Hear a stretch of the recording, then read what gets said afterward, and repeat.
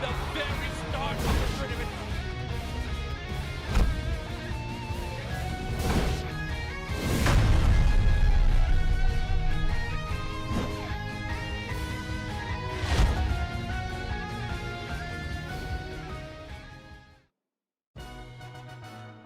Ladies and gentlemen, welcome back to the Pokemon Unite World here. We're here for the Asian Champions League Southeast Asia Regionals. My name is Flavor. Joining together with me is none other than my good buddy here, Mr. Yolo Lee. It's of course great to be back again for day 2 of the Pokemon Unite Asian Champions League 2024 for the regional competition. So it's really a fantastic moment here because now we are trying to prep to see who's going to be our top 3 from each of these regions to proceed to the actual ACL finals. Yep, that's true. Now, of course, we're looking forward to today because we've just concluded some of the matches from East Asia yesterday. And this time about, we're going to be featuring Southeast Asia. Now, of course, we're looking at some of the best of the best of the best of what Southeast Asia has to offer.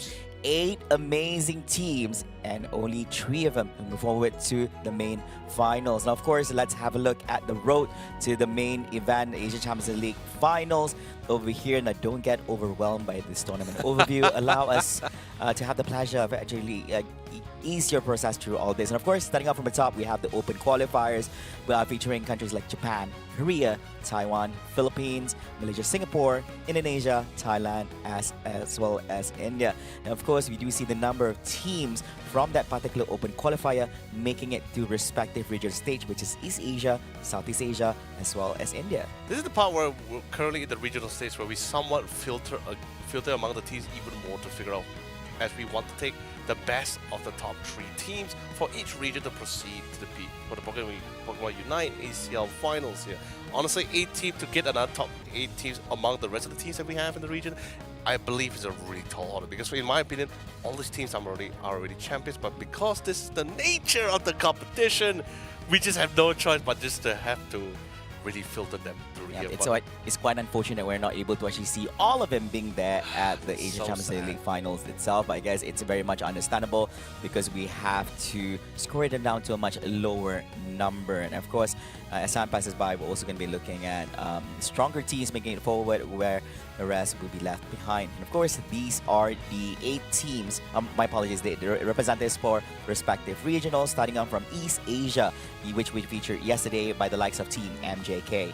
We have KS, Unite Holic, Zora Tigers Gaming, Team Mosquitoes, Too Easy, Shin and Rode, and Joe is Love Unite. And of course, that's pretty much for yesterday for day number 1. I hope that teaser was enough to hype you guys a little bit more for today, day 2, which is going to be for the Southeast Asia regions one. For that top 8, we have Team NYS, of course, the one you know and love, Roll to the Top, Talent PH, Secret Red Diamond, Team Rise, Onyx, Get Together, and of course, really unique naming as well, Team Loading. Yeah, and that's not an error from production side. The actual name of the team is actually Loading. And of course, on the right side, beyond Southeast Asia as well as East Asia, we also have the India region where they feature 6 teams. Now, of course, for some of you guys, you might have known this. They've already concluded this regional competition, but we just want to highlight the 6 teams are Revenant Esports, Team True Gravity, Fortune Legacy, Team Griffin, Cloud5, and FS Esports. And congratulations to Team True Gravity representing the India region, making it to the ACL finals.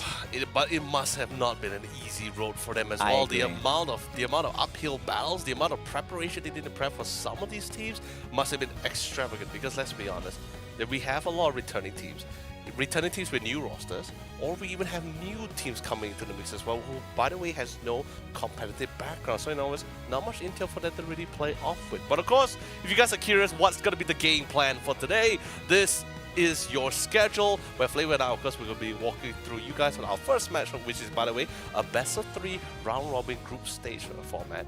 The first match is going to be Team Rise from Indonesia going up against Secret Red Diamond from the Philippines. Yep, that's going to be quite an opening. Indonesia against Philippines in the first best of 3 series, followed by Thailand. Second place winners here, Get Together, up against Malaysia, Singapore. So in second place winner, Road to the Top. And of course, we're also going to be followed by a few number of best of 3 segments for match number 3 all the way to number 6. And you're going to be tuning in to some amazing commentaries from us together with our good buddy over here, Dana Lee, as well later on in other matches. The thing is, we don't forget, guys, while we are proceeding with this group stage round robin format, right, which by the way we will definitely explain a little bit more further and in great detail later on. But this is definitely not the end of the group stages. We still have another group stages that's going to be happening next week for both East Asia and Southeast Asia. So today isn't really like the end of all things, but it does somewhat dictate majority of the matches points in particular, which is why you guys get to see here right now we're in Group A. All of our top 8 will be split between 2 group stages, Group A and Group B, respectively. Each group will have 4 teams, of course. And this is why I was saying where not all by today alone, most of the team would have racked up enough points because we are practicing round robin. So each team will only have, I guess you could say, 3 best of 3s to go through, and I guess in other words, 3 chances to earn as much points as possible. Yep, that's true. And of course, the idea is to actually get the best ranking or placement in your group, so you have a much better seeding at the main bracket, which should be day number 3. And of course, just want to go through this. For Group A, we have Team MYS, Loading, Secret Rare Diamond, as well as Team Rise. Oh, that is actually a pretty stacked lobby, if you ask me, for sure. Yep, that's going to be quite a hurdle for each and every one of the teams to go up against one another for this group. And of course, we don't want to miss out on the other group, which features yet another 4 teams here from Southeast Asia. We have Team Get Together, Team Talent PH, Road to the Top, and Team Onyx. Honestly, if just seeing the group stages right now, and for those who has been in the scene for at least more than 2 years, you guys can definitely tell for sure that Group A feels a lot more hectic than usual. We're talking about like the top teams, like both of these regions has to over, which is Team MOS and even Team Rise, which has, by the way, been in ACLs, been in Pokemon World Championships, also been champions in their respective regions as well. Few times on top of that in that lobby, and I'm saying it's a very suffocating lobby, if you ask me. Yeah, but of course not too shabby. Here come from Group B. They have Team Road to the Top, which does exceptionally well in the MYSG segment. We have Team Talent PH, which was also the Philippines champion over there. We have Team Get Together and Team Onyx. And of course, coming next here, we're also going to be checking out some other additional information, which is most definitely day number 3. This is going to be the main bracket after the conclusion of the round robin group stage. Now, of course, from here you can actually clearly see that your seeding or your ranking, your placements in the group stage will determine where you'll be placed in the bracket itself. So the better your seeding is, the better your placement will be closer towards the final. Definitely a lot more less roads to cover, I guess, or at least less bases for them to cover here, which is, by the way, I am a big fan of this graphic because this at least visually explain to people like what do we mean by better seating means better positioning. Yep, that's this is definitely a lot more clearer for them to understand. And credits to the production for this amazing explanatory. I think with this particular basically visual, people have a good understanding on how important the round robin group stage is. It's not just about winning, but also it ensures that you have a much easier path towards making finals. And of course, this is going to be the tournament rules for day 1 and day number 2 for East Asia as well as Southeast Asia as well. It is it's the same. It's single round robin. Now all matches will be in best of 3s, and 8 teams will be divided into 2 groups, which is Group A and Group B, compete against one another. And as what Leonard mentioned, they'll be going against one another in 3 best of 3s, and teams that finish with higher standings will gain seeding advantage on day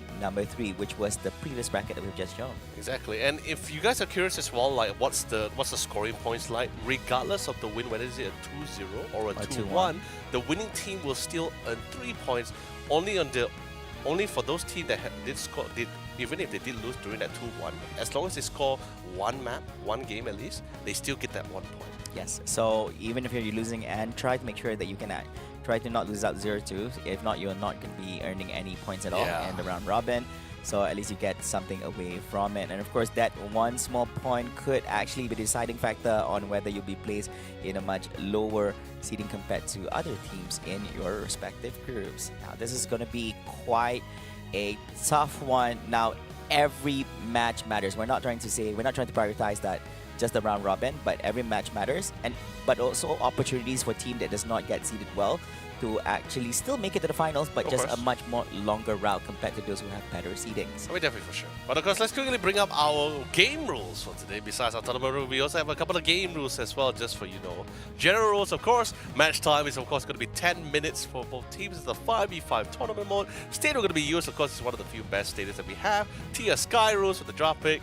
Hell items, of course, no use limit, no level limit. So this, of course, gives a little bit more perks for those who have managed to max out those items, right?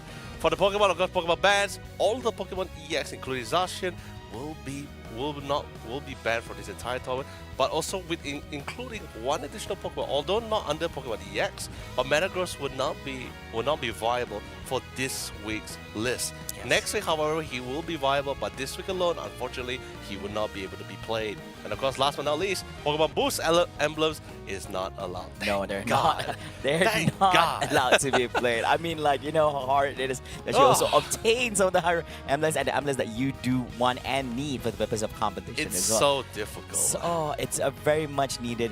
Thank you so much to organizers for this. And of course, the draft pick, if you're not familiar with the competition, we're doing things when it comes to drafting. This is draft pick segment where the team that begins with the first pick will get to pick one Pokemon, and for the one who gets second pick, you get to pick two Pokemons and followed after. So we have two coming on from the second pick team and then two from the other team and vice versa until both ends have 5 Pokemons each.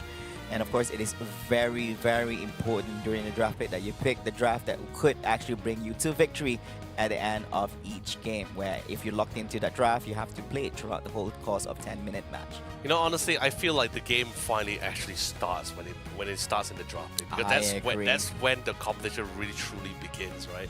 Because that's when both of the team captains have to really try to pick the best competition, but at the same time try to counter the opponent's lineup. But this is where intel really comes in between the team captain. How much research have been done against other teams that's currently in this tournament? Because the more you know, the more you can prepare. Which is something the newer teams will have an advantage on, since they don't really have a lot of competitive record to follow up with, or much VODs to watch or refer to. So I guess you could say it's something like a bonus advantage they can go against a team who has been here in the scene, who, yes, a lot of experience means a lot more preparation, a lot more confidence to output their composition. But that also means all their tactics, all their lineups, all their skill sets, and maybe behavioral patterns or habits are pretty much like an open book in this case. That's what some people will say. Yep, I have to agree in that, and I just want to highlight on the part where Danny also mentioned that knowledge is power. And it has been proven from time and time, especially from what we have observed in the East Asia matches. But of course, before we move forward with our competition with today, we also want to highlight in regards to the prize pool we have. Of course, for the first place winner here for the regionals, the first place winner will actually bring back home $5,000. In second place, you get $2,500. And of course, in third, you bring back home $2,000. It's going to be quite an interesting one. I believe that the minimum amount for all teams, if you get placed in 7 and 8, will be $500. Interesting. But of course, regardless of the prize pool, right, we're also ensuring that only the top 3 best teams will be proceeding towards the ACL finals here. So I think that's the more priority kind of thing. But of course, the monetary prize is, of course, always great for anybody, for sure. But the main goal is to get that spot in that final. That one spot is the most important thing here. Yeah, and of course, we're going to be jumping in straight into introducing these two teams who's going up against one another in our first best of 3 series. Ladies and gentlemen, this is going to be Team Rise up against Team Secret Rare Diamond. That's gonna be quite the challenge for these guys, because honestly, right, Secret Rare has been an organization that has been in the scene for quite a while. Although they have multiple teams, could be the A team, could be the B team, could be the main team, could be the sub team, but they have various rosters prepped for each of those teams. We even see Secret Rare Pearls coming into the mix as well. I remember that one too. Yeah, so I don't know whether it was a collaboration in any way. I thought there might have been a spelling mistake in any way. It's just like the name, right? It's Team Secret Rare. Secret Rare? Like they have secret teams prepped to counteract several teams that we have currently in the scene here. But like I mentioned earlier, not much intel to really go about, except that recent VOD from their recent game to get themselves here into the regional stage. That's pretty much all the VODs that Team Rise could possibly prep for this team alone, and that's pretty much it. And probably that's the only reference that the other teams do have, or probably they have personal experience in going up against them in ranked matches or even in scrims between teams and all this. But of course, looking at the matches as well, we do see some a little bit of pattern from observing their Philippines Open competition. They are the second place winners in the Philippines Open itself. They had quite a Cinderella story because they actually dropped out in the first round in the upper bracket. Oh, okay. Yeah, against Talent PH, which so happens to be the only team that they were not able to overcome in the whole competition. So they crawled through the lower bracket from the get-go, and they 2-0 literally everyone except for Talent PH once again in grand finals where they lost 1-3. But still, that shows to prove that they are one of the best what Philippines has to offer. But of course, with that being said, let's quickly bring up the team head-to-head. It's of course Team Rise versus Team Secret Red Diamond. This is going to be their lineup, as you guys can see. You guys probably will recognize the name. Maybe you guys don't, but now you probably would not forget it here. But of course, let's quickly bring up the video and check out to see what they have to say.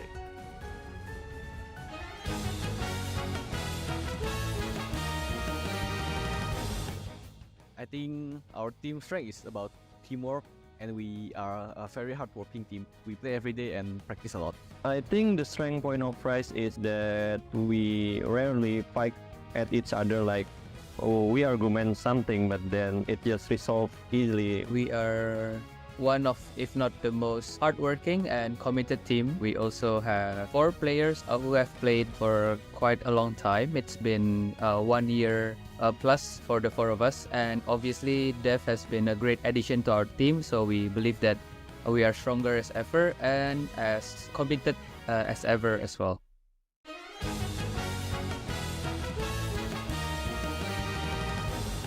I think our team Secret Red Diamond has only one strength, which is our manager. Our manager is the one who believe on us and give us the motivation to push further. In my opinion, the strength of my team comes from us being aligned with each other when it comes to our gameplay. That all of us can be aggressive when needed to, and we can also be passive when needed. Wow, I pretty much enjoyed what was being shared from both ends over there, from Team Rise as a Secret Red Diamond. Now, I do want to highlight a little bit about the Team Rise. Is like from that conversation. Now, they mentioned about them being one of the most hard-working teams here when it comes to Pokemon Unite and competition, to show how serious they are about the competition about to inspire. Now, why that's a very important information is because that was the same exact thing that they actually mentioned in the previous year in 2023 as well, which means that they want to prove that they are very consistent when it comes to the amount of effort, the amount of time they put into the game. And of course, before we dwell even further into all this, allow us to actually do the honors to introduce the rosters coming up from both ends, starting off with Team Rise, our Indonesia's Open #1 winner, starting off from Eeyore, Dev, Zoe, EXQ, and Illuna.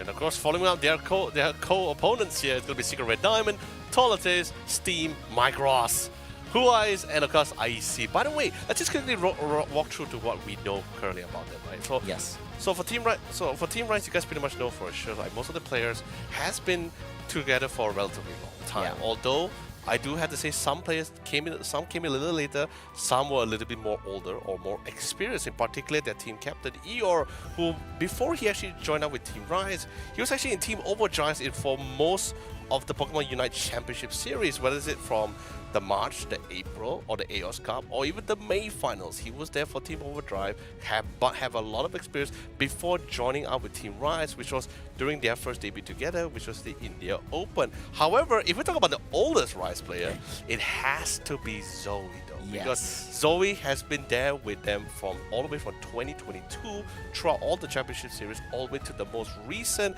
and of course current team here, which is our India Open 2023. Yeah, that's true. And of course, we're going to be jumping in straight to Raz. And of course, in between those, we're also going to be sharing a little bit insights on both teams as well. But for Team Rise now, they are the best that Indonesia has to offer, because they're not just the Indonesia Open 2023 winners, but also the 2022 Indonesia champions as well. And they do have players from Dev, who was previously playing off, and Team Renaissance with them. They're also the 9 to 12 place winner for the Pokemon Unite World Championship 2023 and the #1 Pokemon Unite Championship Series 2023 APEC West competition. Now, that speaks volumes. Look at these guys are winning front, left, right, and center. And we're going to be indulging ourselves in this match in between Team Rise going up against Team Secret Red Diamond, where the ban has been concluded over here. Hooper together with Inteleon, and with that opening coming up from Team Rise. This is very interesting to me, right? Because of the fact that both teams are able to play Hooper, and particularly Zoe has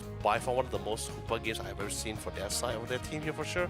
But them going to the Bandit out and try to secure that Clefable just ensures the fact that their team going to be having a lot more head-on confrontation. You want to have a lot of healing, you want to be a lot more on the field, a lot more contact plays coming out from the side of Team Rise. Secret Red Diamond, on the other hand, starting off with a speedster, but instantly counteract with the Slowbro here. Yeah, so I'm guessing that from this up. Now, looking at the draft, what Secret Red Diamond has brought based on the first 2 picks, and together what will happen here, which I believe they will lock in this Cameron, because it's a pattern that we see from the Philippines Open itself, that they are very comfortable running with the Leafeon. They are very comfortable running on with the Umbreon, with the Cramorant. There are a few matches they also run the Pikachu as well, and one of the top ones that most of the time they will actually play out is like mons like Trevenant together with the Lapras. And I'm very sure if Team Rise were to actually do a little bit of research on what they played out in the Philippines Open, they're able to actually tell this thing as well.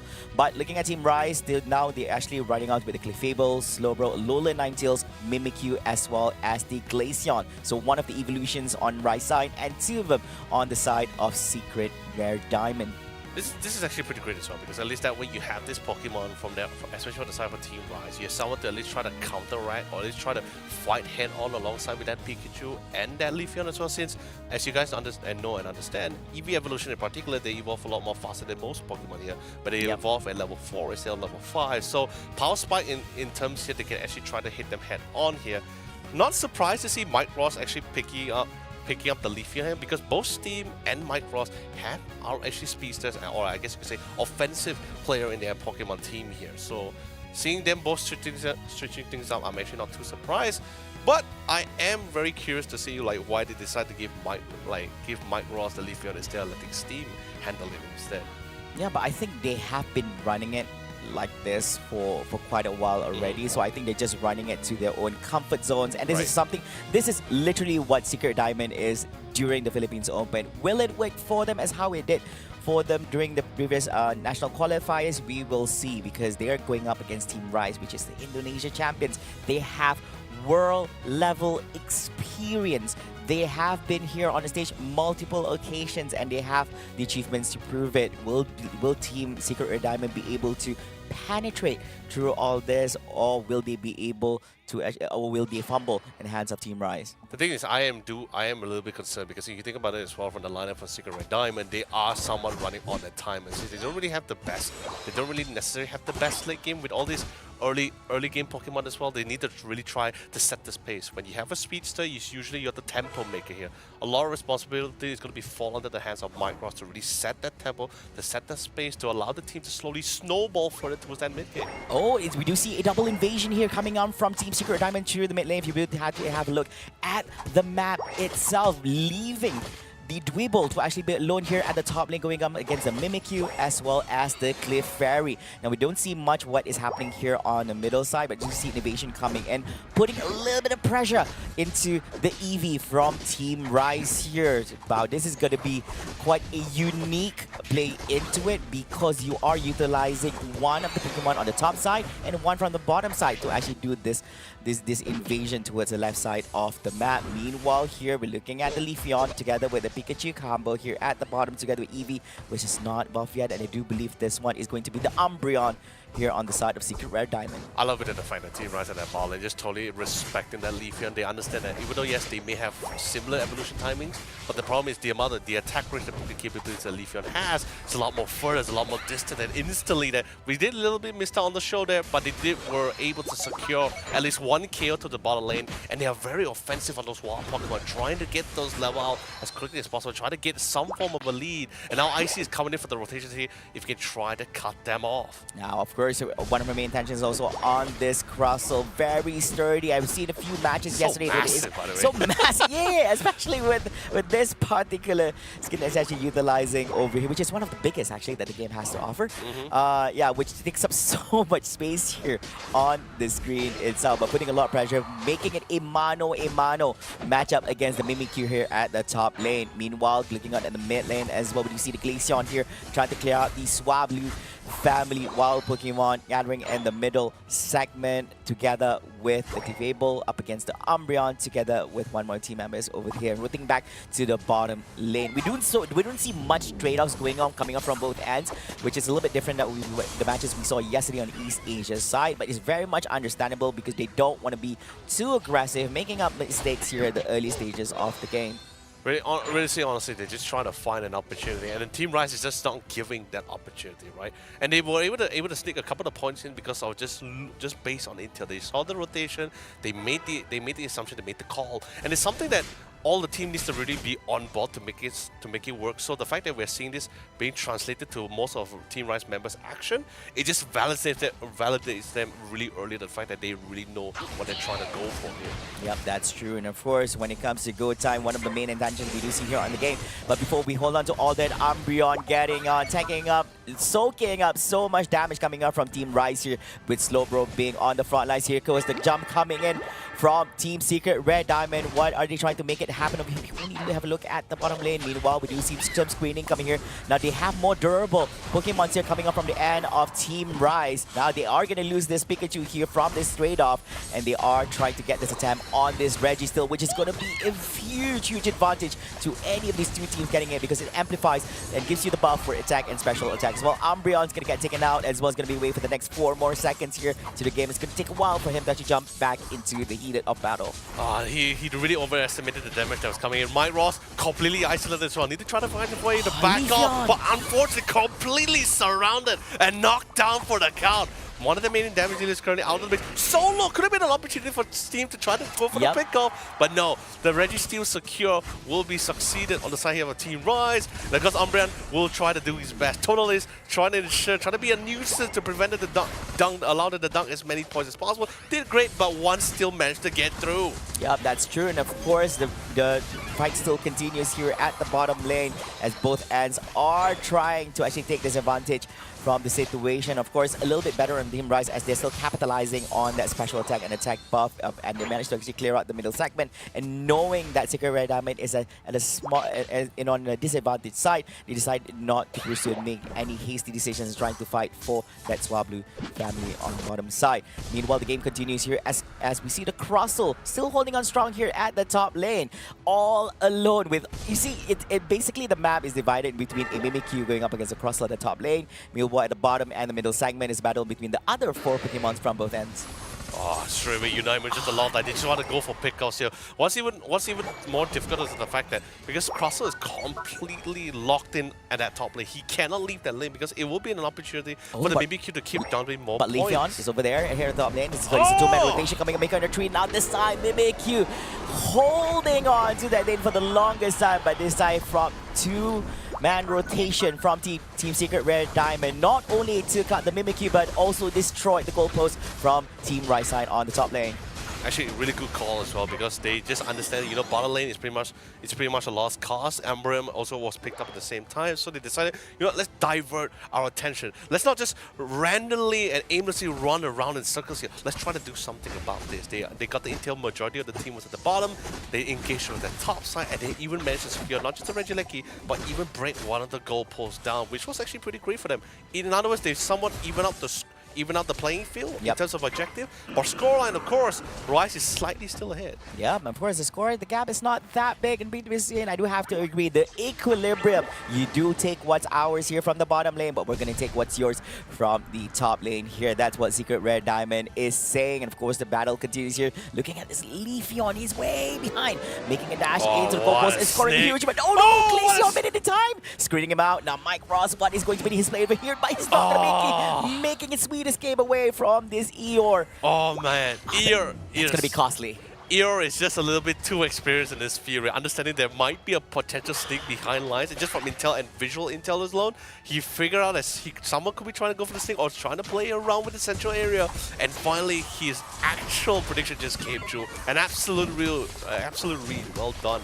Wow, you do see that Mike Ross was trying to be a little bit sneaky, a little bit Definitely. naughty on that attempt, but Eeyore managed to sniff them out and caught him in that encounter. And of course, this time about, they managed to take down the Reggie Rock as well, which also gives them the special defense as well as the defense buff for their end. Now that's double Reggie's down on siding towards the side of Team Rise, and we're just less than a minute away from the Rayquaza gets scored. Oh no, Zoe has made a run for him. Moonlight being utilized as well, but being chased down by 3 of the Mons here. It does seem that the Crustle decided not to pursue any further, as going to be really time consuming. And take out on the Claypool, does have the mobility, and there might be other Mons actually providing a little bit of assistance for his. And meanwhile here, Eeyore's top lane on the Glaceon, tried to do a little bit of scoring, was not able to actually do any of it because it's quite heavy. 50 in his pocket. Aggressing. By the way, 20 seconds left before the Rayquaza spots as well. Good start from the child. It's so difficult for Secret Red to try to find an opportunity to try to go for the park. He did manage to lock it down, but not for too long here and completely isolated from the side. Although there's no Umbreon, Regieleki was still able to be secure for the hands of Secret Red Diamond. Pretty great job actually coming out from them. Wow, if you look at the numbers, I think that Team Rise had more on that encounter on the Regieleki area, but then it was still, Team Secret Red Diamond was still able to actually get the last hit in, managed to put Regieleki on their end. But even if the Regieleki making their way to the top lane, nobody is actually going for any form of scoring over there, as they are ensuring that their main focus here is definitely on this Rayquaza pit over here. Now, what will be outcome of this? This will be the main deciding factor on who will be the winner for this particular match, as Team Rise is currently now on the lower end when it comes to points, and if you want more, and another 100 being scored here by the Leafeon this time, it is a success, Leonard. Oh, that was really great, because I love what Secret Red Diamond was doing. They were like luring them away from the Rayquaza. They know for the fact that Team Rise really want to go for pickoffs. They want to go look for a couple of more KOs to really have a very secure Rayquaza going. But in the end, instead of joining the fight, Leafeon decides to go for a quick dunk, elevating them with even more points here. Now this is pressuring Team Rise a lot more to try to get this Rayquaza, because now they know they are short by not just 100 plus points now, and this Rayquaza can prove quite pivotal. 57 seconds left on the clock as well, and Rayquaza is definitely still the final goal, because if not, there is literally no way I can see Team Rise really bringing this game back unless they can try to sneak Illuna and even AXQ to go for a couple of points of dunking. Yeah, but they were required to the Pokémon to actually get into the goal post to go for a little bit scoring, and knowing that Secret Red Diamond is not going to allow such a slip up to happen. Meanwhile, we do see a scramble happening up front coming from both ends. Rayquaza still slightly less than half HP over here. They managed to take down 2 of the Mons coming up from the side of Secret Red Diamond, making it a 5v3, making it 5-1 situation over here. Oh, and Leafeon also gets taken down. It's a full-on team wipe, as Umbreon has just returned into the whole team fight. By him being alone over here, it's not going to be able to do much, as we do see the Rayquaza has been taken down in the hands of Team Rise. This is going to be the winning condition that they were looking for here in this game number 1 for this best of 3 series. The Indonesian champions are doing it. Team Rise rising above all and making a win for this game number 1 against Team Secret Red Diamond, which is quite an unfortunate thing, because Secret Red Diamond had quite a good lead over Team Rise over there, but it's quite unfortunate during that whole encounter at the Rayquaza pit. They lost out most of the team members and were not able to hold off that Rayquaza attempt away from Team Rise. Honestly, talk about cause of comfort for sure. Let's be honest here, because like honestly, Mike Ross with that quick thinking to and I believe the cost was pretty clean, because as they saw how committed the rest of the members from Team Rise was really diving into their own jungle, really running past the Rayquaza pit, they just figure out like, you know, let's just keep luring them in, keep baiting them out towards us. Like, try not to get caught, but don't run too far to make them lose interest. Keep them on you, and then that allowed Mike Ross to get another free dunk to the side, and it was like another additional 100 points, right? Yeah, he failed the first time, but he was confident. Yeah. He was confident that he was able to pull up this time. I mean, Eeyore, you caught me the first time, but I'm gonna do it this time. He's like a dog with a bone, right? Once you give it to him, he just won't let it go, right? He needs to get it, but unfortunately enough, I saw what they were trying to do, right? Because they had the timer was on their side, they had the points as well. They were trying to do the exact same method they did initially to allow Myros to go for the dunk. However, got a little bit too close to the sun there, dear Icarus here, and really, like, that wax wave just completely melted, and they came crashing down there. Yeah, and I think that there were a few mistakes being done by Secret Rare Diamond. I still remember during the Rage attempt at the bottom lane where I think Mike Ross gonna jump in between three of the Pokemons coming out from Team Rise. I'm not sure what he was trying to pull off, but during that particular time, there was no one who was able to actually provide any form of support or sustain for him to actually survive that encounter, and you were just losing up members after members from Team Secret Rare Diamond during that encounter. I believe that was actually during the Reggie Steal, which was one of the important ones you want to secure in the game compared to the Reggie Rock itself. Now, of course, despite Secret Rare Diamond having an advantage when it comes to points, just seconds before the Rayquaza actually appears, but Team Rise was able to actually win that forced team fight at the Rayquaza pit and also taking down the Rayquaza and scoring over and over and over again in the faces of Secret Rare Diamond. Because, like, the thing is this, right? If they just kept the distance a little bit more, they probably would have succeeded, because there was one problem that Team Rise was having, right? Like, they were somewhat keeping Secret Red Diamond in the early game at arm's length because they just didn't want They were keeping them in check, yeah. They didn't want to, like, just give them the advantage to snowball towards mid-game and late game. They did actually a really great job.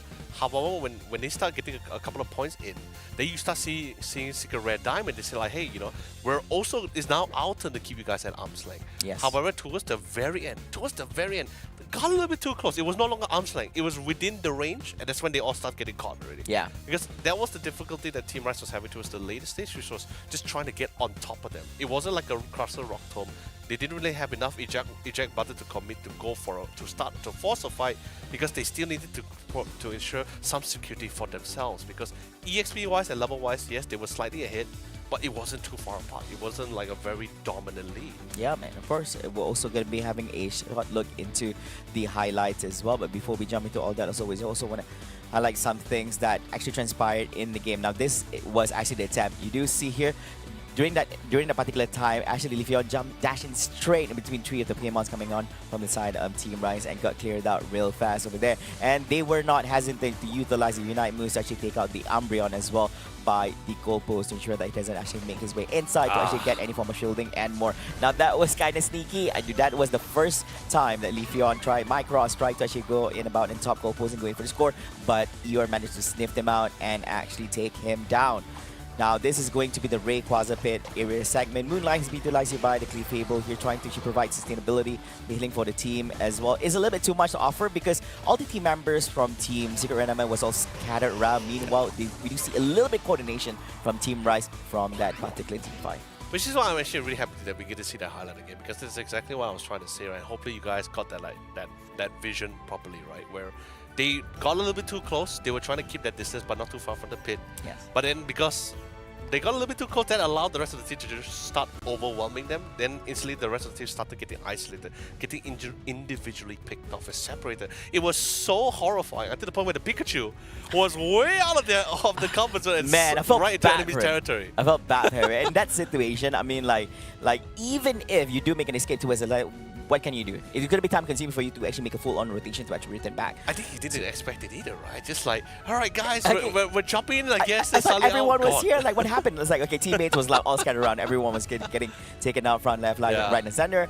And yeah, I think he knew that demise was just awaiting him at the end of the line over there, and he wasn't able to actually do much. But Team Rise, this shows that, you know, whatever they have to operate, they are most definitely champions here, making their way, proving to everyone that they are a force to be reckoned with here in the Southeast Asia segment, regionals. The experience that they have for the past 1.5 years, and especially the bond that they have with among these other players, the synergy could not be more solid here. So literally, like, any composition that were to be thrown towards them is probably something they already have. They have policies already set. They're like, okay, if enemy comes up with a speedster, what's our policy? What's our play back here? Like, if the enemy does to this kind of composition, what is our plan? They have 1.5 years worth of competitive experience. They have fought and screens with one of the few best teams that each of these regions has to offer. They pretty much have it nailed down to what to prepare for and how to react according towards it here. Yeah, and of course, before we jump into even more at Pokemon Unite action here, we do have a little bit of questions here. Where we have that amazing production team has arranged together with some of the team members from our competitors. Now, starting off with Eeyore from Team Rise. Now, they are given the liberty to actually fill in this on their own, so meaning they're self-evaluating themselves. Now, looking at the top right segment, ladies and gentlemen, starting off with aggressiveness, he's a softie. He grades himself one punch. Therefore, aggressiveness, goal defense is 2, combination 5, strategy 5, mental strength 1. I highly doubt that. I mean, if you're the best, if you're literally the best what Indonesia has to offer, it can't be 1.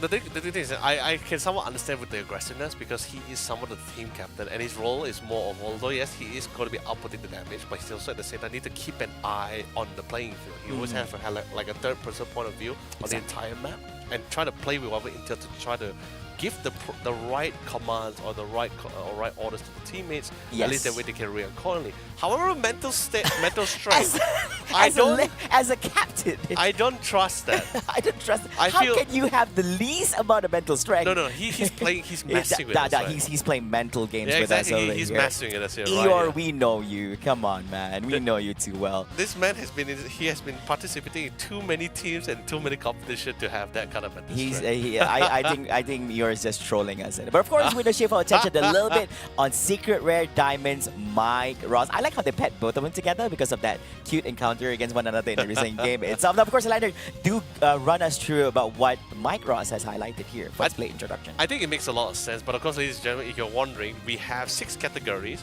but the 6th category, the very last one, which is by the way confidence or mental strength, that's actually custom by the players. Yes, so they get to choose. They get to choose or put whatever category they want. However, seeing based on the stats, I actually can somewhat agree coming in from Mike Ross because as a speedster player, as a speedster main, particularly you do need to have a certain level of aggressiveness. You also need to be very objective, not too crazy about it. That's where mental strength comes in because sometimes when you get a little too heated, you get into that overdrive, right? Yeah. You just dive in without any thoughts or anything. Sometimes you need to be able to reel yourself back in. So I think that's something Mike Ross really has. Confidence, of course. Oh yeah, he knows what he's doing. You need confidence. I mean, you don't play speedsters and not having confidence, but look at this strategy. Now he does grade him a little bit lower, which is fine because he does trust that he does have a good leader to lead him here in the game.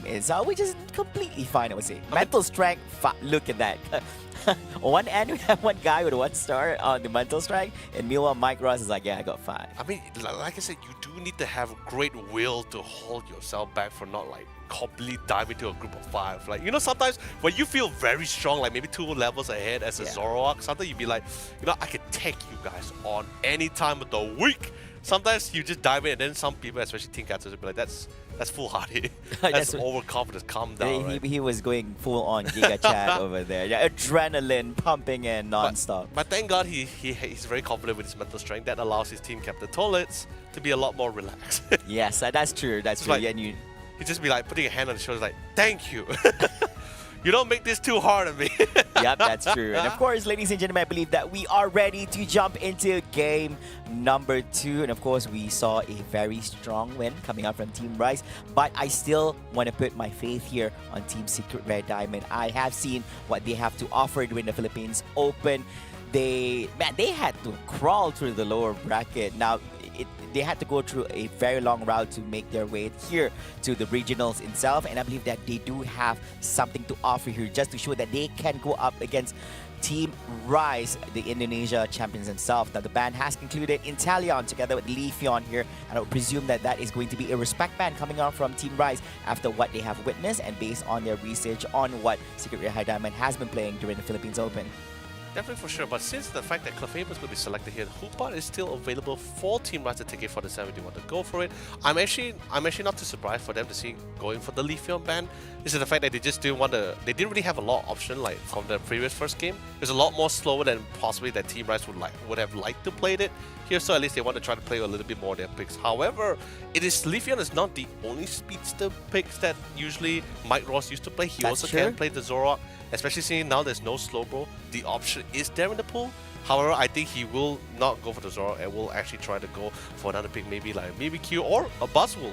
Oh, now, of course, having the Buzzwole here, and there's already an Umbreon first pick coming up from the side. Team Rise, they might just play it a No way. run over here, but instead, Okay. Team Secret Rare, no. I was just about to say this. We were just highlighting about it. In the great words of Denali, calm down. Stop. Calm down. Okay, the Secret Rare Diamond, they have run this before. They are comfortable with running the Trevenant pick, but I don't see much people being played. I think probably I might have missed out on the games that actually run this. But yeah, Trevenant, one of the comfort picks that Secret Rare Diamond has ran during the Philippines Open here. Now they're gonna bring their game to Team Rise, but instead of actually running Zoroark on the side of Secret Rare Diamond, it's going to be Team Rise running them for themselves. So Zoroark, Hoopa, we have the Lola 90s Blastoise, and the Umbreon for Team Rise. I believe this is going to be Eeyores and Zoroark as well. It's not without a chance. But by the way, also coming from the side for Tolitz, which is their team captain for Secret Red Diamond, right? He actually has a more of an offensive background before he actually utilizing defending Pokemon here for their team. So I believe this is going to be a little bit more of like an all-rounder defender here. A little bit more offensive Trevenant here, not going to be the one that's winning things out. However, I felt it's a very confident play. The fact that you're actually picking a Zoroark into the Trevenant is no slow bro for sure. Yep. But he does have the necessary control to actually try to destroy the Zoroark if nicely timed. But that just means it does present a lot more opportunity for the rest of the squad to really dive in here, because let's be honest, that's besides Smackdown for Buzzwole and the Trevenant's Woodhammer, I don't see any other form of CC to really control the Zoroark. Yeah, that's true. And of course, looking at this as well, now knowing Mike Ross is on the Glaceon, and you see Eeyore here on the Zoroark, man, I wouldn't want to be a Glaceon in this game. You know the Eeyore's coming for you, man. And knowing this, I think that the idea behind Secret Rare Diamond, they want to ensure that they want to protect, ensure that Glaceon doesn't get taken down earlier on, because he's one of the main damage dealers here coming on from Team Secret Rare Diamond. But the draft has been locked in, and we will see how both teams run the draft that they have just completed in just a while ago. Here we go, game number 2. This best of 3 series, Secret Rare Diamond versus Team Rise. This is going to be fun, and I think Clefairy Hoize was trying to see if we can try to get an invading opportunity, try to disrupt or slow things down much as possible. But I think a really nice read on or I guess I could say like, or a little bit more prepared and a little bit more securing. We see the Hooper just constantly just roaming around the central area. Oh, we do a double invasion coming out, and this time it is not just coming from Team Secret Rare Diamond, it is coming from Team Rise as well. I mean, we saw what you did early on in game number 1, so we're going to do the same here. Do you see the Hoopa going up? Oh, gotta be careful here, trying to make it screen out. Just gonna be a little bit nuisance. Early on, Secret Rare Diamond sent 2 of the teammates, which is one from the top lane and one from the bottom lane, to actually do invasion, but this time they're only sending 1 instead. Yeah, definitely for sure. A little bit of a slow lag, but nothing too massive happening. I see on the other hand, it's going to be having a little bit more fun with the Buzzwole against the Squirtle. It'll be taking a couple of times. A rotation is definitely required for them. They want to try to take on this Altaria family for sure. Yep. But I think it's going to be safely secured by Secret Red Diamond. I don't think they can really do much with just the Squirtle and the Hoopa. However, to the bottom lane, we got the Zoroark just constantly diving to try to see if they want to try to get some equivalent trade here. It looks like they will succeed, not just 1, but even 2 KOs for the punish for that over-aggression. Oh, that was painful. 2 takedowns here in the hands of Mew from Team Secret Rare Diamond, which puts them away slightly when it comes into leveling. We're looking at level 6 on the Glaceon and level 6 on the Zor here from the other side. One of the 2 of the main cores here from both ends are having a great lead. So how long gonna hold on to it? Meanwhile, Hooper getting chased here by the Trevenant together with the Glaceon, as well as I believe that there's another team member. But meanwhile, I'm waiting from behind. A lot more sentries spotting Illuna, but however, that is the defender. Umbreon is going to be taken a couple of times before he gets taken down. Rest of the team is slowly moving in. I believe I saw the Zoroark actually giving a quick dive towards the Mew, but he was able to eject up towards safety as well from the minimap. But nothing so far too aggressive. A couple of skirmishes here and there, but no aggressiveness anymore for them from that last confrontation. Yeah, meanwhile, stacking up more and more is going to be this war total. You know, they're having a little bit of struggle when he was actually going up against Buzzwole in 1v1 situation, but due to the assistance coming up from his teammates in the top lane, make it easier for him to actually stack up himself. And of course, we do see a much more favorable number here from Team Rise at the top lane, putting on a little bit more pressure with Secret Diamond. Meanwhile, here looking at the bottom lane, oh, here comes the Evolution as well. Second stage is going to be the Blastoise for the side of Team Rise. It's coming in, and it does have a Hydro Typhoon in hand as well to be utilized at a good moment here in time. While Buzzwole here not having as much as a good time as earlier on. Oh, he's trying to actually go for a little bit donkey. Look at Rapid Spin here, pushing on the team members from Secret Rare Diamond away as they're about to actually go in for an zap on the Regieleki. However, they need to be very aware of the fact because of the fact that they don't really have the Hydro Typhoon. However, to the backline, you see a very aggressive Iyor goes in. Not even to get any pickups, but actually gets tagged a lot instead. All relatively low, no Unite move. They just may have to give it up. This entire regular, they can try to go for a couple of poke, maybe try to go for a last minute snipe, but literally Overzealous gets pulled back with a smackdown, knocked down for the count, and instantly down for the rest of the team. A beautiful KO secure from Secret Rare Diamond, and even the Regieleki too. They want a couple of more. They're not satisfied with one. They want to try to get the third if it's possible here. But sadly, no. Thank God for the safety portal. Brings him back to the reset. However, he's not out of the woods just yet unless he takes the portal back, and which, of course, logically, he wouldn't. That was a horrible situation for Team Rise because although it was actually a 4v5 situation for Team Secret Rare Diamond as they have the Glaceon taking out the Regis at the bottom lane, also pushing forwards to the lower goalpost and also invading their wild area in the middle area. At the same time as well, despite a 4v5 situation, they were able to take down the Zoroark as well as the Blastoise from Team Rise and also securing that Regieleki as well, which is insane. So you would say that even without the presence of the Glaceon, they were able to actually do wonders in that situation. Meanwhile, also Clefable tried to make an escape for it. Does have to soak up a little bit damage coming up from his Sam. Rapid Spin here, clearing out on the Terminal, but the damage output is not enough to actually make any impact from his side. He comes down from Umbreon as well, trying to hold on in position. Oh, Hydro Typhoon! Latching on into Trube. Is that the flow come from the teammates? Over trying to actually jump in as well. And here also comes together low lane 9 come from the side, and the damage output hitting off on the Clefable.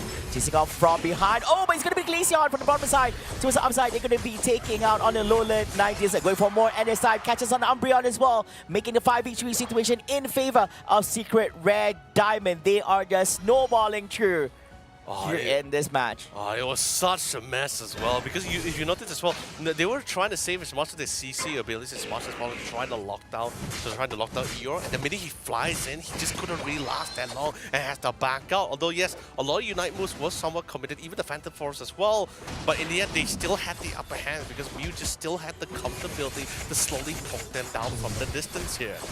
Oh no! Whoa, what a steal! Hoopa, after all that being dished out by Secret Rare Diamond, naughty little Hoopa got that one basic attack in. It was literally just like one right click. Oh, and I got it. Such a cheeky bugger. Oh man, that was insane. I mean, he couldn't believe it. The Mew as well as the Glaceon couldn't believe it too. He didn't even use Unite moves or any abilities. So it was just a normal hit, and that was it. The most casual drive-by from a Hoopa coming in from Zoe. That's gotta hurt. That's gotta hurt. Now that's gonna be a very painful one. Of course, the Unbound here being unleashed by the Hoopa. Great to imagine creating a little bit of space, trying to go in for a little bit of scoring. But getting pushed out here by team members for Secret Rare Diamond. Are they able to actually do it with Traveling and tagging out, soaking up into all this? Here comes the Buzzwole. It's going to Hydro Typhoon be utilized as well, but it's going to be on the side of Team Rise this time about as they got 4 from Team Secret Rare Diamond, leaving Glaceon all alone. No, they got a little bit too overzealous there. They really grouped up perfectly, standing on top of the point on that goalpost because they didn't want them to get any possible point. But that lead allowed them to follow up with a Unite move like in the Hydro Typhoon. But of course, once again, diving a little bit too close to that, they know they have no Unite move, so they want to try to get as many kills as possible. Control, CC, one gone, second possibly on the way. Thank God for the safety portal. We'll be able to safely bring their allies back. Look at this. What are the odds after those amazing trade-offs from both ends? They are now tied at 232 points to 232 points. Like, what are the odds of this even happening? Yeah, this is absolutely crazy to me. I mean, do you like me in this? If both of them are a draw, I believe that there is a way to actually. Will it be a draw or? Unlikely, very unlikely. Very unlikely. Very right? unlikely to be. Yeah, so I'm guessing that we'll see. Things are gonna get more heated as we're just 35 seconds away from Rayquaza appearing here at the stadium. both ends, they know they're neck to neck right now. Glaceon level 12, a much higher level. Blastoise and together with Zoroark at level 13 on side of Team Rise. This time Mew gets that last hit in on the Regieleki and is pushing through on the top lane. Meanwhile, at the bottom lane, secured by Team Rise, getting on that Reggie steal, which means that they do have the special attack and attack buff for themselves, getting ready into the next encounter. This is going to be giving them a huge advantage in terms of firepower. Definitely 2 minutes left on the clock as well, and then you notice that you're being really long, it's all the way to the sidelines here. Let's manage to get ready to see if we can try to snuck in a couple of points more. Now the Rayquaza has finally been spawned here, and the rest of the squad trying to make strides and trying to make ways to get into it at the same time. Blastoise trying to secure, trying to ensure that goal point is not going to be sneakily being done from the other side, but Eero is possibly ready to do the exact same thing, and Micro, just in case, also playing at the backline. Unless the Rayquaza has been fully committed, they got enough intel, seen enough bodies, then only will he relinquish that defense. However, Eeyore now it comes down to the pressure game. Who will break first? Yep, that's true. And of course, look at that. Zoroark all the way on the bottom left side of the mini-map together with the Glaceon, and they know this. It's a Mexican standoff in between this, or should I say a Philippine-Indonesia standoff. Here in a moment. Meanwhile, all team members are scattered around between Secret Red Diamond and Team Rise at the Rayquaza pit. Traven on all alone over here, getting a little bit of support. Coming up from the Clefable, uses up the Moonlight, getting a little bit of heal. Goes Wood Hammer here in the face of the Umbreon, but not doing much as it's quite sturdy. It is definitely a close battle. Thank you to the battle system for providing us with that particular information. Meanwhhile, it does seem that Rise is going to be the first one to actually initiate on the Rayquaza. But will they be the ones which are able to actually secure the last hit on this, as we are only 45 seconds away? And it does seem that Team Rise was able to do a little bit of scoring by the Blastoise here at the top lane, putting them at 304 points right now, Leonard. This is really hectic right now for them as well. Now just so small part of the differential jumps in. Hydro type full unite move is going to secure as much of the Rayquaza. However, Team Rise will still get it for themselves. 4 KO and left to respawn timers as well. They're trying to look for the cup of the ball. They have a lot of points and a lot of time. 18 seconds feels like forever in this case here. And look at the amount of points. From equivalent differential, now we come back to a massive whooping lead. Oh, look at that. All it takes is one massive big team fight, and Team Rise once again replicate the same winning condition as how they did in game number 1, and wins by a whopping 600 plus points. I believe you see those huge amount of points that we're holding on, of course, during that Rayquaza pit over here. 704 to 232 against Philippines Secret Red Diamond. I feel like this game was just a lot more patient because, like, seriously, I believe in the early stage Secret Red Diamond did what they were supposed to be doing. They kept an arm's length. They made sure Eeyore doesn't really becomes a Giga Chat here. Gets setting the tempo for the team for the early game to snowball towards that mid game. I think they did a really great job. Even towards the fight, they have been trying to avoid as much of those team fight or those close contact plays as much as possible until that one fight for that first goal post. I think they got a little bit overzealous. They decided, like, you know what, we just can't let them get it. Let's just throw bodies, and that was within the range of Dev's Unite move, which is the Hydro Typhoon. And I think he was pretty much smiling with glee. He was just like, all right, boys, they're all here. The whole party's here. That Eeyore was also pretty much smiling because everyone just got knocked up at control.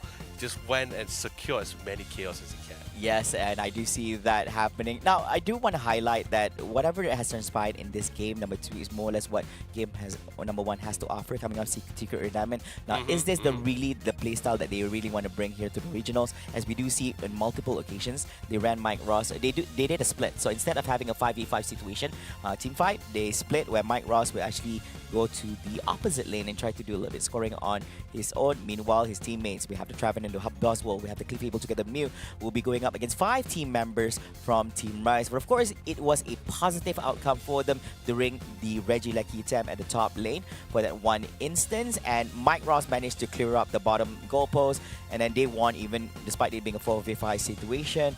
But replicating this twice, and this is not just a one-time thing, they're doing it on multiple occasions throughout the game. Yes. So is this a playstyle they want to run throughout the regionals? And I do believe that other teams observing this game can have a good read on what Mike Ross will be doing in upcoming games as well. Or is this just a facade, or probably just an illusion of trying to pretend on what what Secret Red Diamond is all about, but actually they're going to be pulling off something different later on.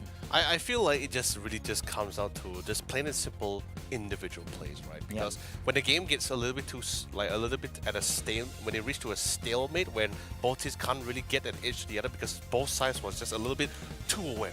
Yeah. Everyone was just so aware, game sense wise, situation wise, positioning as well. Everyone was just trying to keep track of as many people as much as possible, and possibly trying to read where they can actually rotate to or move towards the next course of action from that intel alone.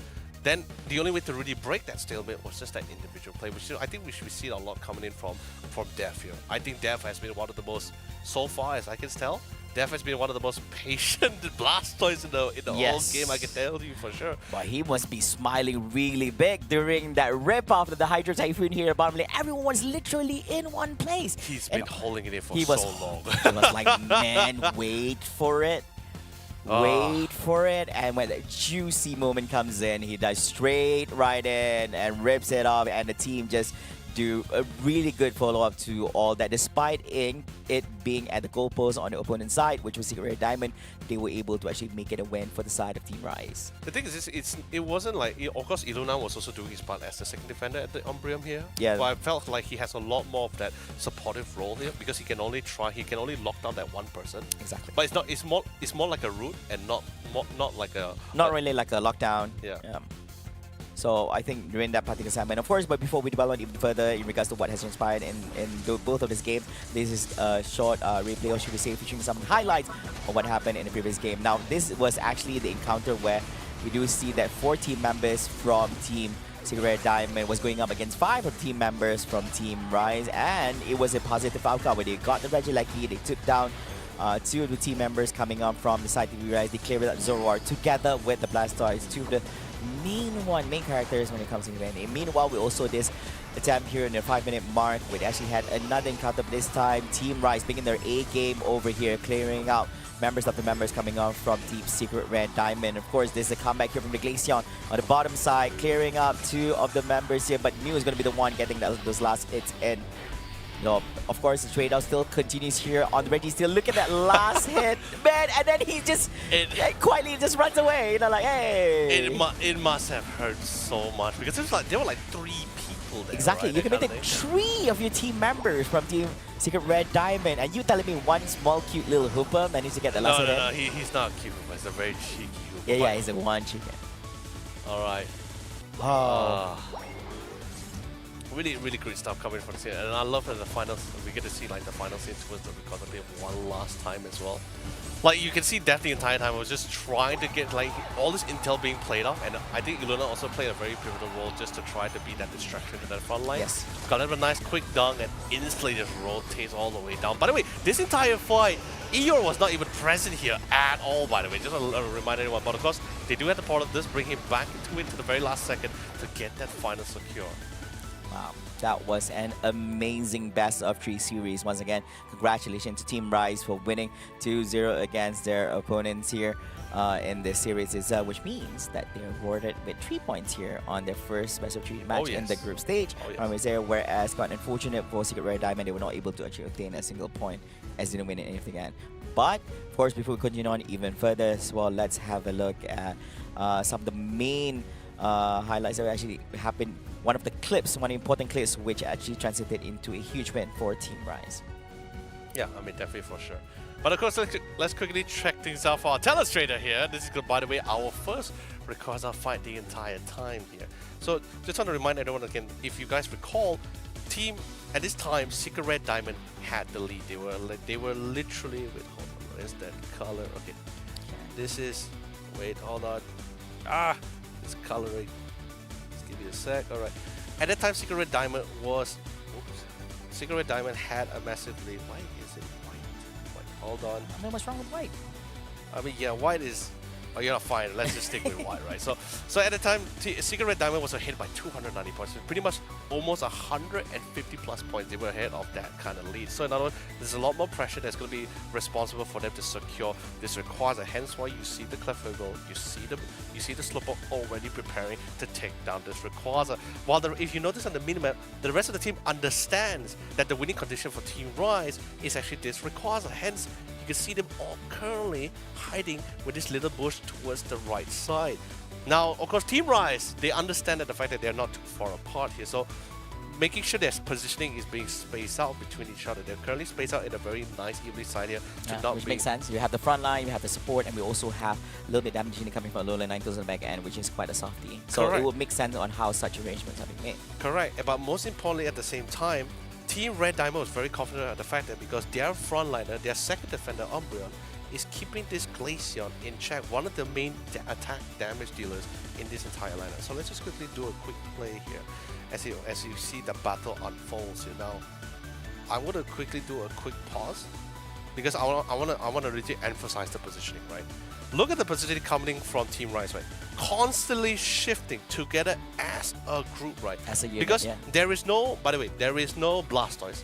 Yeah. There is no massive like Unite stun abilities or aerial stun abilities in this entire team lineup. Meaning you have to man up. In other words, yes, man up, but most at the same time, they would not be so centrally controlled like a Hydro Typhoon from a Blastoise. That's why they're pretty much confident in grouping up, but most importantly, they're slowly shifting themselves towards the right side of the map because they just still want to get the intel. The minute someone reveals in this bush, right, someone just walks out of it, all three are prepared to jump this person, and this person is going to be pretty much done so, right? But also at the same time, not only would they prepare for this brush, they will also prepare for any entries coming from the top side. So in other words, this positioning is pretty optimum to prep them for a two-point assault. So quickly, just quickly going to remove all these drawings as we continue to proceed with the gameplay. And now, instantly, Iluna spotted the Eldegoss. No way this Eldegoss is going to be alone. You see the Clefable already make his way all the way to the left side, constantly chasing down the rest of the squad, which by the way, the Clefable has already spotted the Leafeon, also has spotted the Crustle, and they also have the Eldegoss, and that's pretty much it. That's all they need to know, because Umbreon is currently out of the picture, which is of course courtesy of the Glaceon, right? Yeah. So So the Glaceon was actually just chasing him down. Exactly. So with one member out of the picture here, the rest is just pretty much history as they just go and try to clean things up because there's nothing they can do, completely isolated here. And honestly, I don't blame them trying to learn it this far because it has been working for them out initially, but they try to learn it towards the right side of the map. However, they got a little bit too close here, and now that allows them to pounce upon them here. Yeah. And literally this Forcing the Pikachu in a like, left position over here. So, oh where's no. my team? I believe that there's a little bit disconnection over here. If he actually goes up, but he also wants to be close enough as the Rayquaza is also low in HP. So he can't afford to actually go too far away from the pit. Correct. So pretty much then the rest is just pretty much history for these guys here. Yeah. Now moving on, let's just quickly move on to clip 2 here. Now I think clip 2 here is currently towards the fight, towards the bottom side here. This is where actually it really breaks the tie between both sides here, right? Because instantly, if you notice, quickly pops the Unbound here. They have a lot of points, they even portal in. The minute they portal in, this portal was pretty much a clear mark already. The rest of the squad is coming in. They have got a head count of 1, 2, 3, 4 players here, right? 4 players here with a lot of points to dunk. And if you notice, Team Rise is currently behind by a significant amount of points. So in other words, this goal post is the goal. It is the priority for Team Rise, and that's something that Secret Red Diamond somewhat understands. That's why you see Basu slowly making the rotation, Clefable is making the rotation, Glaceon is also thinking of making that rotation as well, as he sees so many people with so many amount of points. If, of course, quick math, that's almost a total of 100 plus points to be dunked in, and something that can overwhelm Secret Red Diamond here. Now we continue to proceed forward. Literally 137 points in hand from just 4 Pokemons coming up from the side of Team Rise over here. Now here's the fun fact, right? The entire time Team Rise has been trying to find a way to get all these guys as close as possible. Yeah. Secret Red Diamond has always been trying to keep a nice arm's length. They're just saying like, nope, back off, no, we don't like contact play. I'm not good with close body spaces, contacts. No. Make sure you have that 1.5 meter distance between these two guys. Social right? distancing, yeah, I understand. Exactly. So, but the problem is this: Death has been the most patient player. He has been waiting for so long to get the perfect Unite move because he understands that he is the only one that can really change this entire fight. So while waiting for it, and of course, what better bait to lure them all in is to have literally everybody grouped up in that goal post. They saw an opportunity, 2 juicy easy to take it. It was too tasty. They said, we want to get this food here. So we continue to move forward. So we push forward. Instantly, everyone comes to the limelight, and of course, Def jumps in. You see, Def was the happiest one. He happy. You know, he happy. Happy. He saw all this good food all grouped up pretty much within the vicinity of the Hydro Typhoon. He got himself the best birthday present he could ever Exactly. ask for. He won the lottery 777 right here. Yeah, exactly. I think during that situation also it's kind of hard because as a Buzzwole, it's not like you can keep an arm's length. You really truly have to man up and go up against the enemy when they come in. The only one that's trying to, on the other side, when you see the Cliffable as well on the top end, trying to create a little bit of space, but he also decides to jump in because they don't want to get too far away. And that was a great opening for the Blasters to rip off that Hydro Typhoon in the face of Team Secret Rare Diamond. And the best part about it, this actually lead up to actually breaking even the second goal post at the same time. Yes. So it's been really great for them too. Really great stuff that we're seeing inside this game for sure. Yeah, and seeing a 5-man movement come from Team Rise after destroying the first and going to the second as well with 1-by-1 jumps coming up from Secret Rare Diamond. I mean, that is going to be fatal for them. Yeah, definitely for sure. But seriously, I feel the man of the hour here is definitely going to be Def here for really setting things up really well for them here too. Yeah. I believe this is the... Okay, this is going to be the final clip here, which is finally the second Rayquaza fight, by the way. Which, by the way, they have been so patient. Def, again, from the very beginning, he understands the win condition for his team. Totally understand this, by the way, but at the same time, he still wants to break this tie. Unbelievably, I think this is the first time we see like a 2-way tie. Yeah, but there's a good explanation for this. Actually, the team that actually makes it into tie, so the one that made it into an equalizer point, will be the one to be the winner of the match rather than it being a draw itself. So because Team Secret Rare Diamonds at 2-3-2, so let's assume that the end score will be 2-3-2 against 2-3-2. Team Rise will be the winner as they were the one who made it into an equalizer. Yeah, pretty much. And Def, like I said, Def is still one of the most patient Blaster players I've ever seen, right? He's not trigger happy at all. He's not trying to make the play. He's just pretty much very confident in the fact that Illuna is going to be there. I think this is where trust really comes a really long way here to try to coach the mix of it as well. So now continuing forward, Def gets a really quick dunk off for not a lot of points, but just enough to really create pressure. Once the points really came in, pressure started arising around the rest of the player, and instantly everyone were forced to fight because 39 seconds left on the clock. And they were so with a point differential. You need to force it. Yeah, everyone was just like, yeah, we're diving in. Now we're panicking. Everyone is just running in full disarray. Everyone is just like pretty much like, ah. Like everyone's just trying to figure out what else to do because now they're no longer in the lead. The tie has already been broken among them. But of course, with all of this chaos, you see Def coming in from the top side. Done his mission, comes in, disrupts with the Hydro Typhoon, allowing them to Objective 1 done. secure. Objective 2 done. And that was just pretty much how they really secured the Rayquaza fight. It was really great coming out from them. Yeah. Seriously. So very well executed. Once again, congratulations to Team Rise for the very convincing 2-0 win over their opponents here from Secret Rare Diamond. And of course, both the teams will be given a little bit of space for them to actually have a little bit of break before they commence their next match in the round robin stage. But before we go any further, of course, let's have a look at the table after the conclusion of that particular match. Here we look at Group A, and of course Team Rise currently at 3 points. Meanwhile, Team Secret Rare Diamond now at loss with 0 points as they lost 0-2 against Team Rise. Yeah, that's what I'm saying, right? It's definitely a really great start for them in particular for Team Rise. However, I felt that game was definitely not much of a one-sided match that most people would have normally expected, especially from a team like Team Rise with that kind of capabilities and that kind of track record as well. Some people would have assumed it would have been pretty much a one-way landslide of a win here, but surprisingly well, we see Team Secret Red Diamond really showcasing what can they actually do here. However, when it really did come down to the line, that's where you see Team Rise really showcasing what they're really made of for sure. But of course, that's pretty much it for our first series. Let's quickly get into our second series of today. But of course, we're nonetheless and the most beautiful Professor Denali. Yay, it's good to be back. Hi, Lynette. How you doing? Game is It's good? been great. It's been fun as well. Like, definitely not what I expected at all, actually. Okay. A lot more slower. I think that's the right term. A lot more slower than I expected. Okay, when you said not expected, I was like, what were you expecting from that match? Like, I felt like I was expecting a lot more confrontation, a lot more fights, a lot more tug of war, but it was a lot more slower, arm's length, just keeping the distance, It's like, I'll poke you, you poke me, that's pretty much all we're gonna do. Nothing too crazy here, nothing like too aggressive, like I'm gonna dive you all the way to the second goal post as well for that pickup, for that KO, but none of that happened. very respectful play from everybody. Respectful play. I mean, everyone in the competition is very respectful against each other. Like Yes, they yeah. understand that they are the best of their regions. But that series is done and dusted, and that means we're going to move on to our next series of the day, which is why I'm here as well. So our next series is Get Together versus Road to the Top.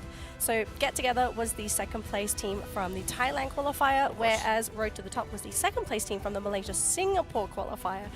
And I'm pretty sure you're more familiar with Road to the Top than I am because Yeah, you pretty casted their qualifier. Pretty much, yes. That's what I'm saying, right? In terms like if we're just talking about like capabilities and potential, I think maybe for Road to the Top, like it's like this team Get Together is a little bit right up there early, which I will explain a lot more right after this quick short video about our two teams. Let's check it out.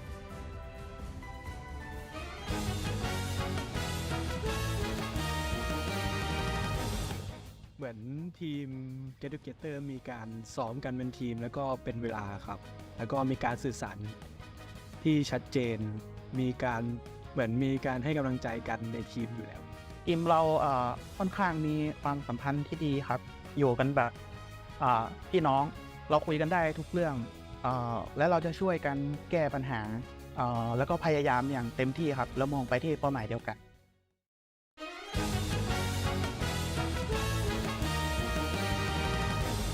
Our team, I think we good at the team fight, and the Alien team fight is good as another team for the Alien team fight. So I think the strength of our team is that we are confident, we are aggressive, and we are just keep fighting. The strength of my team is we have a big pool of support. Yeah. For example, I'll give a good example when people are playing Mew Attacker, then we can pick it as a support as well. Ooh, that was actually kind of exciting. Maybe very like in-depth when it comes to the team's playstyle, but pretty interesting. I'd love to see support Mew. I mean, definitely, we'll be, like I said, we're very unique, right? Because like we have seen like a couple of match histories for some of these teams. Some are trying new composition very uniquely. Then more something definitely a little bit more the comfort zone for some people, especially like the idea of like no support lineups or triple defenders. This is definitely very out of the norm here, but you know, if it makes it work, then it works, right? That kind of thing. So, as we see on the screen right now, we have the battle of the second places. So, on the side of Get Together, we have Daisy, Patty, Puni, Xerix, and Bommy. Whereas on the side of Road to the Top, we have Genkai, Bocchi, I'm going to say Bocchi here, Bocchi, Calamity, Jal, and Lai. Now, onto some of the research I've done on these teams. Now, unfortunately, I couldn't find a lot on Get Together themselves. Right. The team is pretty unknown to me. But Road to the Top, now relatively unknown names as well, but I did manage to find a couple things on some of these players. So for Road to the Top, a lot of the players on these teams have been actually pretty active last year in the WCS qualifiers. Yes. So I saw that Genkai and Calamity were in a team together called Team Chaos for the April qualifier for APAC West. And then there was another team. This was Genkai, Bocchi, Jal, and Calamity. They were in a team called Gon Liao for the May qualifier. I don't know where they got Lai from because I didn't see Lai in any of the other qualifier teams, so maybe he could be newer to the scene, or maybe he was playing under a different alias because that is a very common occurrence in Asia. Some people like to change their names all the time. Please stay with one name. It's very helpful for me. But yeah, so I don't really know too much about Lai, but the rest of the team, like Genkai, Bocchi, Calamity, and Jal, like they've definitely played together. I mean, definitely for sure. And like even from the last time from the regional qualifiers, you can definitely tell for sure like they do have the knowledge. It's just a matter of whether they can really output it as much as possible. So they said they can play support Mew. I have expectations. I wouldn't be surprised either because like seriously, even back to the regional qualifiers when they were going up against Team MYS, of course it wasn't so one-sided dominance, but you can definitely tell like they knew exactly what needs to be done. But sadly, MYS had just, I guess you could say the only difference between the two teams would be MYS had a little bit more experience, a little bit more confidence. I wouldn't say a little bit more. I think MYS has a lot of experience a lot of the local teams. A lot more experience. But that's why I'm saying it was pretty impressive to see Road to the Top was able. When it comes to reaction, maybe they may not have the exact same reaction time compared to MYS, but in terms of in-depth with knowledge, I think they were actually pretty equivalent for that, which is why I'm very excited for this matchup against Get Together, because I feel like for a reintroduction to this year on this new line with this new Road to the Top 2024, this might be right up their alley to see for equivalent to see where they currently actually stand here. And speaking for Get Together, there's one thing very unique about their lineup actually, to the fact that they don't really, they are pretty, I would like to give it the definition of a very flex team. They don't really have like a very definite role here, and it usually depends on what player is being subbed in at the same time, because there were times when, if let's just say for example, if whether it's a Pokemon or a certain player that decides to sub in, the entire lineup just changed drastically. I'm not talking about like one player just suddenly becomes a defender. I'm talking about everyone changes here. So multiple role changes. Exactly. Okay, so we're looking at a lot of flex on the side of Get Together. But I wonder if this could also be a case of some players just being limited when it comes to playing certain Pokemon, right? Because we see this in other teams where I think a good example for this was last year for Team NYS. And this happened a lot if the team needed to play Hooper. So I recall having discussions with Rebongs about this, and he said that for NYS, if they were to run Hooper, they would only be able to run Hooper if Rebongs was playing the Hooper. Oh. So he had to play Hooper because no one else on the team was comfortable enough to play it. Right. And so the team would have to adjust for that change because suddenly Rebong's going to be playing on that Hooper. The team has to accommodate in other places. And sometimes it wasn't because they wanted to play Hooper, right? Like sometimes you have to take a Pokemon away from the other team by picking it yourself. So that's like just one example of teams having to flex on one Pokemon. But to hear that, like I'm wondering, is it a choice that they want to flex, or is it because of limitations of playstyle? It could be anything. I would normally agree to that, but when I see like the other Pokemon they had actually brought to the competitive scenes, I'm actually like, you know, I'm pretty sure they're recalling. I don't think they just want to pick it because they can't do it. However, I am a little bit concerned for one of their players, which is Milo, by the way. So far, his track record for competitive scenes, when it comes to all-rounders only so far, it has only been between the two Pokemon, Blaziken and Tyranitar. I haven't seen him actually try any other all-rounders so far, this year at least. Okay, that is pretty interesting because one of the main all-rounders leading up to ACL before teams knew that EX Pokemon were banned was Zacian. A lot of teams are running Zacian, so I'm surprised to hear that his two main Pokemon is actually Blaziken and Tyranitar. So I'm kind of wondering now, what are you thinking if you're Road to the Top to know that one player is limited to those two Pokemon? Well, but you see, that's where we come back to the question you brought up just now. Like, whether could it be actually he's limited to just those two, or it just could be one of those scare tactics where just like, just be like, you know what, we just let people know I only played this two, but I actually keep playing more. Well, to be fair, there are some people that would call themselves one tricks, that they just sort of want to play one Pokemon. But the draft is ready though, so let's see what's going to be coming in to Game 1 of this Best of 3 series. We have Get Together versus Road to the Top. It's a debut match for both of these two teams as well. We don't know if they've played against each other in the past. Very unlikely. So this is probably their first encounter with each other. Yes, definitely for sure. So it looks like we're looking at a Clefable ban on the side of Get Together, whereas Road to the Top are aiming to eliminate that Umbreon. So defenders and support's going to be priority bans here for both of our teams. Nothing too crazy here, really. Clefable's just been such a popular pick, and Umbreon mean look. Yeah, just get that thing out of the pool. Definitely for sure.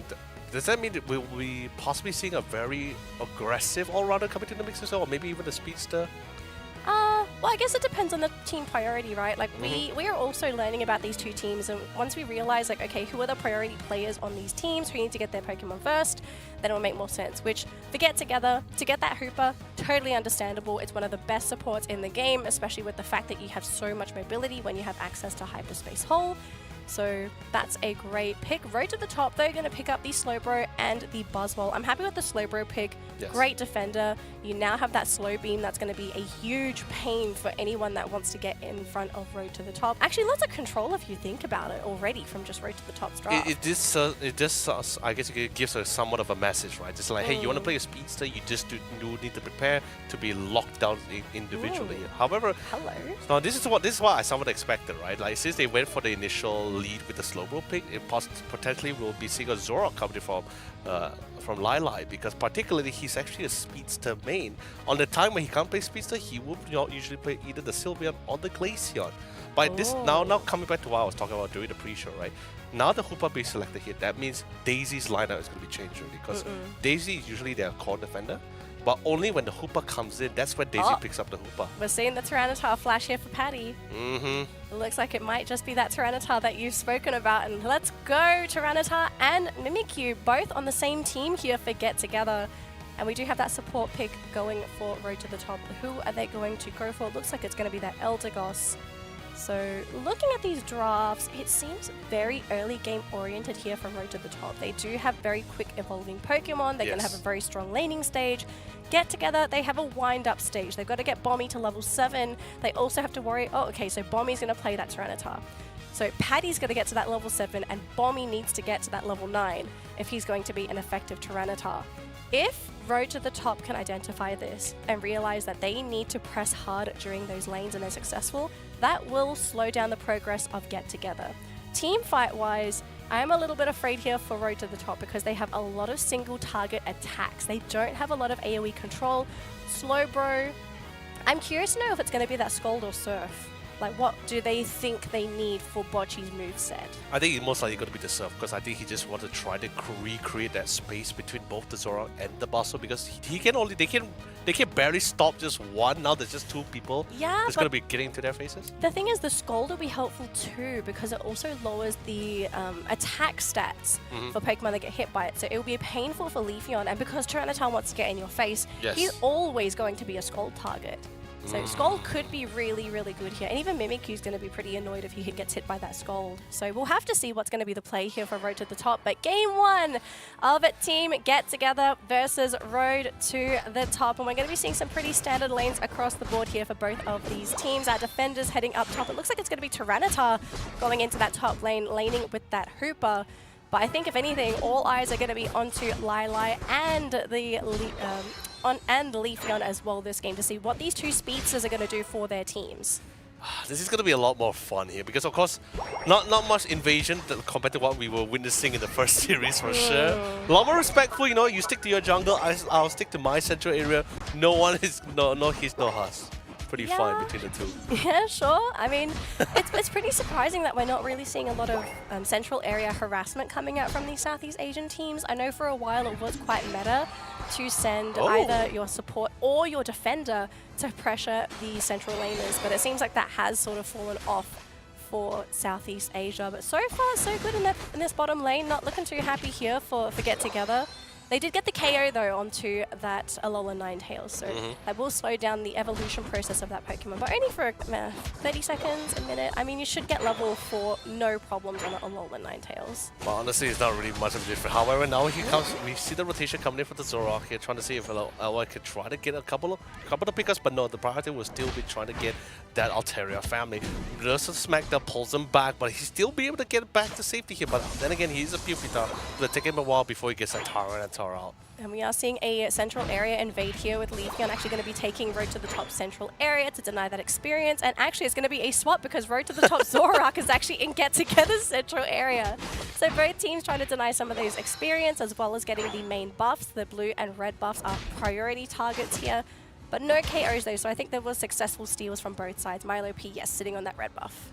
However, Milo P is a little bit out of place compared to initially just now, where at least there was some follow-up coming from Road to the Top members. This time's a little bit different. Leafeon didn't have any members from Get Together. There is the Hoopa though, did pop the portal just for safekeeping, and thankfully he came just in time. And that possibly would have led to another KO actually. Possibly. It's pretty rough to run away from a Zoroark, but if there's one Pokemon that can get away, it's likely going to be that Leafeon. That speed boost can be extremely handy. But we are getting close to our first set of Regis here. About 36 seconds to go before these teams have to make their decision if it's going to be the Regi Alecki up top or one of the Regi trios down bottom.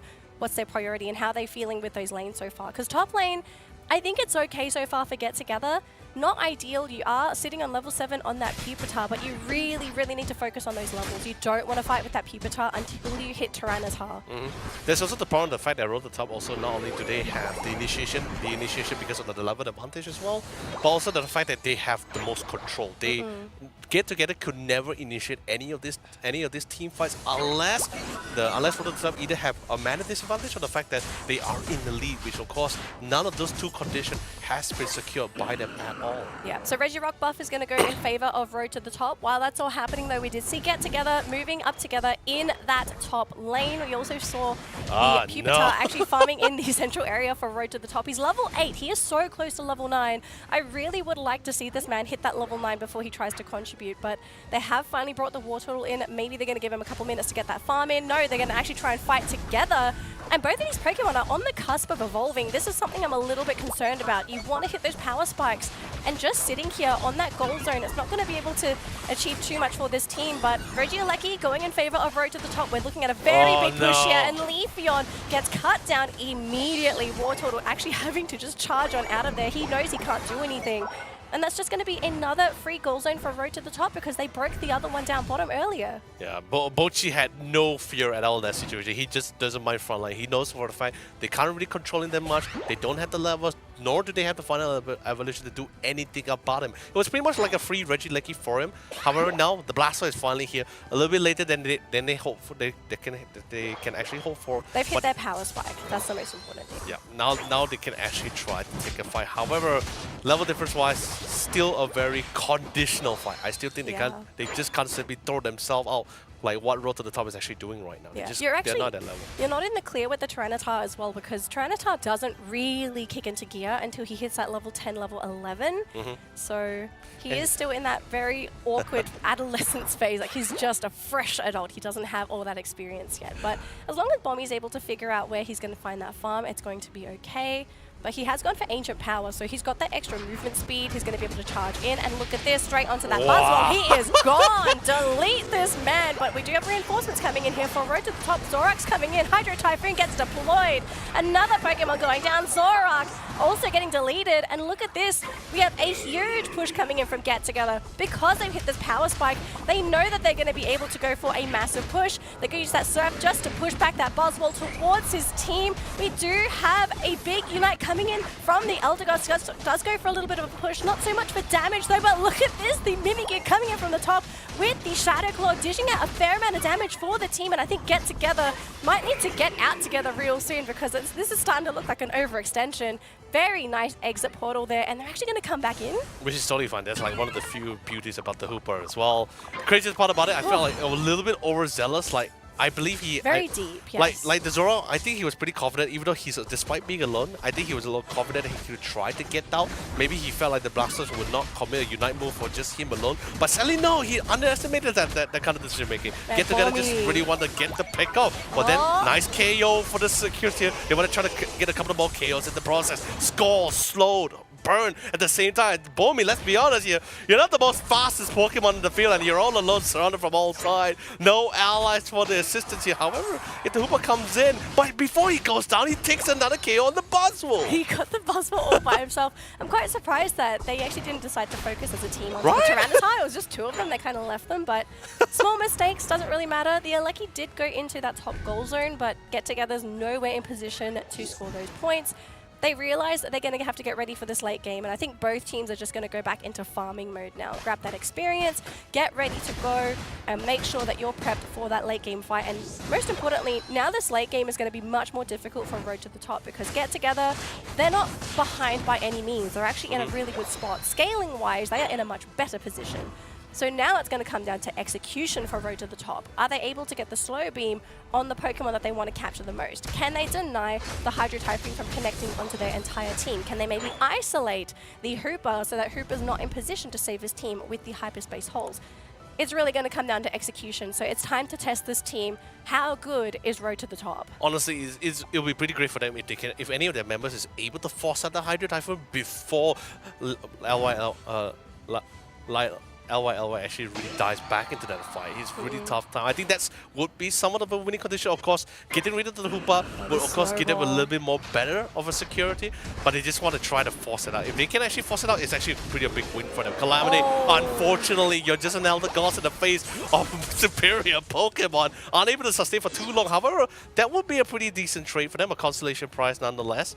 However, Get Together is still slightly in the lead in terms of points, and we have a Rayquaza coming in exactly 5 seconds. Yes, 5 seconds, and we only are looking at 3 Pokemon sitting on level 13 so far. Leafeon, Tyranitar, and the Zorak, but it's time to go for all of these teams. Can you get the necessary KOs? Can you get the targets that you're looking for the most? Because at the moment, Get Together is leading with 189 points. It's going to be Road to the Top to either go for a back cap or to take the Rayquaza for themselves.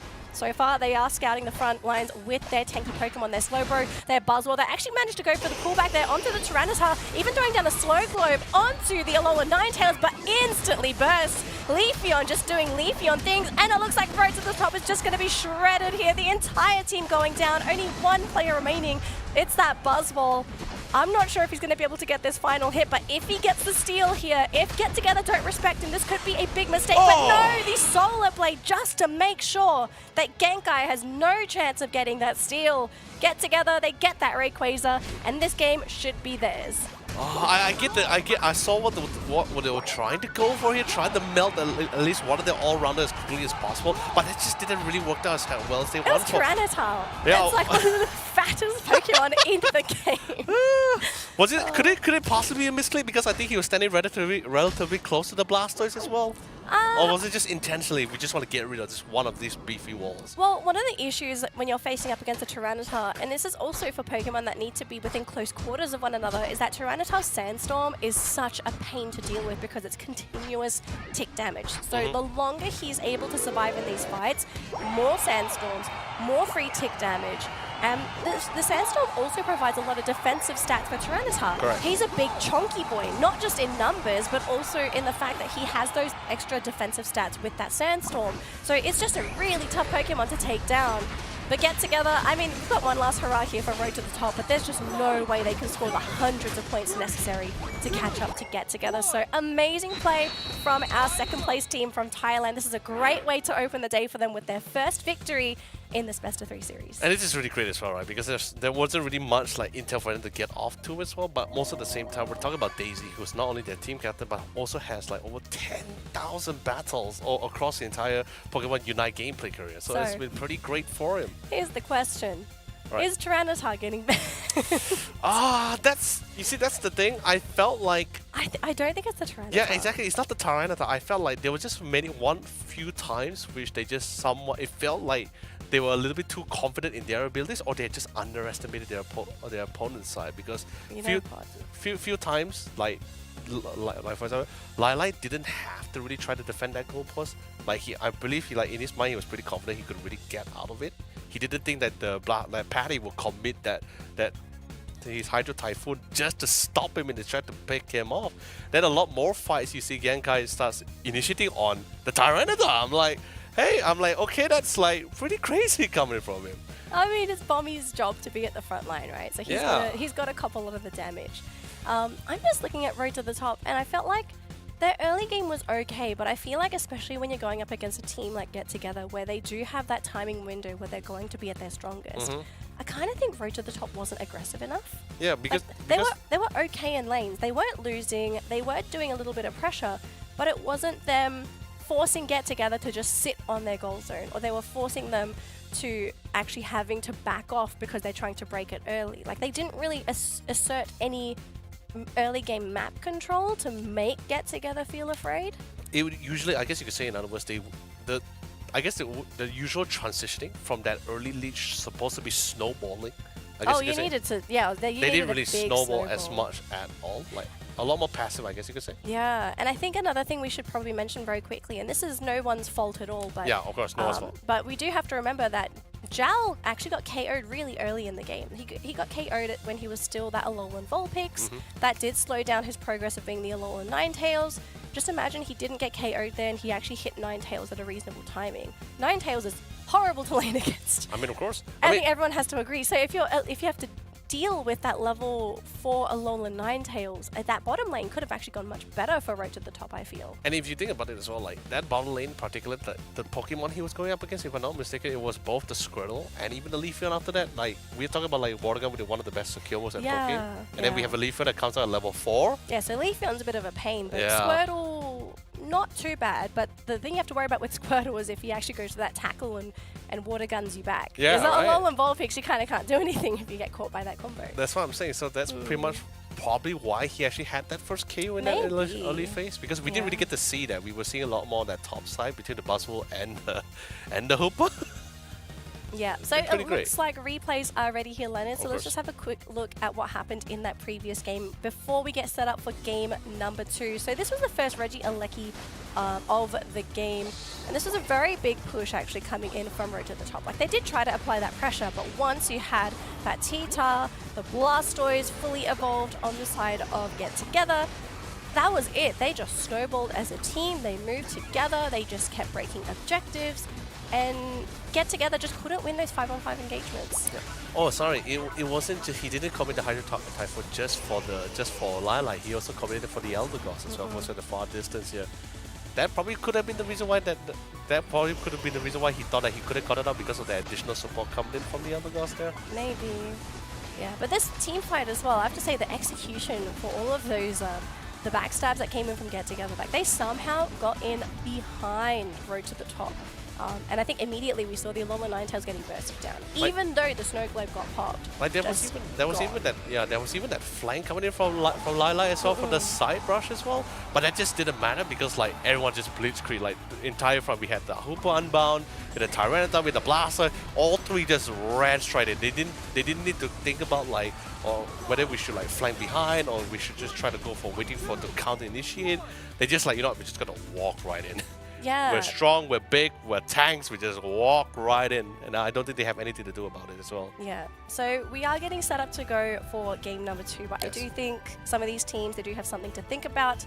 I know Get Together was totally fine with their draft. I think they're happy to do it again. But actually, it looks like we've got some graphics to show you guys on the screen. So I think we have Patty that's going to be shown first. So let's take a look at Get Together's stats as a team. So I don't want to remind all of our viewers, okay, so this team introduction, the players rated themselves. We didn't rate them, and the final stat is a stat that the players were allowed to pick. All right, yes, of course. And of course, very casual, very simple, gonna go with the flex, of course, which is understandable because like I told you, everyone in Get Together is just pretty much prepared to just change roles, dictated based on what Pokemon is available for them and which player is someone coming into the lineup as well here.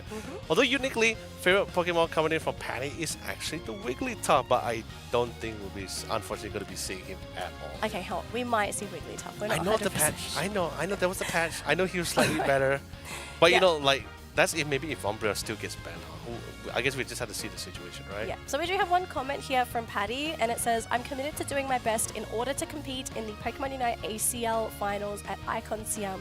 Icon Siam is the location for the Pokemon Unite finals. So that's just a heads up for anyone. Now let's have a look at Bocce's stats, sorry.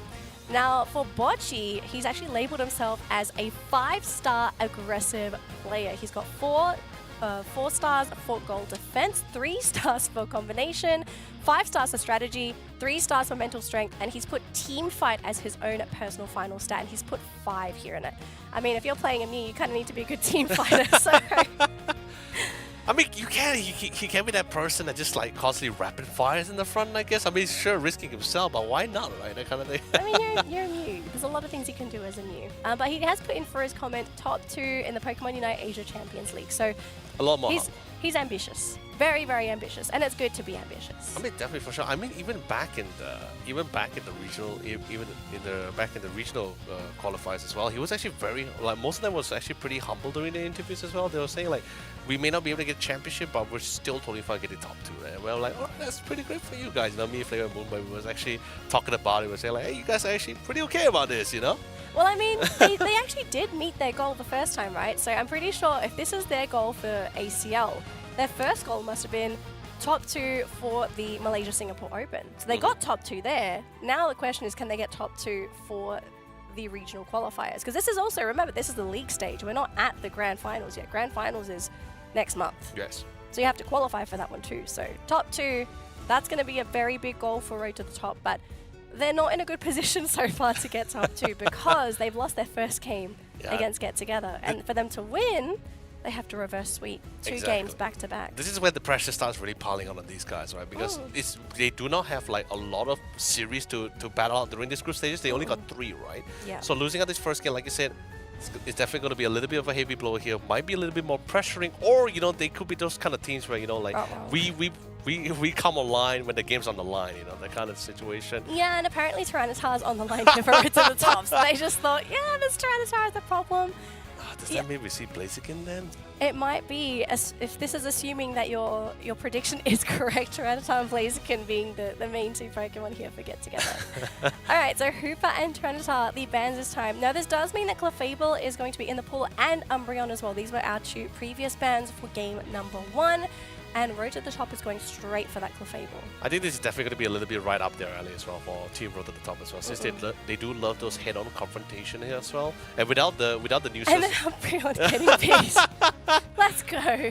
Now Umbreon does come back to the Milo also. It's going to be bringing back the most news as well, and they still have that team fight capability with the Blastoise. So I don't think Blastoise is going to be in the hand of Bochi here. But then again, Bochi has always been more of a supporter or flex in this case here. He's a very flex player. I have seen him play so many Pokemon in his current match histories until the most latest of last year. So yeah, it's now really crazy. One of the issues I'm seeing here for Road to the Top is that because of the existence of Umbreon, this is going to limit some of the speedster options if Road to the Top do decide to go for a speedster again, just like we saw in that last game. Yes.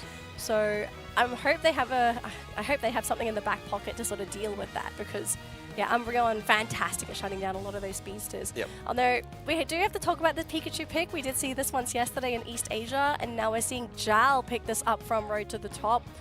Yeah, yesterday it wasn't great Pikachu. It was kind of there, but it wasn't a Pokemon where you just looked at and thought like, wow. Yeah, but the thing is, I'm sorry, I had to break your heart for this, but for Southeast Asia teams, I noticed a lot of players particularly have a lot of Pikachu in their lineups. So Jal was one of them. Jal is definitely one of the few of the Pikachus here. Like, I know you brought up what they can do without having the speedster. Actually, they do have a backup plan, especially for Lilac.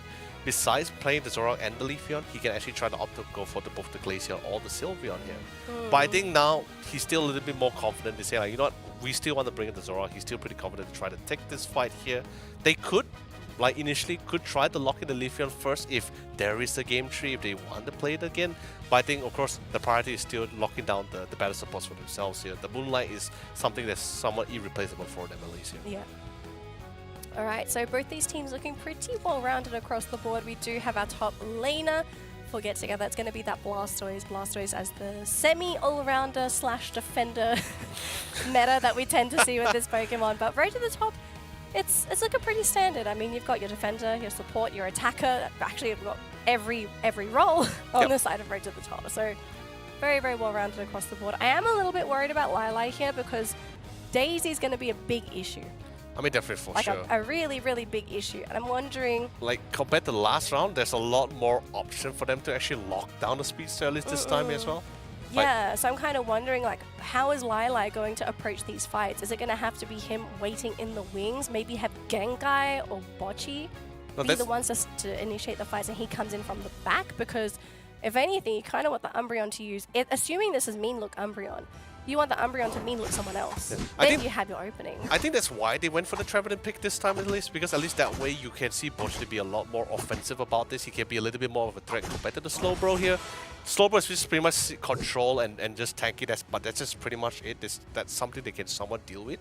But however, you have this Trevenant just constantly being disruptive towards the backline and been pretty mobile as well, has his own escape plan.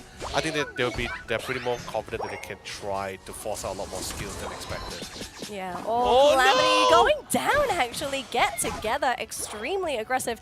Very unconventional KO.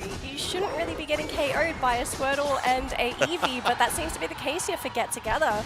Small misplay coming in from Road to the Top. It's not the end of the world, but it does make the lane a little bit tougher here for the Mimikyu. Oh, and we have Leafeon coming in as well. The Solar Blade, super painful, but hang on a minute though. Lilac just coming in to throw a couple of hits onto Zexy as well. Still totally fine. Although with the initial KO, I don't think it's like a major setback for them. I still think they can try to make waves about this, especially that central area rotation towards that top lane. I believe that both sides was pretty thankful that nothing too crazy was happening, just a lot more priority in just getting those levels, securing those wild Pokemon as well.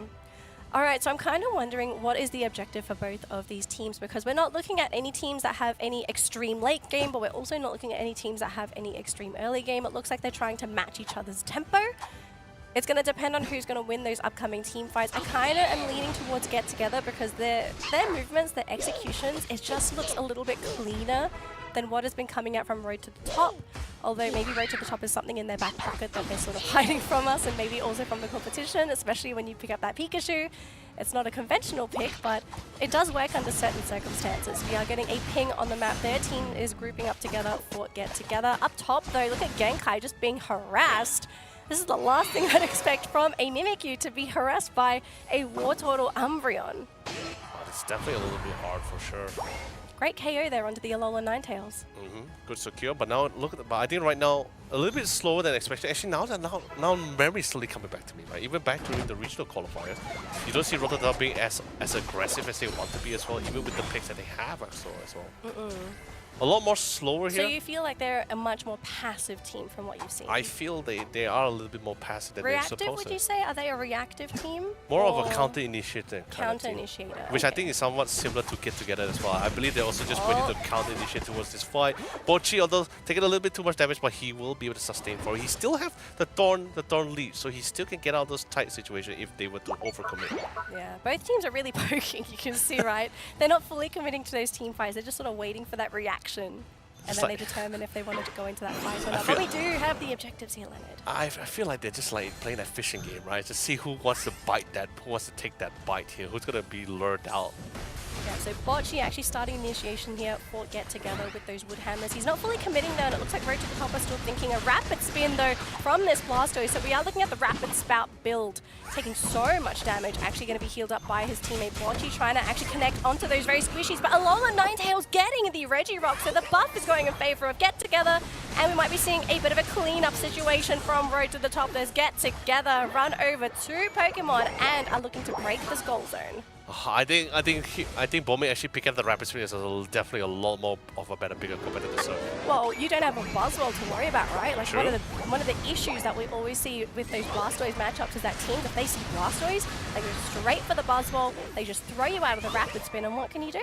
Exactly, just absolutely nothing. Now Get Together has a little bit more confidence since they I guess you could say really broke the tie between the two sides here, getting that additional buff from the Regirock as well. Now they want to see they want to start force out any more additional fights. I guess you could say it's a very fresh stroke coming in from Get Together here, but they are still being not too overzealous about this. Daisy does manage to spot out Genkai. There's drop the B look as well to lock them down in place, but nothing too aggressive. They're waiting for Lilai and instantly fell for the bait as he got lured in perfectly with the rapid spin. He's no longer the defender, he's literally the all-rounder, chasing ball back to the goalpost. And we even saw Pikachu going in for the Thunderstorm, but was on the edge of the team fight, so the majority of the bolts didn't even connect onto Get Together. Road to the Top absolutely flustered this game. Get Together's, their coordination, their team fight has just been on point so far. All of their unites connecting where it needs to. Now, it's not the end of the world. There is a potential chance here for Road to the Top to make this comeback happen, but it's going to be tough when you are at a numbers disadvantage. There's only 3 Pokemon up top. They still have Mimikyu and Pikachu coming up, and they've already lost 2 in this fight. They still have that Trevenant, but he's on a sliver of health. Pikachu actually stealing the Regieleki! That's absolutely fantastic. And Mimikyu at the same time was able to get the KO on the Leafeon as well, so not a lot of damage left on the side here. Even the Alolan Ninetales couldn't really stay too long, but he does get a nice pickup with the berries here, able to heal back and somewhat reset to get back into the fight here.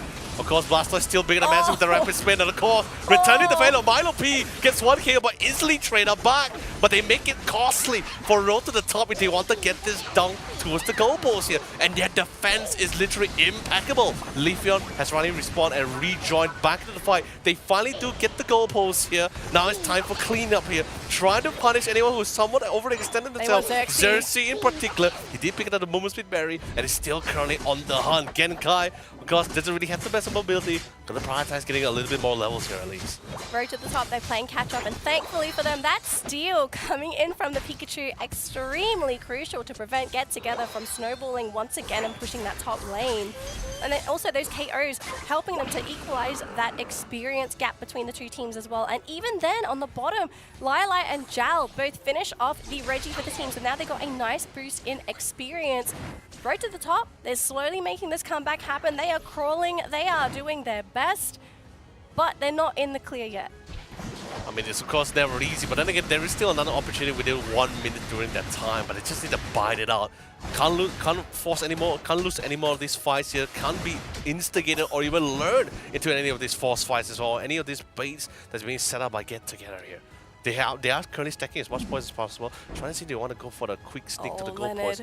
It is 3 minutes, and these teams are converging to one another. And I'm a little bit worried here. They're going to try and use the follow me to keep the Umbreon in place. But look at this, though. We do see the Leafeon trying to go for the Unite, instantly getting popped through the Thunderstorm as well. But both of Road up top's Pokemon instantly going down. They've lost their support. They've lost their central laner as well. Pikachu completely exposed and caught out with that mean look.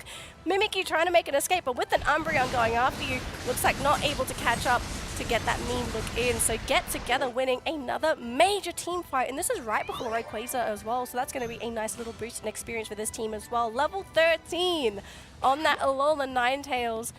This Ninetales has been extremely problematic for Road to the Top because something I'm starting to identify, and this is a very weird play that's been coming up from Road to the Top.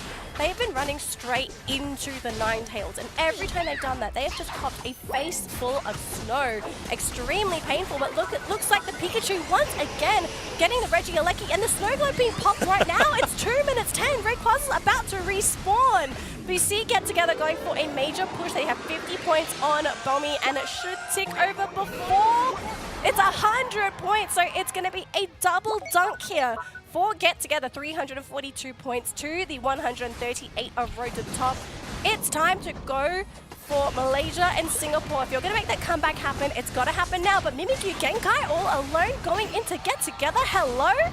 Although yes, it was a little unfortunate, but he was able to lure him a little bit too far apart. They were able to take a lot of these fights, especially because there's not a lot of Unite moves left available. Fall will fall, and instantly a free pick on the Rayquaza here. A little bit overconfidence coming from Get Together because they just won such a massive fight, but they forgot to take into account, Denali, that they have no Unite moves to counteract this Rayquaza fight. And instantly taking advantage of that opportunity, won the Rayquaza fight, secured the Rayquaza, and now getting a lot of points back. They turned the game around after such a devastating early and mid-game.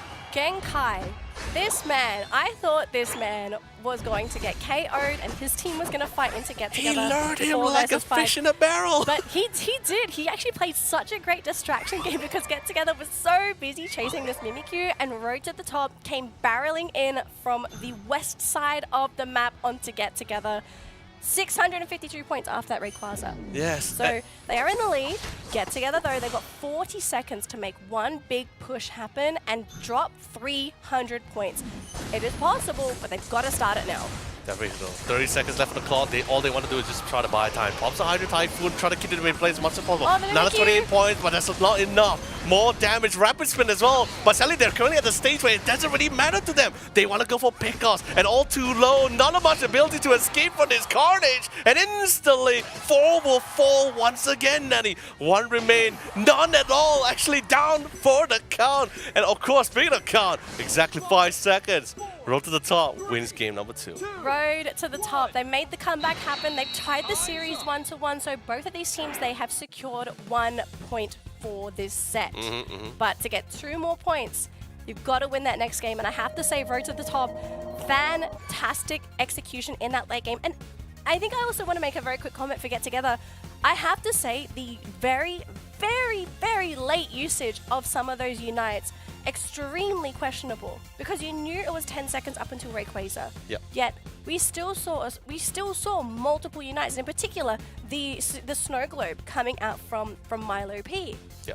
And they didn't even really win that fight. Exactly. The thing is, I feel like this could possibly be the fact of just adrenaline running, right? When you're having this substantial lead, you're currently having this massive fight happening before you as well. One person commits to Unite, next thing you know, everyone starts following up with it. Okay. Pretty much like a domino effect, if you think of it. If I want to theory craft, I think in situations where you're going to unite like that, in particular if you're going to unite that late, your team's objective in that fight is to get a complete team wipe and to just dunk in multiple double points. Yes. Right? Because we saw one already happen with Bommy, but we didn't see any more points coming out from Get Together. So Correct. if multiple Pokemon were knocked out from Road to the Top, I actually think Get Together would have gotten a very big win because they would dunk their points, they get into position for Rayquaza, Yes. and then the teams would play the dance of Rayquaza yet again. But yeah, it was just very big commitment. The payout wasn't that much, and Road to the Top, they just capitalized it so much. In particular, Genkai. I think that fight, Genkai played such a big role, but the fact that he was able to just lure all those Pokemon away And then also in the very last fight as well, I saw Genkai, he flanked Milo P. I saw him just gobble him up. He was like, I'm going to unite this Ninetales. I don't care. Gobbles him up. Instant KO. Milo can't do anything. Man's just sitting there waiting for game 3. Which is why it was just so crazy, right? Because once they get to the Rayquaza pit, right? Genkai, like, some would usually say, I believe also at one point you also thought, like, what is this guy doing, right? Like, Yeah, diving on team, top of the Leafeon? He was so far from his team. He was in the middle of the map. His team was still coming to the central area, and I was just like, "Genkai, what are you?" Because he was in the middle of like what 3 Pokemon. Yeah. I was like, "What is And this?" then he lures the Leafeon all the way to the bottom part of the pit, completely isolated from the rest of the squad. Even Milo P was just pretty much confident. He's like, yeah, I just, I believe Leafeon, my teammate can handle him. I'll just stick with the Rayquaza. But instantly, that's when everyone starts rolling in. And remember, all this intel, I think Genkai was the fact that he had this really bold approach was mainly because of the fact that he knows there's no Unite move. He knows that they can't really counteract against him. Hence, even Lai was so confident to just dive straight to the Milo P because it's like, what are you gonna do? You have no Hydro Typhoon. You have nothing to stop me. Sure, you can try to blast me with snow, but the rest of my squad comes in bigger, stronger, and better. Instantly melted the Milo P. And Leafeon, he came in a little bit late to the party because he was a little bit lured away from Genkai, which, by the way, hopefully we'll see that back later in the replay here. But the early phase here, it was just such a relentless slaughter for the rest of the screen because they just prioritized. They just ran past Bochi. They didn't care about Bochi. They just went straight for the more core members here because Bochi, they say, leave Bochi apart. Jal, everyone was so nearby us around Reggie Rock. Yeah. We're within the vicinity, just keep diving upon them here. It was a hard game for Bocchi as well because you have to remember he can't do anything against a Rapid Spin Blastoise, and for him to catch a Leafeon, he shouldn't catch a good Leafeon. Yeah. So yeah, the game was just incredibly tough, but there was just so many moments in the early game we saw, right? Just complete dominance from Get Together. The team was playing so well. It was just in that late game, I don't know what happened. If the team maybe sort of lost sight of what their main objective was in that game. Maybe they got a little overconfident because they kept winning all these team fights. That does sometimes happen. You have to maintain your mental regardless of the outcome of the game at that point of time. But this was a pretty big fight actually for Road to the Top. It was one of their comeback fights. But here we do have another fight on the bottom. This was, I think, another very big victory for Get Together. I kind of feel like this was the fight that made Get Together decide at the top lane. We are so far ahead, I think we can wipe them here. We're going to use our Unites. Yeah, that's what I'm saying, right? It's because it's like, like how most players here, especially I guess you could say for Genkai's case here as the team captain here, he played this game with his own, he has this really calm and collected demeanor, right? Where most players will usually have, there's literally a fine line. So here we go. So we do see, this is where you saw the shenanigans, but I do want to very quickly mention actually, because now I finally got to see what really happened. It was 2 Pokemon that were major players in that middle team fight. It was actually Pikachu and Mimikyu. So Pikachu came into the fight with a thunderstorm that softened the entirety of Get Together. And then you had Mimikyu sort of playing in the middle of the fight as well, drawing attention away from teammates that were going to be coming in from the western side of that map. So yeah, extremely, look, that was a really, really risky play. Yeah. They could have lost both Pokemon there and maybe that would have been it. Yeah. But they both survived, they got out of there, and they were able to finish off the game and get Rayquaza. So that was so risky. I know. But the thing is, I feel like there was maybe some things they could try to lessen the situation or maybe elevate them a little bit better. Especially one thing, which is just positioning. Xerxes, if Xerxes wants to jump on the thing, that's fine. Yeah. But before we talk about that game, we have a questionnaire or graphic that's being prepped, and it's going to be Jal. So let's quickly take a look at Jal's questionnaire real quick here. So, because team fight, he definitely by the way, his most highest point that he actually selected for himself, 4 stars for this game. Of course, the comments pretty much similar to his. Relatively similar, but this time on a more smaller margin here. This is a personal goal. Yeah, this is more like a personal goal. He was. I want to beat everybody in the bottom lane. I mean, this is actually a nice goal, right? Like, if you could be that guy where it's like, you're guaranteed to win your lane, you're good. You're a good player. But I have to say, though, the way that he's rated himself, this is very, extremely humble. Like, he doesn't feel he's extremely good at anything. He feels that he's competent in what he's supposed to do. Yeah.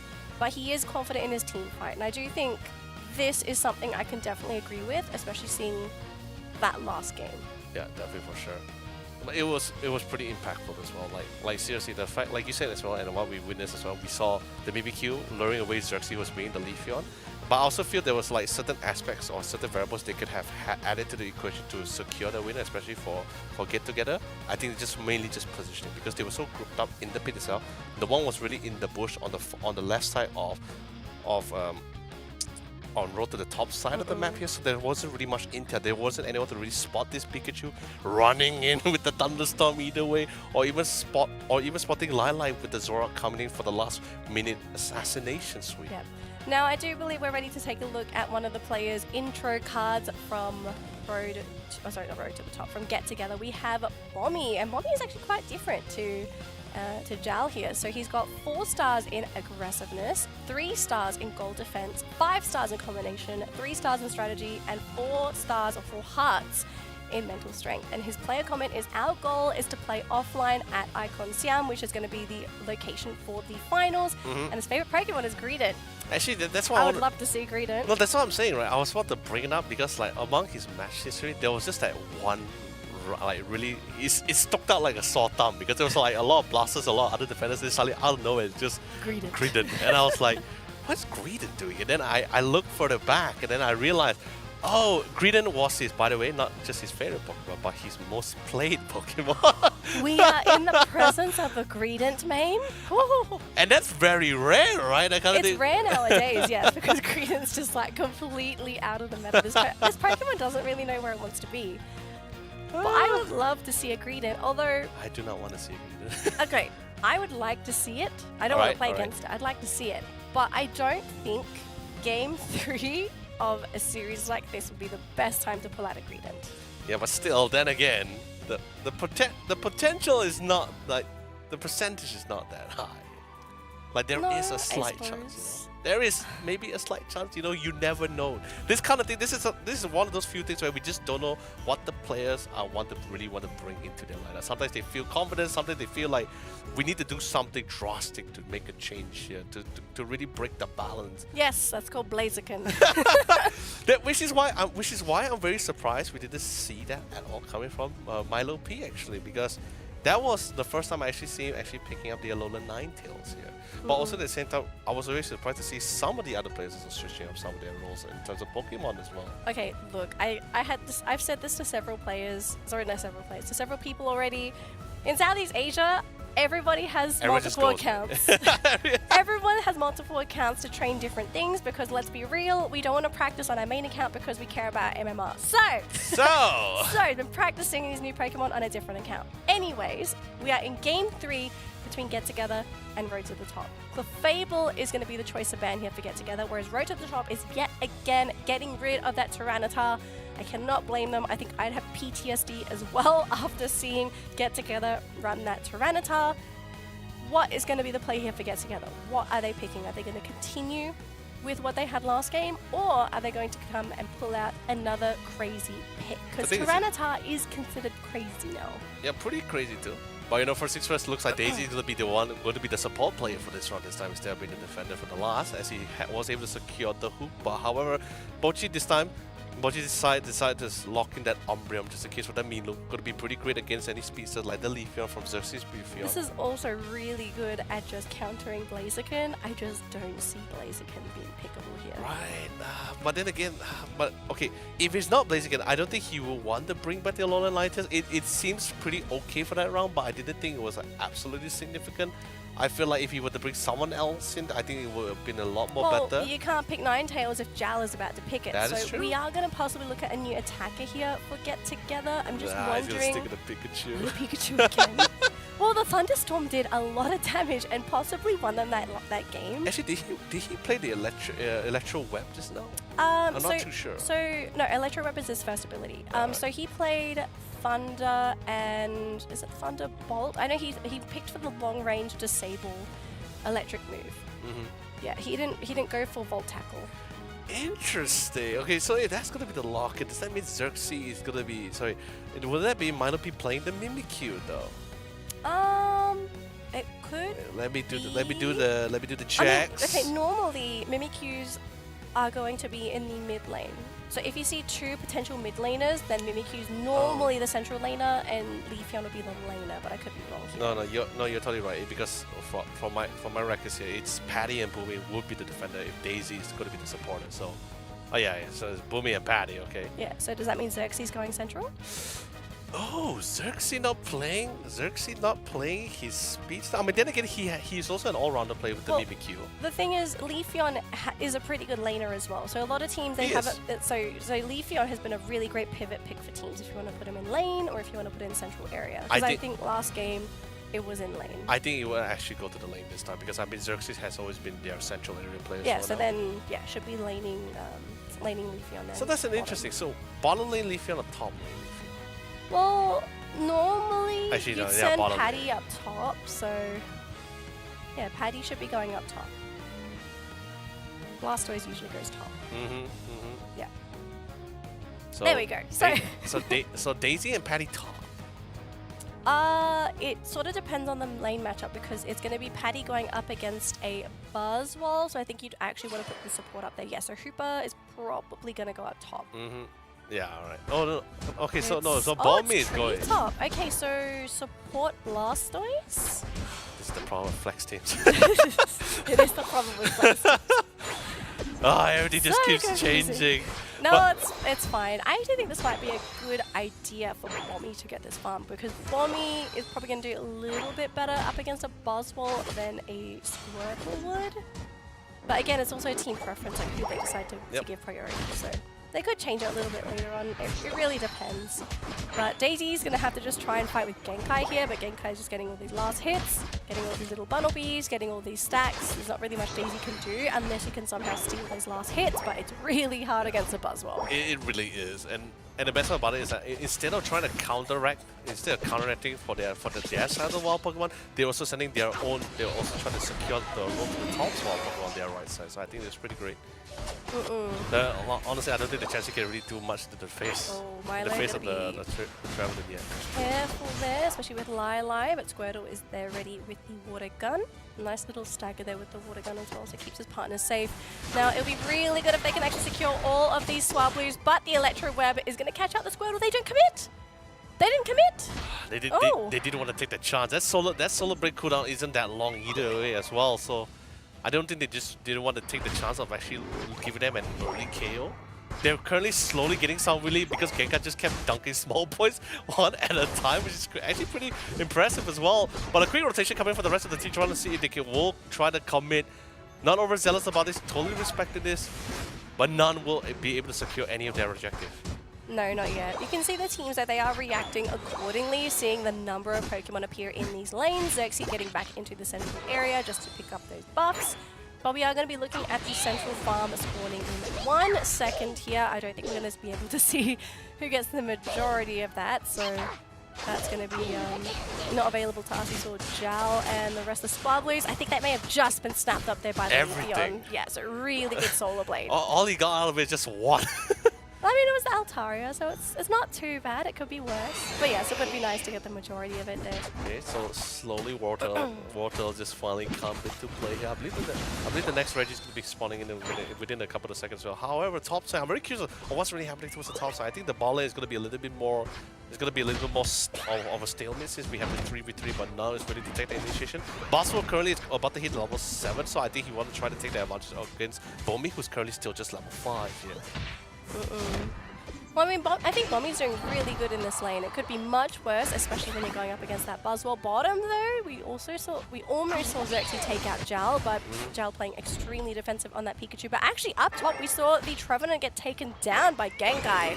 So the pressure from this Buzzwole is really starting to ramp up and get together. If they don't manage Genkai soon, he's going to be a mid-game monster that they're going to have to deal with. But if Genkai gets a little bit too overexcited like this, then this should slow him down, and yes, they will finish him off with that Mimikyu.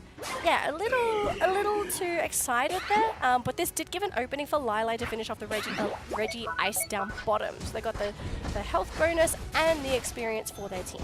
Definitely not wasting time at all. Definitely reacted accordingly when it's a security objective and all. However, the top side Regieleki is going to be the one to secure.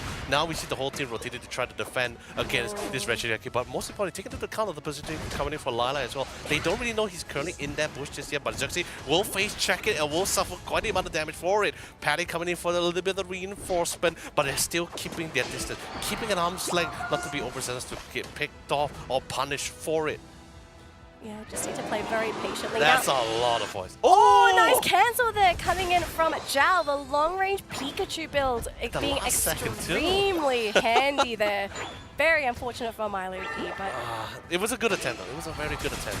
it was a good attempt. It would have been nice if it fully connected, but sometimes you just don't get lucky. But in the meantime, up top, Get Together managed to break that top goal zone, so they get a nice chunk of experience and points on the board as well. Up top though, Mimikyu being taken down by the Umbreon, and we're seeing a massive push coming in from Road to the Top. They're looking to break this goal zone themselves as well before that next objective.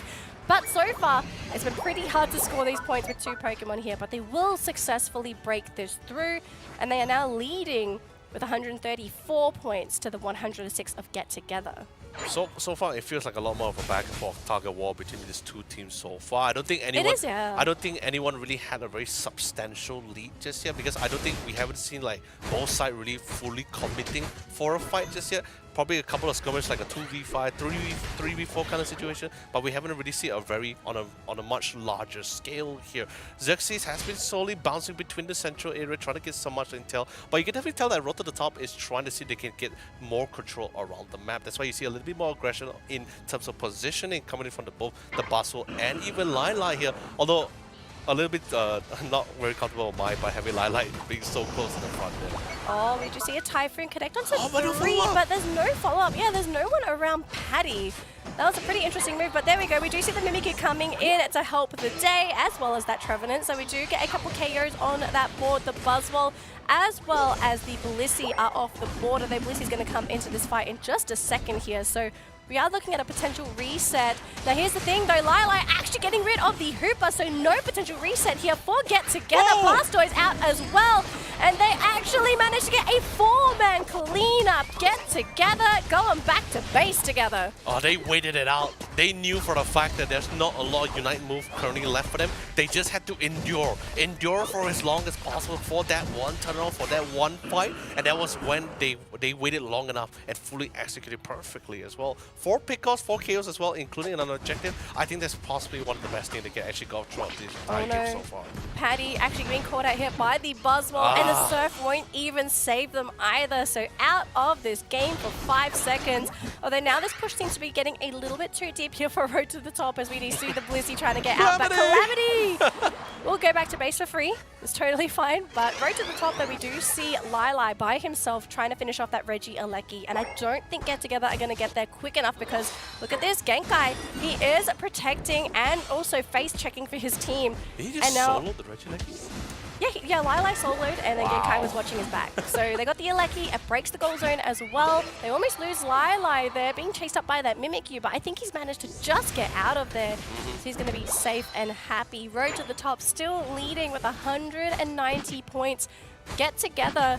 They've got to get their experience, and they need to figure out what their late game plan is, because it's either going to have to be for them to contest that Rayquaza, or they're going to have to try and get some of those back caps. And back capping, especially against a Zoroark, isn't easy, because he is extremely quick on his feet.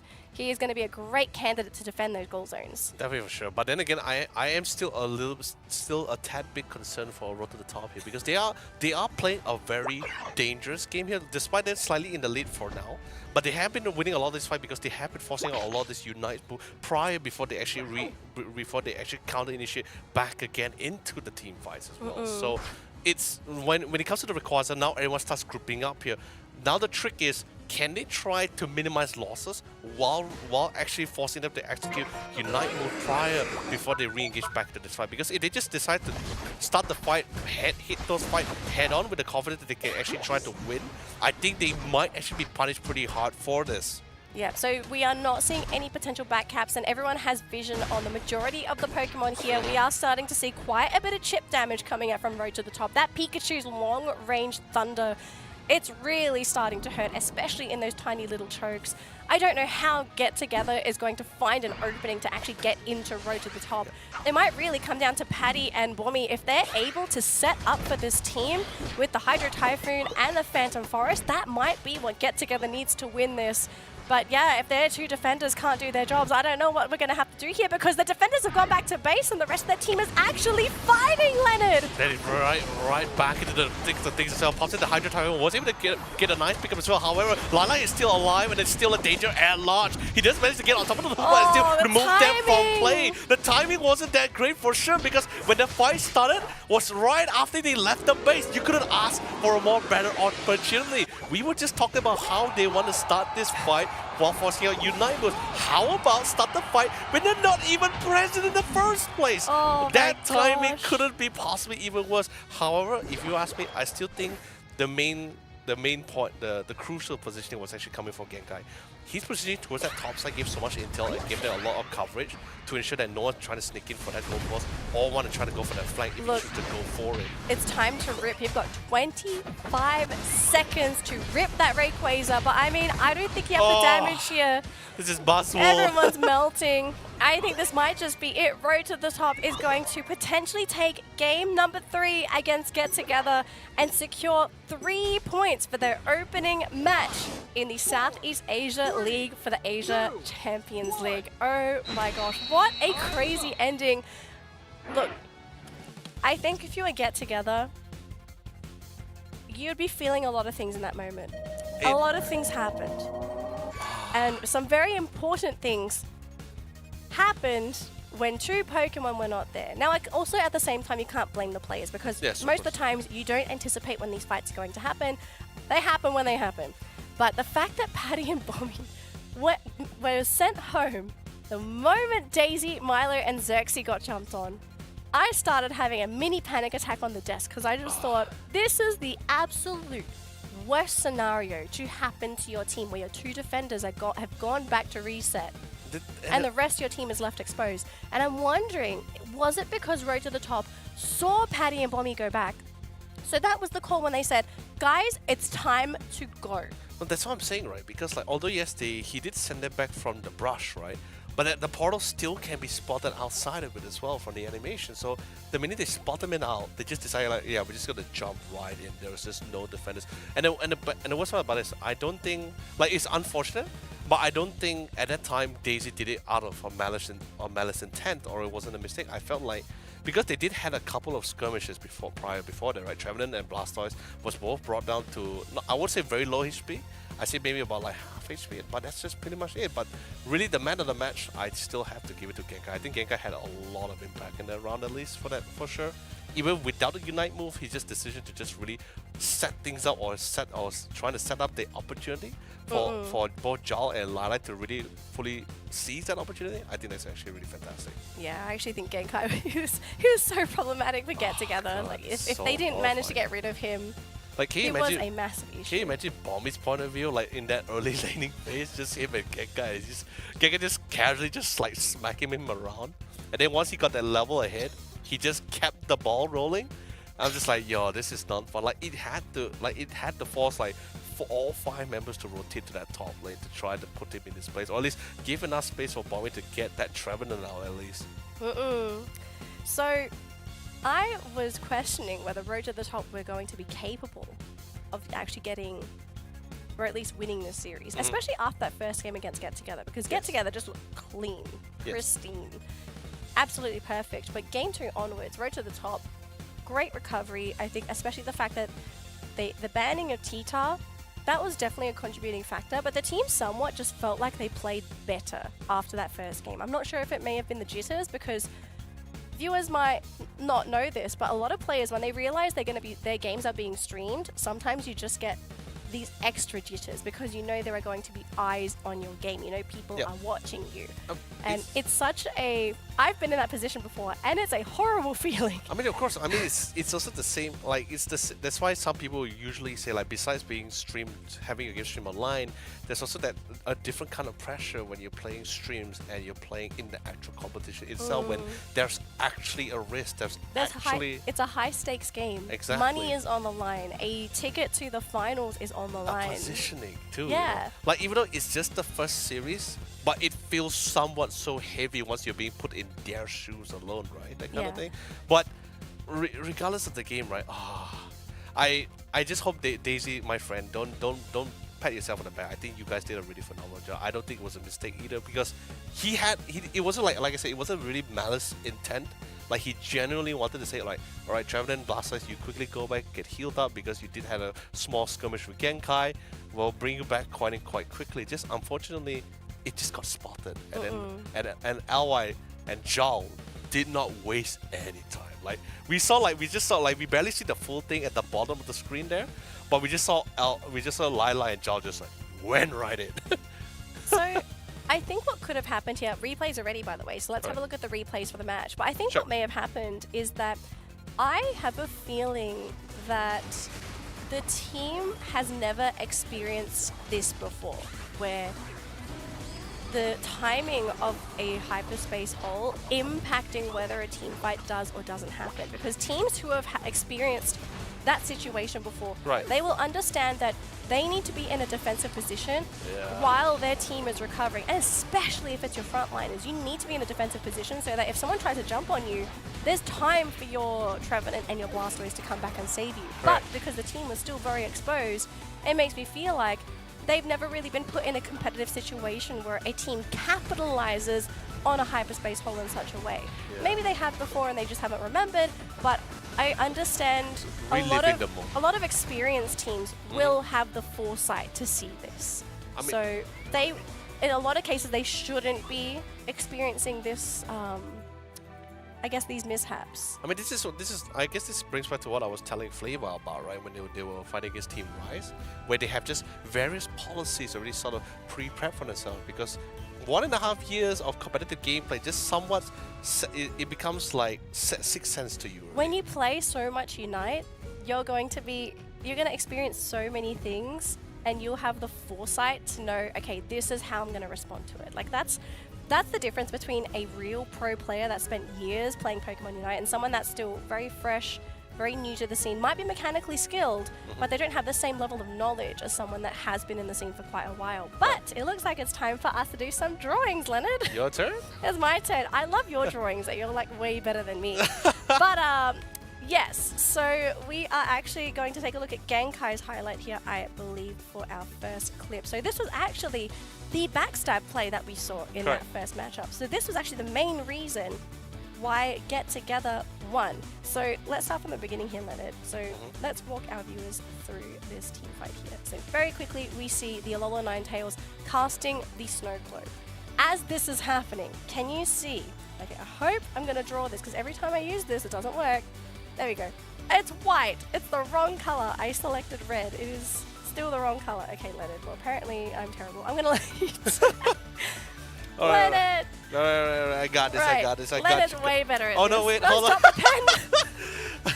Oh, it's a disaster. Wait, the table got wiped. All right, so... All right. Real quick, right? Okay, so right now we're currently watching the final Rayquaza fight for game number 3, right? And this is just one of those unfortunate moments, which is why I'm going to point out 3 things that was very crucial, the biggest variables inside this entire fight, right? So, wait, why is this? Okay, this should be... Alright, let me see. Aha, okay, I got the color. You got debated. I got debated, yes. You just tap it, there we go. There we go, alright kids, let's get this started. So 3 variables that was very crucial towards the entire fight, right? One, of course, was the most obvious one, which was the portal. Which, of course, I believe most of the teammates was just wondering like, oh my god, what's happening? Like, viewers and casters alike were wondering like, what's happening here? Like, because we don't know what's happening within the comms. But we're just trying to find out curiously, like, where was the rest of the team, right? However, like I said, the 3 variable things. One is the portal. The second, look towards the minimap. I should get this as well, which I said quite pivotal, was the position of the Buzzwole here. This gives so much, not only security, but gives so much value in intel as well. This pretty much covers the entire upper hemisphere. And he's pretty confident that his team was currently at a level where he can actually contest with the opponent team, even if he wasn't there presently as well. But the other third variable would be the bottom side.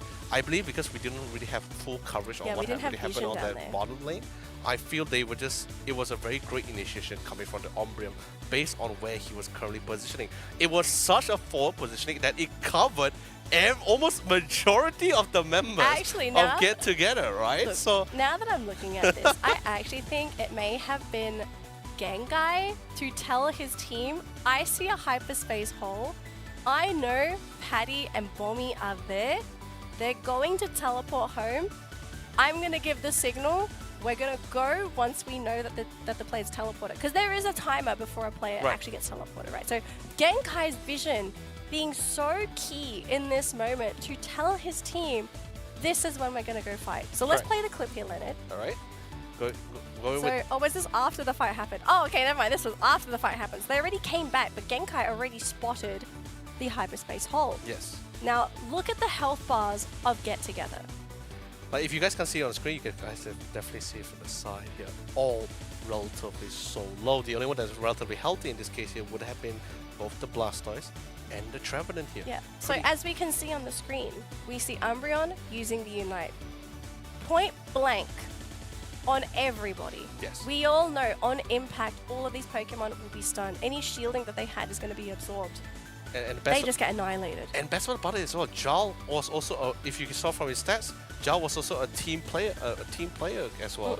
So the fact that he initiated the fight and you saw his HP as well from what it dictated as well, he actually started this whole mayhem. In other words, Jal was a very happy boy. He was a very happy boy. He sent them all packing home with massive thunderstorm. Thunders here, thunders here, thunders here. And at this point, Jal could have been known as Odin in this case here. Odin Jal, you know.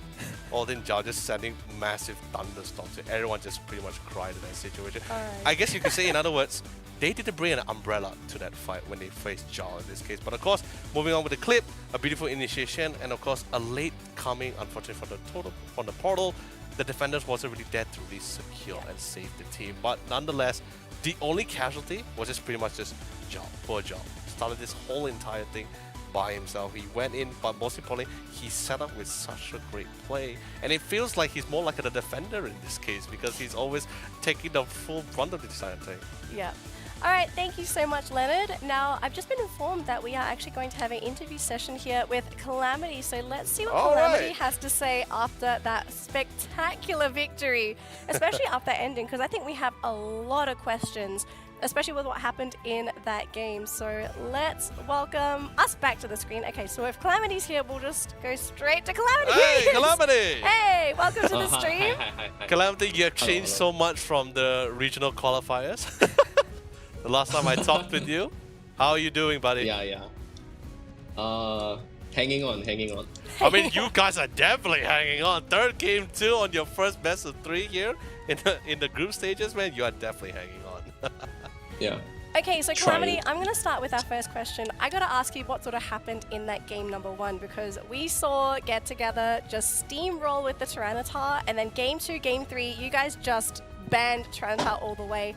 Tell us what it was about the Tyranitar in that game that made it so important that you had to ban it for games 2 and 3. So the plan was like the Slowbro united the Tyranitar, then we burst the Tyranitar and we will win the fight. Yeah. The plan was like that, but one of our teammate didn't unite, so he didn't die. So the second game, I tell my team, okay, if you guys don't know how to play with the Tyranitar, we just ban the Tyranitar. Yeah. Okay, fair enough. So a little bit of miscommunication within the team. Tyranitar's gone. Yeah. Don't have to deal with that anymore. Yes. And I love this. I love the simplicity in these things, right? It's like if you can't work around it, you just remove it entirely, right? So that's pretty great. But okay, Calamity, I do have another question. This is definitely not related to your game at all. But I'm just more curious about what's your train of thought, right? We have a couple of patch notes that was released during this time. Meta has been slowly changing, especially with the new Sylvia coming back into the field as well. What's your thought really about this current meta, this meta change? Did it really affect you guys, or did it really change anything at all? I think it affect most of the team. A lot of the teams dependent on maybe Lapras or something like that, previous patch. But then, this patch is rather balanced. Other than Metagross. Agreed. Yeah.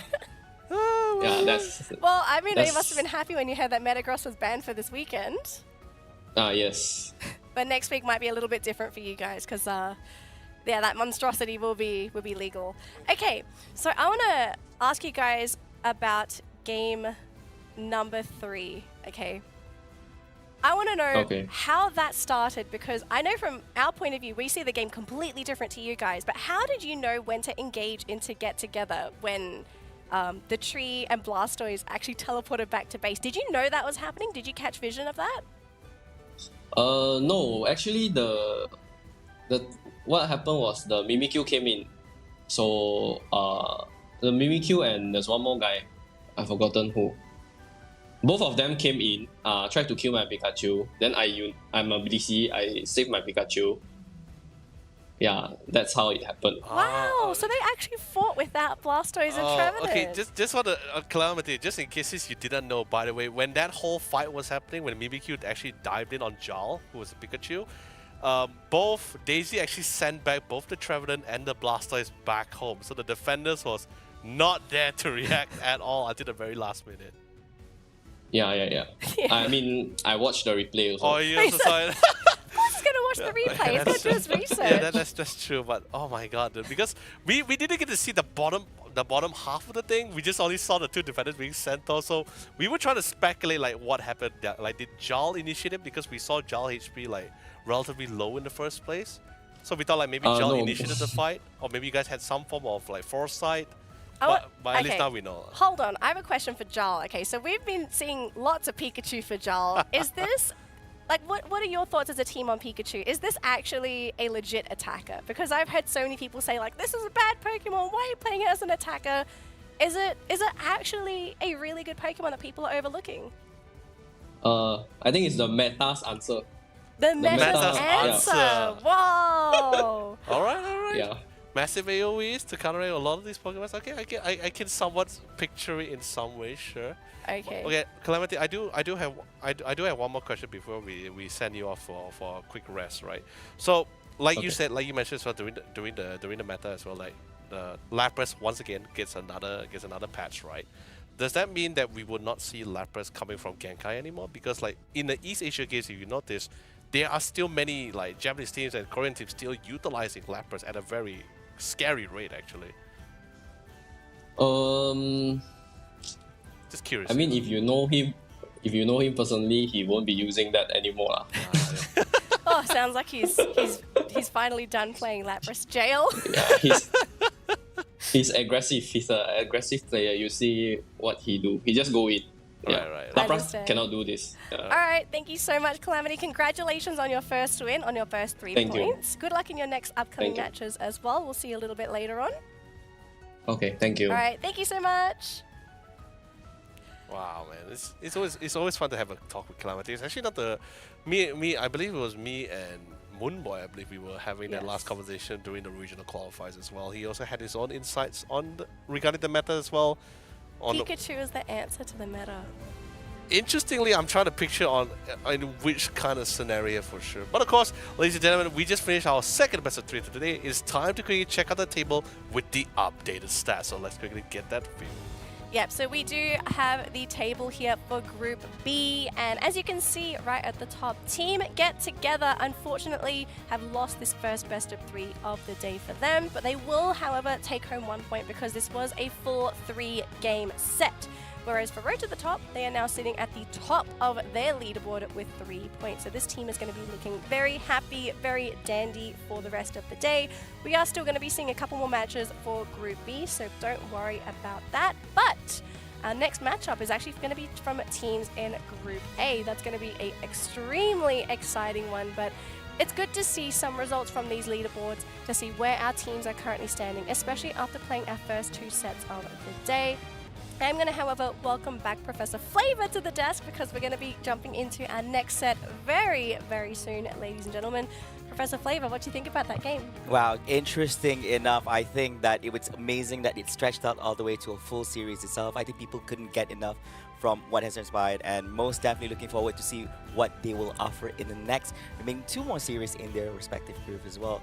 So I think this is going to be quite a day here. I thought East Asia have shown us enough of what we may witness here in the competition, but Southeast Asia is definitely kicking in really, really hard here, especially the first 2 series of the day. Yes.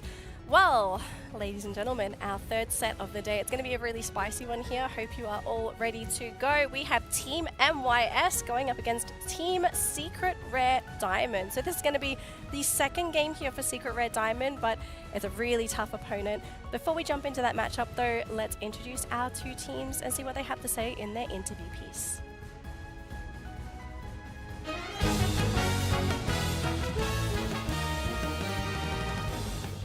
In my opinion, I think the strengths of our team is that we do our best every day. We practice until our limits every day until night, so that we ensure the best performance of the competition. 比较擅长在打架，因为我们玩比较久，所以我们比较有默契。I think Team LY's strength is that we all have really strong players, and all five of us work really hard together to be the best version of ourselves. And we try very hard to incorporate teamwork in our play.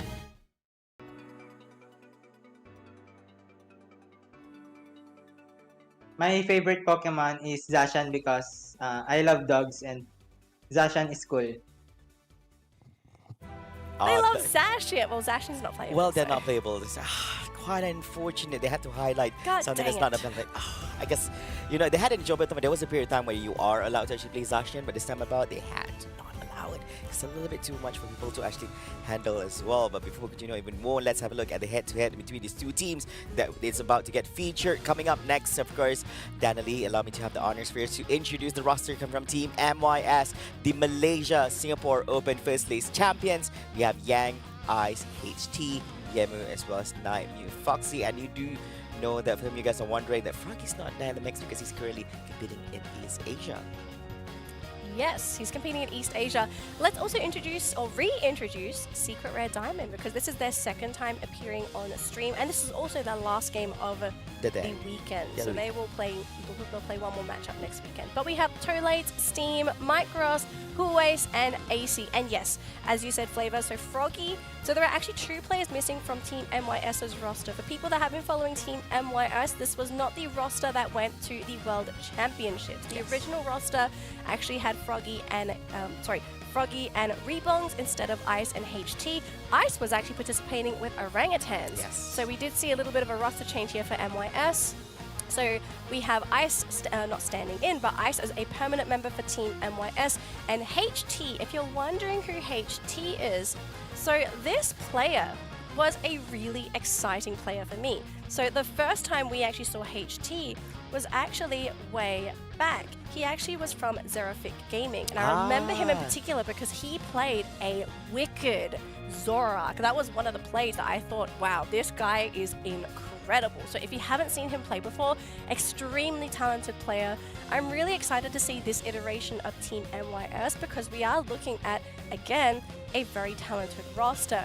Was that actually in the previous? It was from the last qualifiers for Worlds, yes. So Xerafic Gaming. Yeah, so it's actually supposedly a great add-on to Team MYS, and hopefully we get to see what the team has to offer here with this new lineup. But of course, talking a little bit about Secret Rare Diamond, now they didn't have a good opening in the first series of the day where they actually lost against Team Rise.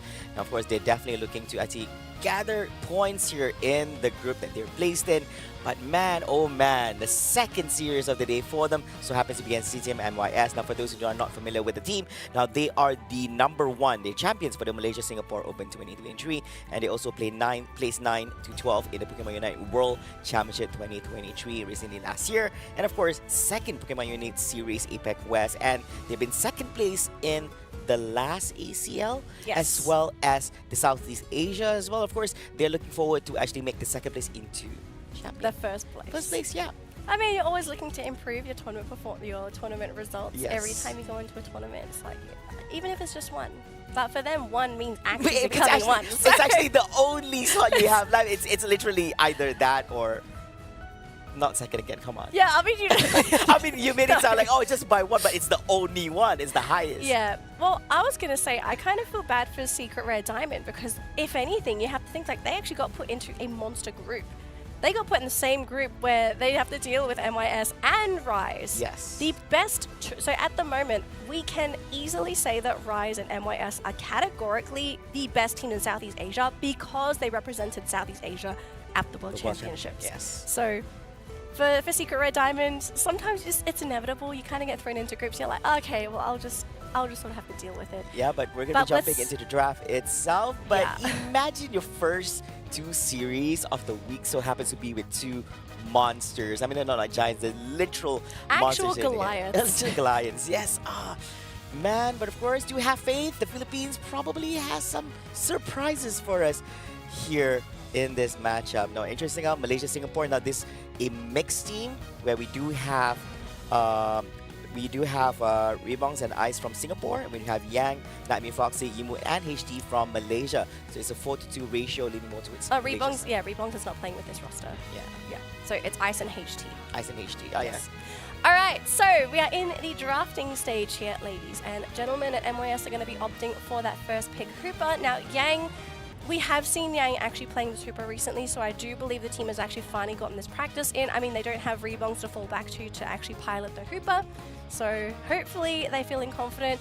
Although, if you're feeling confident, you're going to have to pick up that Mew for Nightmare Foxy. And for Secret Red Diamond to give away the Mew, either their team does not play Mew, or they are not anticipating this Mew. And for a team to not anticipate Mew, and especially if the Mew is called Night Mew Foxy... Are you really not anticipating a Mew from MYS? I mean, it's not so much about MYS, it's just because Night Mew Foxy, and as you said, he literally has the word Mew in his name. That's not the thing you should be worried about, because Night Mew Foxy, he has been posting guides on how to play Mew online. If you're looking to play Mew, look up Night Mew Foxy's build. He plays Mew on a completely different level, as in... I would never have come up with the combos that he has come up. He has figured out combos that animation cancel and allow interactions that wouldn't normally be able to happen. So this man, you know he's played a lot of Mew if he's able to come up with Mew guides that no one else has ever done before. Exactly. So make sure you watch a Night Mew Foxy guide. But yes, I actually think this is going to be an incredibly tough game here for Secret Red because they're playing into Team MYS's best Pokemon. And I'm really keen to see HT pilot this Mimikyu. Wow, this is gonna be a tough one, but instead, this time about, we see the draft coming out from Team Secret Red Diamond. They are running the Umbreon first pick, followed by the Buzzwole. Now, we've seen Buzzwole excel in some of the matches in East Asia, and this time they are running the Esme. We do wonder what kind of play they're gonna play here, or whether or not they're gonna be. It's really hard to navigate, Look, in this game, Steam has to play Stored Power. There is no way he's going to be able to get away with Psyshock. As much as you would want the damage, there's just so many Pokemon that's going to be coming at Steam. So like, I think Stored Power is mandatory. Yes, mandatory. But based on the draft itself, now, aren't they lacking a little bit of sustain here on their end? I mean, like, they have the Speedster. Now, for Secret Red Diamond, they don't really have anyone. They have Clefable. Well, basically, is that going to be enough from what... Clefable's, if anything, I would say Clefable and Hooper are the best quote-unquote healers in the game. So Clefable being the most active healer, whereas for Hooper being more of like a reset Pokemon because you're using the Fountain regeneration. Yeah. But who's really going to be the front lines here for Team Secret Red? Well, kind of depends because in some cases you can sort of frontline with your Clefable. But it's most likely going to have to be AC. Like AC is going to have to be your true frontline. Tolate is going to semi-frontline as well. And that's going to really be the only way that you can control these Pokemon and hopefully create that space for Espeon. But again, like, I'm just so concerned there's so much mobility on the side of MYS that they can just bypass that front line and just, practically squish that Espeon. Yeah, I think some of the main targets I want to look for Secret Red Diamond is also to clear that Zoroark. Buzzwole is going to be a little bit tough to actually take him on straight on. We'll see. It's going to be a little bit scam as well. There's 2 evolutions coming off the other. And so probably not a good idea to actually aim on the Umbreon. It's very much possible. Probably the other would be a better option. The game is underway here, but quick invasion and still coming up from Team MYS over there. It is going to be a 2-man rotation from them. So leaving 1 Pokemon on the top lane and 1 on the bottom for Team MYS. That is so painful because I believe they were actually trying to give... I don't know if they were trying to defend the buff. Either defend or they were trying to give the buff to the Umbreon, but because the blue buff is on ice, that's not going to be available at all for Secret Red Diamond. And here we go, we actually see HT coming in for the rotation, and goodbye Zoroark. I mean, HT is ready to go. He's got both of his buffs. Ice doesn't care. He's going to have a quick little nap. But HT is ready to completely dominate this lane. And because both of the EVs are still EVs, there's nothing they're going to be able to do up against this pressure. Now, Zorak is going to come back into the fray, but I just don't think anything is going to happen here, especially with unevolved EVs. Yeah, it's going to be taking a little bit of time, of course. It does take a little bit for them to actually get online as they actually evolve. Now, I do question on how Zoroark was actually a little bit off position, whereas the EVs was not actually trying to provide any form of support from behind. Even if they did try, it's not like they can do anything, but you wonder why was Zoroark that far ahead. Probably he thought there was an opening for him to actually go in for a little bit of scoring. Meanwhile, looking on the top lane itself, we do see that it's going to be a War Turtle going up against the Buzzwole. We do see rotation going on to the mid lane as well. He's trying to actually get on the wild Pokemons, leaving a little bit of space for War Turtle to have the lane for himself. And probably in the next few moments, he's going to get himself to level 7 into a Blastoise. Yeah, and especially, it's kind of weird. I'm surprised that Buzzwole's not trying to pressure Yamu at all, because you need to pressure that War Turtle, otherwise it's just going to hit that level 7, no problem. But look at this though, HT is just ravishing Secret Red Diamond. He is under no pressure at all, it's just getting these easy KOs. I don't know if it's a Mimikyu thing, I'm pretty sure it's a HT thing, because I remember last year I was so impressed with his play, and the way he's playing right now, I'm just like, he's just as good, if not better. Yeah, he's just made his way all the way to level 8 with having 4 back-to-back takedowns on members from Secret Red Diamond from that. And look at this guy. We were questioning on whether or not Mimikyu was able to actually go up against them, but then he has shown that he is worthy of actually taking down the enemy members from Team Secret Red Diamond. I do want to give props to Ice and Yang, right? Because they were also a big reason why Zoroark wasn't able to really come online. They stole the blue buff, and that's a big chunk of experience, especially from Pokemon like Zoroark. So I kind of feel like it was a team effort. Like HT had a free central lane, you had your support and your defender go in to pressure the opponent's jungle. They were successful with it as well. So this slowed down that early game for Secret Diamond, and so they have to play from behind for Secret Diamond, I mean. Yeah. So I think NYS, they just really good at visualizing what they want to do from that early game going into that mid game. And look at this, like again, Night Mew Foxy, one thing this man is really good at, not just because he's good at Mew, but he's also one of the best securers I have seen in the region. When it comes to securing objectives, his timing is impeccable, especially when it's on his signature Mew. Now, okay, I was wondering if Mycross was going to go for a flank because he was in that bush, but he just teleported home. So no aggressive plays from Secret Red Diamond, but I think if I was them, I'd be feeling pretty worried, especially with everything that has happened so far. Yeah, even though Secret Red Diamond was able to actually secure the Regieleki, but was not able to capitalize on it because it was good defense coming out from the Blastoise together with Hooper on the top lane. Meanwhile, we do see Team MLS also getting that Reggie still at the bottom lane, capitalizing on that buff. And also, is that a level 11 Mimikyu? Oh yes, it is. I mean, like, he's been snowballing really hard. I mean, like, you see the team members. Zoroark is currently at level 10, trying to keep up with Mimikyu here, but it's a bit too far away. Level 7 being lowest here in the hands of Umbreon, as well as the Clefable for the side of Team Secret Red Diamond. The level disparity between these two teams is massive, and I don't see this I don't see this slowing down anytime soon, unless NYS make a mistake, unless they feed away a couple of spare KOs, or if something happens and Secret Red Diamond just come out and win a massive team fight. But with how things are, that shouldn't happen under any circumstance with how cleanly they are playing this opening match of theirs. Yeah, so far the drive from the Blastoise managed to stop the scoring coming out from the Buzzwole here at the top lane, and it's clearing him out. It's going to be a 3-man rotation here at the top lane. Meanwhile, we see also the Espeon getting himself in together with the Clefable, making it a 4v2 situation, 4v3 situation at the top lane. Meanwhile, in a few more seconds as well, waiting for the Rex Reggie to appear here at the bottom lane. Probably going to be contested between the Hooper as well as against the Umbreon, and together with the Zoroark here. And of course, not looking too well from him. Of course, Unbound here being utilized by Yang, trying to do something about it. Meanwhile, we do miss out on this particular takedown. Mew clears out the Clefable at the top lane. We're trying to go attempt on the Regieleki.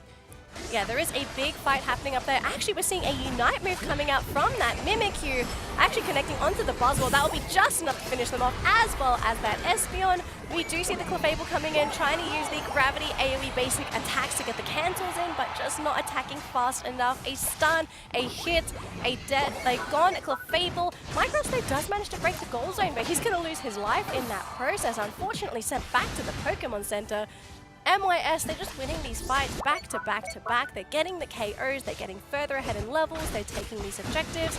I mean, it may have been a questionable play at first to use the rings unbound in that bottom lane, but I mean, that was enough to scare off Micros. Yeah, that was definitely enough over there, and I think it was great pull-off. I do want to highlight Look also at that... Yang, he's just pressuring.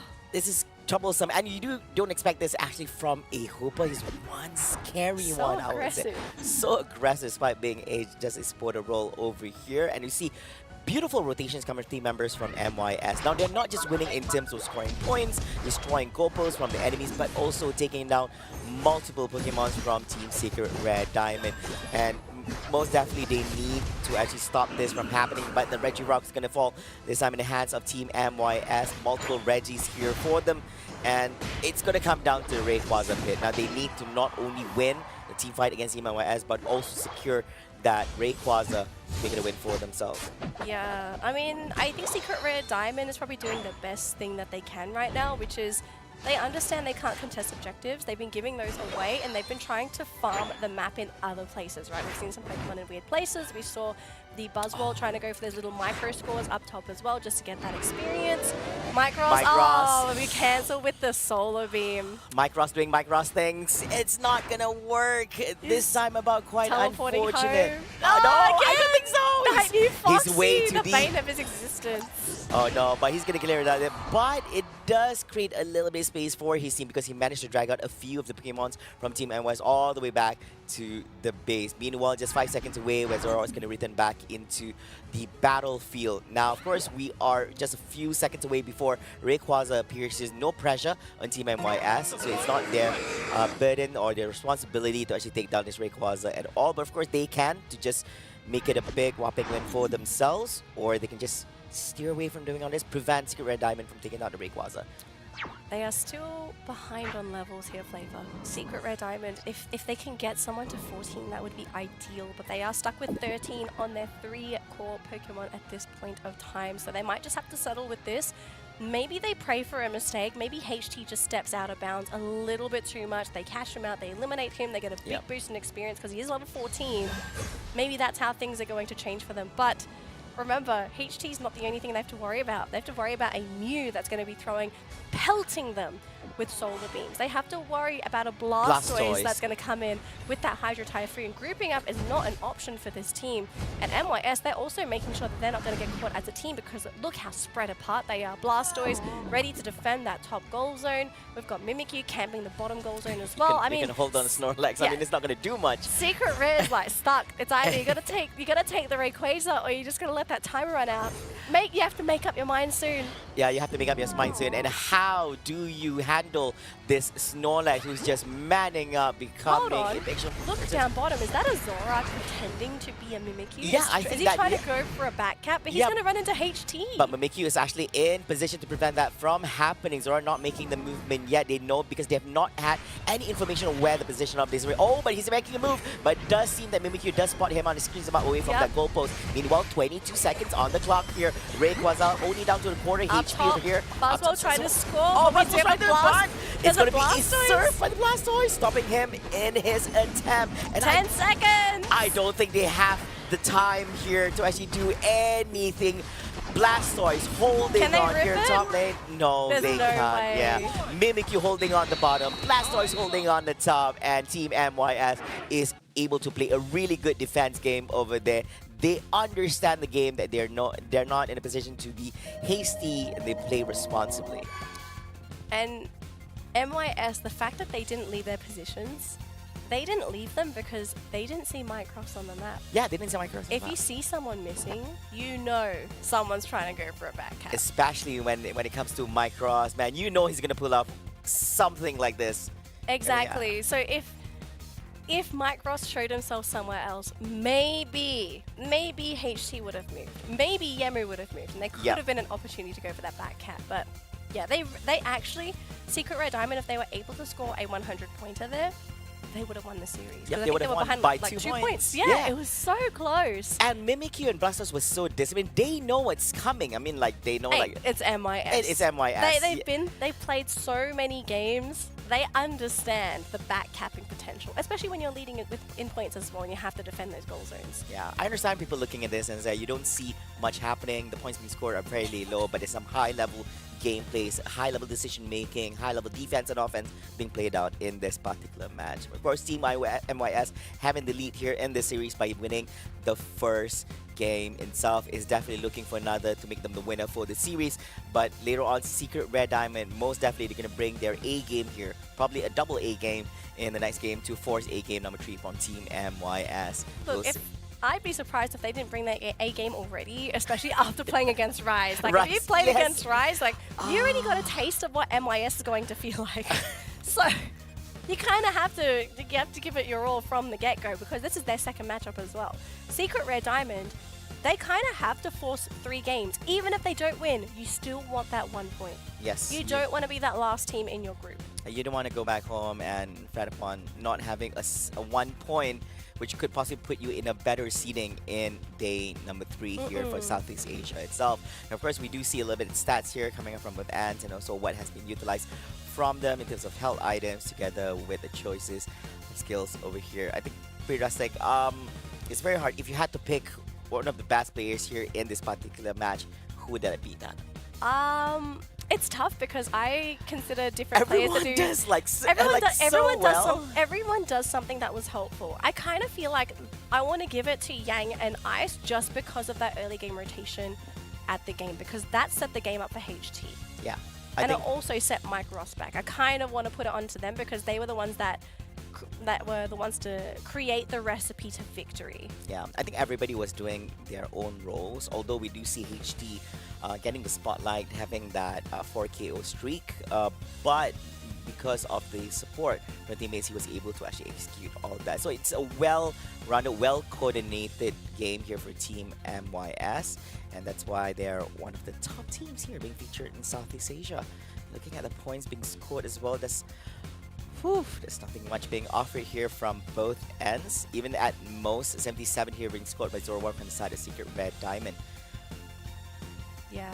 Looks like replays are ready, Flavor, so let's have a quick look at what happened in that previous game as we do set up for game number 2 because yes, that was just game number 1. There is a potential redemption arc coming here for Secret Rare Diamond and it could be in the form of game 2, but again, it's still an uphill battle. You're going up against Team MYS. You cannot solve this team by a single ban. You will have to outplay them at some point. You have to. So, I mean, ban is not going to be enough. You can actually take up... I mean, they're also known to be very flexible when it comes to drafting. They play very flexible, so they can play different kind of... They have quite a big pool of Pokemon that they choose from.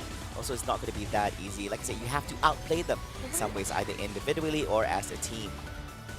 Yeah, and maybe at some point you can also sort of pray that maybe they pick a very hard to execute lineup because sometimes that can be a win condition too, where your opponent, they picked a good lineup, but a lineup that relies on having a high rate of success when it comes to execution. If you're walking a fine line to execute a draft, sometimes that's all it takes for your team to beat them, because if you are able to shift them off that line, to take them off that executive line, they'll mis-execute their lineup and that'll be the opening for you to sort of take over. But before we jump into our next matchup, we do have our player questionnaire again, so let's meet our players and see what they have to say about themselves. I love it.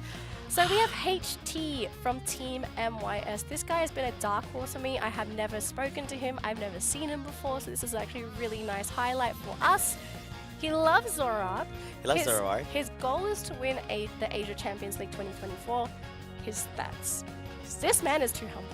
Very humble. Too humble. So he rates but himself hold on a minute. Yeah. I want you to just mosey your eyes down to this thing called mental strength. He's put 1 up. So, this man is tiltable. You can't tell him off. I mean, like, leading the team, you have to be very, very careful in the things you say and things you do to him. Hold on. So thankfully, he's not the captain of the team. Exactly, no, that's the thing. Being a captain, you need to softly tell him things. If not, he's gonna have a mental breakdown. Man, look at that. 1 star on mental strength. He's fragile. A fragile sticker. Man, is one fragile orc. But sometimes it is like that though. Like something that I noticed, and it's not just for Pokemon Unite, but for a lot of other MOBAs. So HT plays a very difficult role, and normally these players that play difficult roles, they're actually, all of them are like this. They are very, very weak. Low mental strength, because when things don't go their way, sometimes it's just like they have so much to focus on that they don't have the energy to focus on themselves. We're going to switch on over here to Steam. And Steam is the complete opposite. Man, his mental strength out above and beyond 5 stars. And and look at this. He's got 5 stars in cooking. Yes, he's a winner. Yeah. I mean HC played great, but you can't beat 5 stars in cooking. Okay. You know why? Because the way to your teammate's heart is through the stomach. It's through the stomach, exactly, and that's why. That's why he's called Steam. That's why he's called Steam. Man, this guy. My number 1 stat so far, is Steam from Secret Red and cooking. 5 stars. Okay, hang on, but hold on a minute. I'm not sure if he's talking about cooking in real life or cooking in game. Oh. Maybe he's cooking in game. Let him cook. Let this man cook. Let Steam cook. Let him cook, man. That was enjoyable. That was fun. That was fun. I do wonder if you can actually see what everyone actually has for their player information over here. Yeah, I could never rate myself. Yeah, so just a recap. I mean, in case we didn't highlight it enough. Now that last option, they get to choose what particular.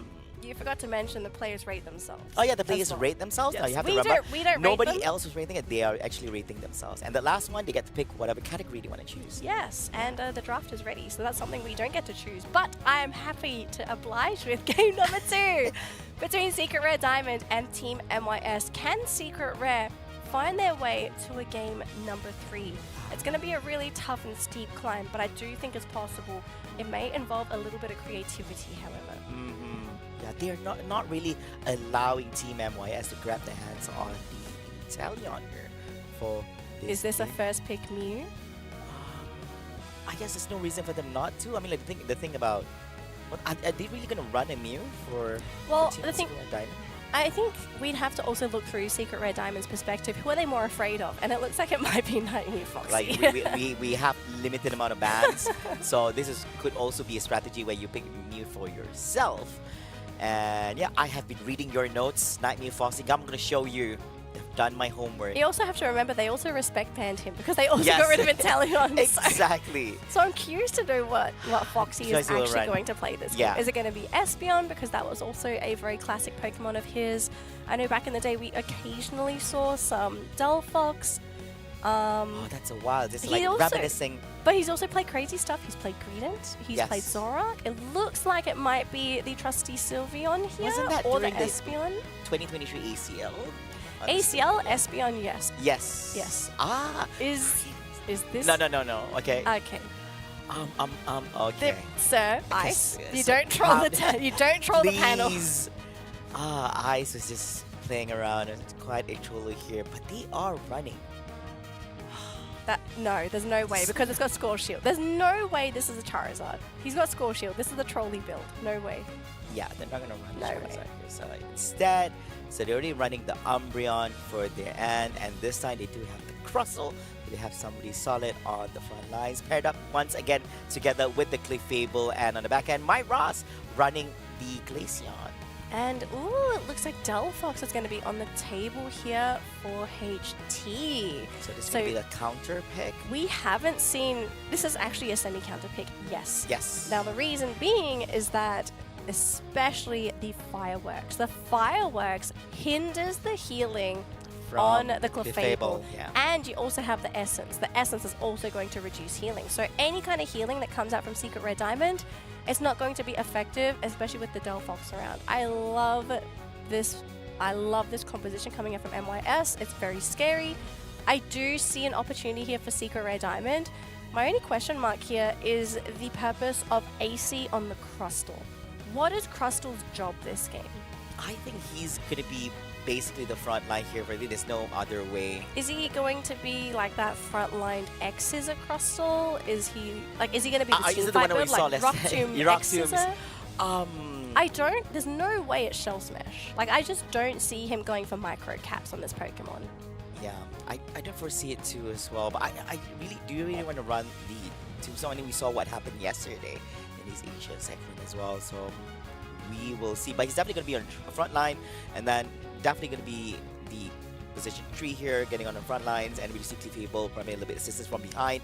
On the back end, we have Glaceon, Umbreon, as well as Mew. Now, imagine this with having a Delphox, and you don't have any support in terms of regen, health regen coming on from the Clefable. They're quite soft here, so getting caught during fireworks is going to be very, very problematic for Team Secret Rare Diamond. I mean, a lot of the players on Secret Rare are actually really squishy, right? Yes, and the only one that can sustain is probably the Crustle as well as the Clefable.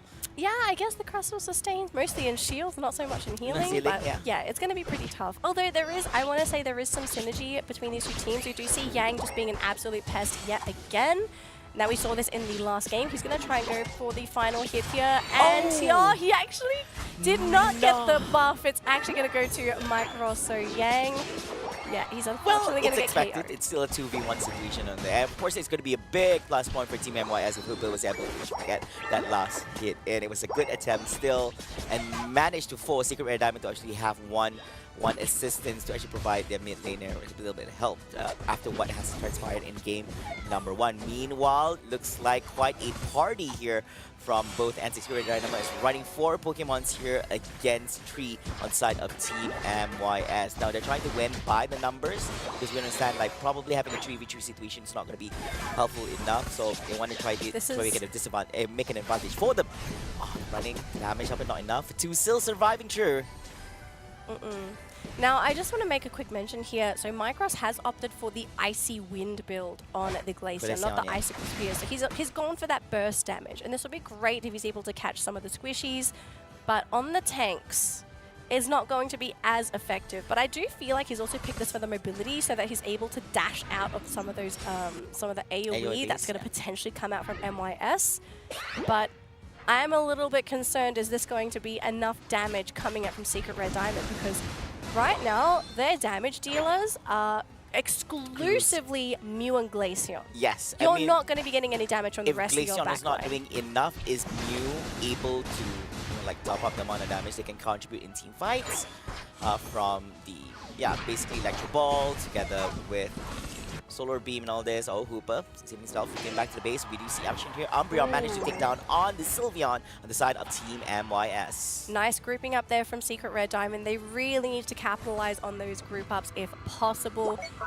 And if they can keep that up, I think this might just be what they need to get that momentum to give them a much easier mid-game to late-game scenario. But like this, though, they're grouped up and they're caught within that water spout. That is not an ideal situation either. They are trying to catch out some of these 2 Pokemon here, and it looks like the War Turtle will be punished. They did try to go for those double KOs, but they just didn't have enough sustain on that War Turtle and just not enough lockdown for HT to go for the finish. But what is this? What is this? Sir, did I just see a Hooper eliminate a Glaceon? Yes, we did. Yes, we did. I mean, look at this guy. Yang, that's not supposed to be the actual scenario in the game. This guy is on a different level altogether. He's shown this in game number 1 and ends up showing it once again in game number 2. Definitely not the standard that we see. Meanwhile, looking at some strong Wood Hammer here by the Trevin, and of course damage is not going to be efficient enough. It's not going to be enough, and he's going to be just reading back here. Looks like these 2 teams ready to fight for the bottom objective. Blastoise and Crustle are going to continue with their kerfuffle up in that top lane, but we do see the fireworks to zone away Secret Rare Diamond. Yes, with the Umbreon gone, there's no more frontline on the side of Secret Rare Diamond, and it looks like we are seeing a full frontal assault here by Team MYS. They will actually teleport home. The Electro Ball not going to connect. The team has come back, and now Night Mew Foxy coming in with the Hyper Voice, doing so much damage to that Mew, even committing the Unite as well. The final hit though, Glaceon getting the Registeel buff, so MYS, they don't succeed and getting the buff, but will they be able to succeed in this team fight instead? It looks like that might just be the case with 2 eliminations on the board, looking to get more and hopefully looking to break this goal zone. They do have a successful reset. Micros is all alone in between all of these Pokemon, gonna be sent back to base. We still have Mew, we have the Follow Me used on the Clefable as well, but look how quickly this Clefable is losing its health. The fight continues. We still see Unites being popped. Yamu with the Unite as well. Umbreon with the Unite. These teams are fully committed to defending and attacking this 27-point goal zone. But it looks like we might finally be reaching the end of this. MYS unable to break through Secret Rare Diamond. It makes you wonder who's the one who actually got the buff. I mean, like, aren't you supposed to be on the losing end when you don't have it? But it does seem that Team MYS the one putting pressure on Secret Rare Diamond. And talking about getting a last hit in on the Reggie Steal as well is because now instead of opting out for the Esco Shard, now he does have the burst, so he's able to actually get the last hit in on the Reggie Steal. But despite having the advantage of the buff, they were not able to actually do much as they're losing out 3 Pokemons from straight off against Team MYS at the bottom lane. So you have to be very, very careful when it comes to these kind of things. Oh, double with Hammer and Haze, hitting on Crossel, not doing so much here. But Crossel also, basically because of his ability to sustain, he's able to actually get in the middle in between team fights for Team MYS and cause a lot of disruption. Now, coming back to the whole discussion earlier on, but before we get into all that, it does seem that they managed to take down the Trevenant, and it's going to be in the hands of the Glaceon here at the top lane. We do see Blastoise being a very big nuisance here for Tollate. So both defenders in that bottom lane. Not doing much today. Yeah, not doing much, but they are pressuring each other. Up top, though, we are starting to see some people pinging at that top lane, especially for Secret Red Diamond. They are saying, be careful, make sure you defend. We do not want to give this objective away to Team MYS. This stalemate has lasted for so long that Crustal's actually left that lane to get some experience before coming back. The MYS, though, they are really hard-pressed to try and take this Regieleki, but they're not doing it. They're trying to wait for the Secret Rare to overstep some kind of boundary, and this might just be the opening that they're looking for. Hornleech coming in from that Trevenant. It does connect, but just not long enough to disable those Pokemon and set up for his team. This is such an awkward fight for both MYS and Secret Rare. Yeah, it's quite annoying as well that every time they actually try to actually poke into the enemy, then here comes a portal, resets everyone back to the whole team fight. Meanwhile here, Trevenant and then HP returns back once again as usual, together with the Hooper coming up fresh. It's going to be Blastoise, it's going to be careful. He's actually quite in a good position over here to actually rip things off with his Unite. But still holding us strong. Here comes Typhoon, hitting up on tree and followed up by his team members with the damage. Okay, down goes the Mew, down goes the Fable, and also down goes the Crossel as well, losing 3 members from Team Secret Rare Diamond, leaving the 2 evolutions, the Glaceon as well as the Umbreon. There's not much they can actually do. But here comes a jump from the Umbreon. There's no damage come from behind. They have to be really careful. Trevenant making an escape here. Wow, MYS are making a really big call, so they actually decided to break both of those top goal zones. Now they want to take the Regieleki because this Eleki is going to pressure Secret Rare's base. If this makes it to the base, if MYS decide to push with this, that's going to be a Which I fight don't think they will allow. I mean, there's No. ample amount of time. There's still 40 seconds before Rick Just get that experience. Yeah, they're just going to clear out the Regieleki for sure. But this will force Secret Rare to commit resources to slowing down this Regieleki. So Mew's not going to be farming, AC is not going to be farming as well. So this is good news for MYS. 20 seconds to go. This should go down in the next 10 seconds. So not too bad. Not going down fast enough, I would say. Like you said, it's also very time consuming. Waste a lot of resources where you can actually do other things here around the map. But of course, waiting for the next 10 more seconds before Rayquaza appears here in the middle of the stadium, and we will see if Team MYS is able to replicate what they played on in game number 1, where all they had to do was just fend off the team members from Secret Rare Diamond to do any naughty sneaky attempts actually going for score or even take down the Rayquaza as well. It does seem that team members of Team MYS are currently in position. Now they have a different kind of lineup compared to before. Previously they actually had the Snorlax to actually be on the front lines, run things out, but this time, so they're quite in the middle in between things. Now a little bit sniping here coming on from the side of Secret Rare Diamond. Mike Ross is currently in the team fight rather than trying to sneakily get any scoring done on Team MYS. Yeah, Secret Rare Diamond on the back foot here. They aren't playing with the Crustal. Crustal is actually going back to farm, I believe. He's not really with the team, but MYS with the constant resets, just making sure. Just in case. Just in case there could be some potential backcap that isn't going to be happening. Blastoise, though, going in with the Rapid Spin, going quite low, but he will get the reset off. This team, though, is still battling in that central area, but no commitment by anybody as of yet. Both teams too scared to commit into this fight. But Secret Rare Diamond, they've got 1 minute left to make a fight, to break through MYS and to get that Rayquaza. They're going to be starting it off yet again with Yemu with the Rapid Spin. But hang on a minute, looks like the Umbreon gets eliminated by HT's Delphox. The Fireworks gets dropped as well. Glaceon actually being eliminated for 24 seconds. A big source of damage out of the fight. Crustle followed by the Mew. It looks like MYS have finally broken Secret Rare Diamond and will deny them the opportunity to even attempt the Rayquaza. Oh, wow. Even rips up the Unite there coming up from Shaman as well, making a 5-man. It's a full-on team-wide coming from Team MYS over here. It should have been the other way around, as Secret Diamond would want that to actually happen from their end. So right now, it's ignoring the Rayquaza altogether. They're going to do more scorings in the face of Team Secret Red Diamond. So 8 more seconds on the clock over here. There's nothing much that Team Secret Red Diamond can do. They're not in position to do any form of scoring. They don't even have much in their pockets to do any form of scoring as well.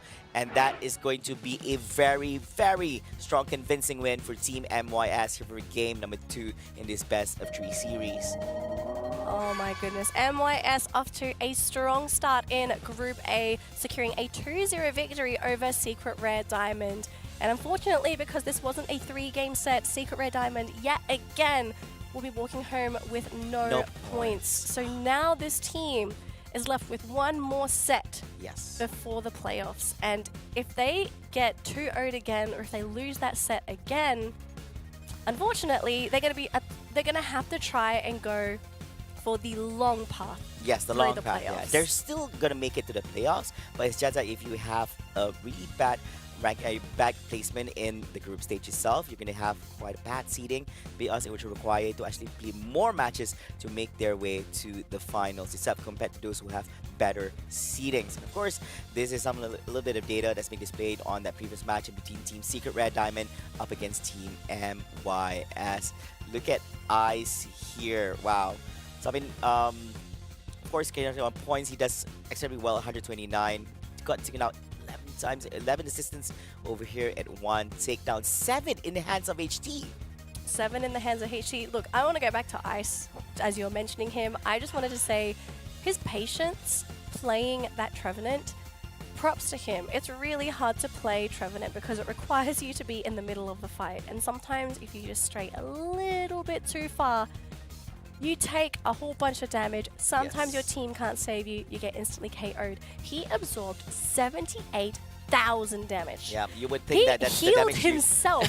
30, almost 40,000 damage. He was able to heal himself. Yes. So the thing about Trevenant is also it requires you actually have chain usage of your skills, so you can actually keep regenerating yourself as well. So although he actually absorbed and soaked in a lot of damage, he was able to actually regenerate a lot as well for himself. So props to Ice for this as well. It's not an easy thing, because if you get locked down, if you actually get rooted up, you're not able to actually execute your skills, you're not able to regenerate yourself and just disappear. He's not like the usual type of defenders where you have you have to walk a fine line when you play that Trevenant. Yeah. It's either you go too far or you don't go far enough.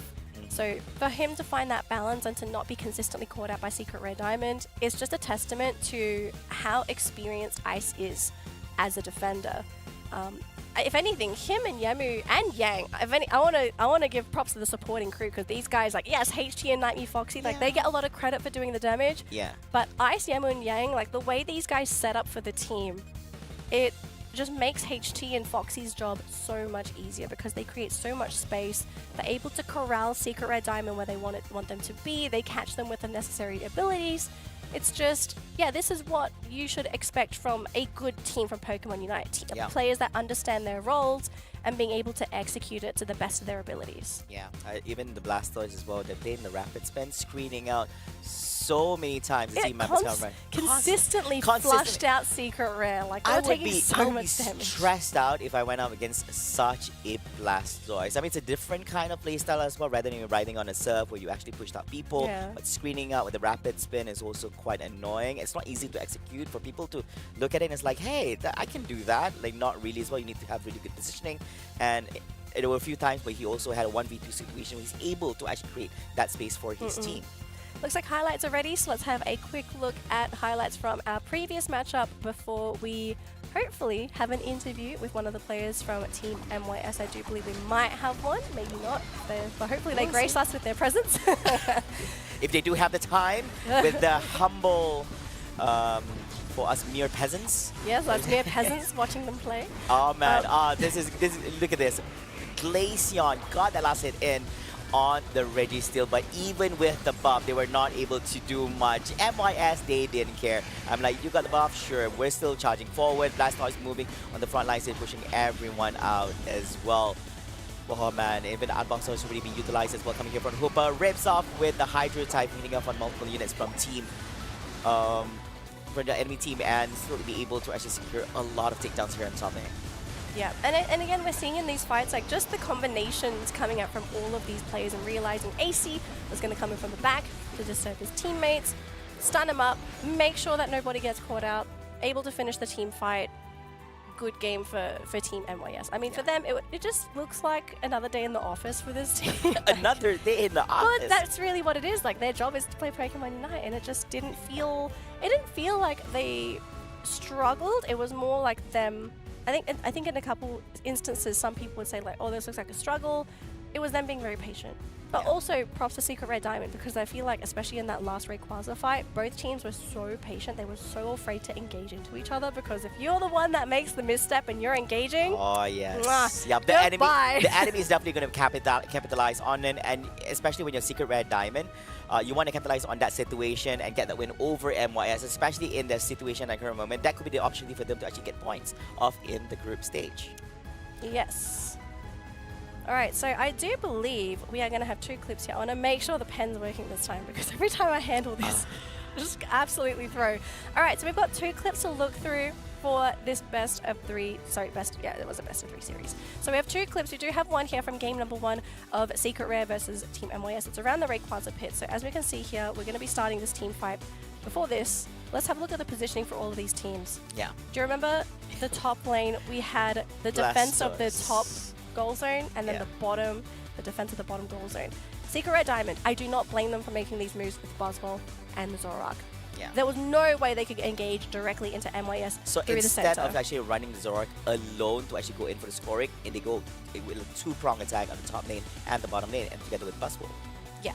So we see the two-prong attack. I do believe this is also when they got spotted out, and this is where the 3 versus 3 happened in the central area. And unfortunately for Secret Red Diamond, the level difference between these two teams really spoke for both of these squads, because you've got a Blastoise here who's defending top Buzzwole. Buzzwole, in a lot of cases, will win 1v1s, but against a level 14 Blastoise, there is no way he's going to win that fight. So you're praying that your teammates in the central area are going to win that fight for you. This is including when Zoroark, I believe, has actually come into this fight as well. Mimikyu's still defending that bottom lane because he's afraid of that potential back cap. So this fight is happening. And even then, Mimikyu doesn't have to be here. Blastoise doesn't have to be here. MYS are consistently and successfully defending. They tried to go for the Rayquaza up here, but as you can see, they just ran out of damage. I want to play this clip again. I wonder if things would have been different for Secret Rare Diamond if their team actually focused the Rayquaza, and by some miracle, you can see they're heading into the Rayquaza here, by some miracle, they actually managed to get the Rayquaza buff. Buzzwole's still here. He could have actually potentially scored against the Blastoise. So as you mentioned just now, yes, of course, you do hope that they are able to actually get that win and Rayquaza up, so he can immediately score. Even with the presence of having the Blastoise, that's not going to matter much because he has the shields, so he can actually immediately go for scores. And that would include the Zoroark as well at the bottom lane. So even if Mimikyu tried to screen him out, he's still able to score. Yes. Alright, so I think we have clip number 2 ready here as well. So this is game number 2 where the teams are both engaging into each other. This is right before the Rayquaza fight as well. So we see Yamu doing his job. Yeah. He does such a great job scouting out, providing vision for his team with the rapid spin because you have the damage reduction. Look at this. The fact that Ice did a great job at denying Icy the potential chance of actually just engaging into MYS. It was a very short clip, but the fact that he stopped that Crustle from disrupting MYS from the back, it allowed the rest of the team who was in the front to finish off Secret Red Diamond. It was a super short clip. I really don't think we could explain much more of this one. But we have a third clip today. Yeah. Ooh. That is interesting. So this one, I believe, is actually a highlight clip of HT on his Mimikyu. So let's watch this. But I don't think this is the one where he actually had a 3KO streak one. So there's a different one. I think this was actually the one after they took down the Registeel, where he has the special attack and attack buff.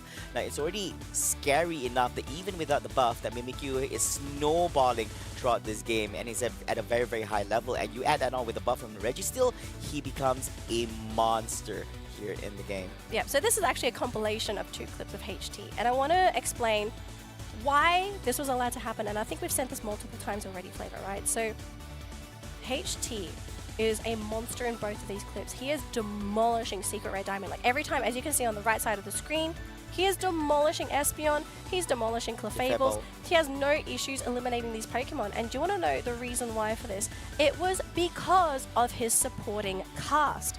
Let's go back and look at our 2 superstars that set things up for our Mimikyu.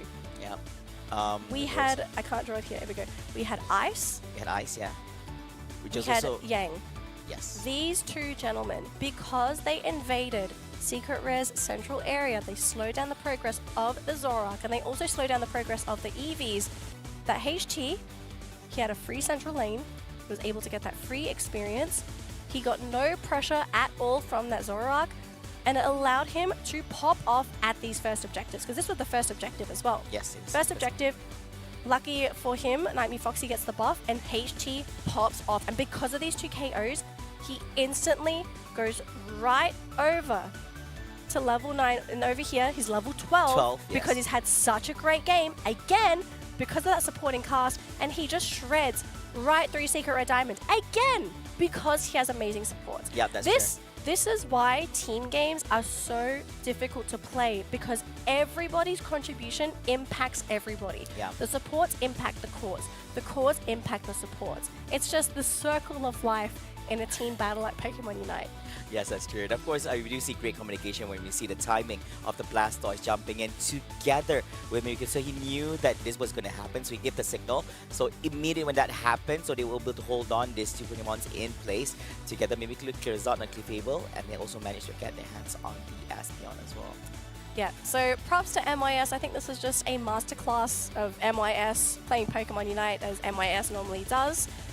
Secret Rare Diamond, if anything, I hope this was a valuable learning experience for this team. We're going to come back to the desk here, but today has to have been the most growth we are going to be seeing from Secret Rare Diamond, because this team has just played against the top 2 teams in the region, in Southeast Asia. Yeah. You've just played 2 extremely valuable games. You're going to have a lot of valuable VODs to go back to look through.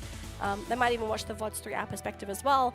And I'm hoping we're going to be seeing some improvement coming in from Secret Rare Diamond, because I see potential in this team. Yeah. It's just I can also see some of this inexperience sort of bleeding into their games, and you can't blame them, because Rise and MYS have played Unite for so long. Exactly. And you're looking at playing against some world-class players over here, so it's not going to be an easy feat. These people are very, very much experienced, and they have been on the competitive stage so many times. They know what to expect. Some of these small tricks will not work on them, as they know all these cards, and they have played it before as well against their opponents. Yeah. But of course, good news for us that we're also going to be joined in, of course, with our humble peasant. Humble peasant? Excuse me, you mean world-class player? The World Cup players is about to be in front of us, humble and peasant-like people. Let's here. speak to Ice. Listen to Ice. Hey Ice, how you doing? Hello, I'm doing great. All right, I'm not really congratulations happy on your about first win. my I performance. want to know how you're feeling after that win. I'm doing great. I'm not really feeling good about my game 2 performance, but it's still, a win's a win. So yeah, I'll take those, I guess. Yeah. So what in specifically which part were you unhappy about? Like whatever happened during that particular match? I think if you give other Trevenants the same opportunity I was, they would have opened the team fights a lot better. But I think I'm not well versed enough on that hero, so I didn't perform to the best of my abilities or to my expectations. So I'm a bit frustrated with that. Yeah. And that caused me to be a bit rushed. Yeah. He's frustrated. I'm confused. It looked good to us, but Like, I mean, if you can play better Trevenant in the future, we wouldn't mind watching that either. we wouldn't mind it at all. I mean, like, that was amazing enough in our eyes, together with the audience as well, who's witnessing your match for today.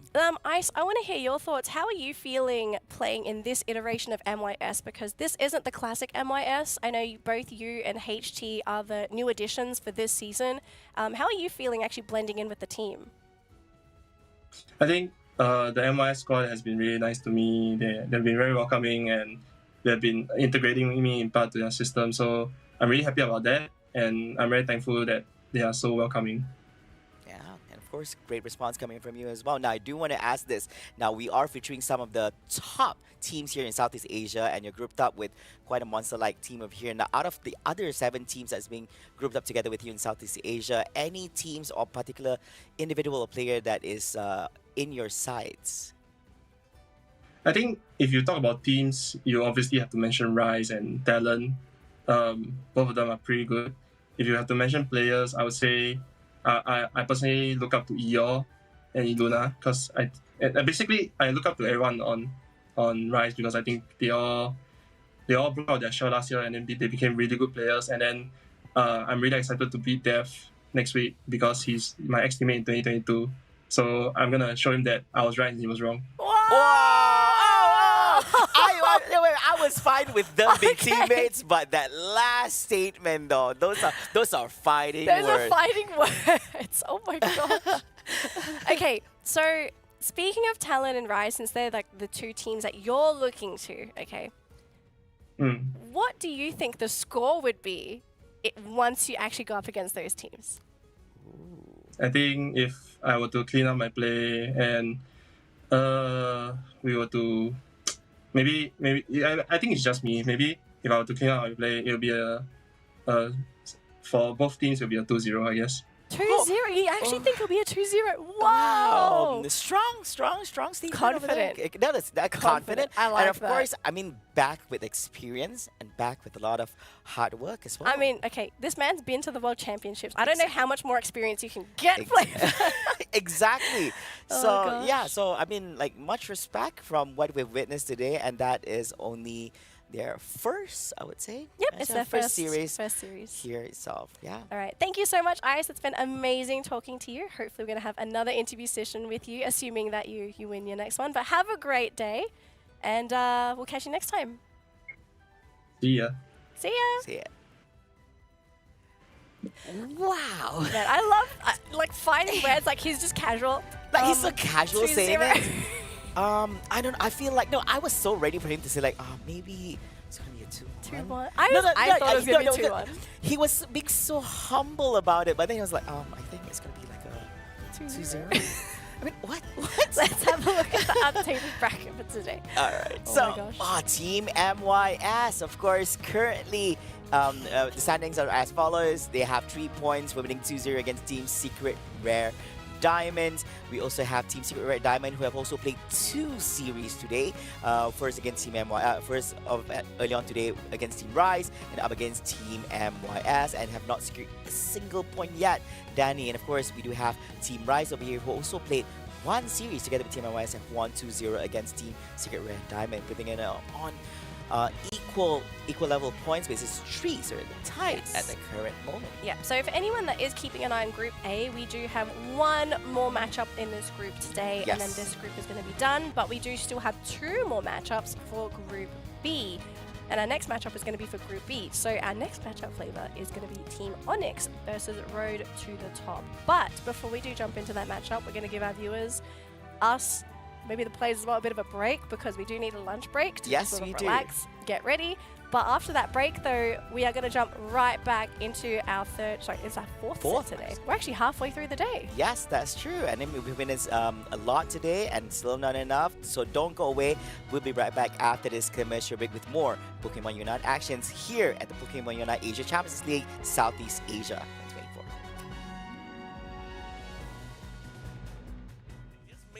Give it up this entire regular game. They can try to go for a couple of poke, maybe try to go for a last-minute snipe, but literally Zealous gets pulled back with a smackdown, knocked down for the count, and instantly down for the rest of the team. A beautiful KO secure from Secret Red Diamond, and even the Reggie Lecky too. They want a couple of more. They're not satisfied with one. They want to try to get the third if it's possible. After you make any impact from the side, comes out from Umbreon as well. Trying to hold on in position. Oh, Hydro Typhoon latching on into Tube. Is that the fall come from the teammates? We're trying to jump in as well. And here also comes together low lane 9 to come from the side, and the damage shot hitting off on the Cliffy Able. Chasing off from behind. Oh, but it's going to be Glaceon from the bottom side. Towards the upside, they're going to be taking out on the low lane 90s. Going for more, and it.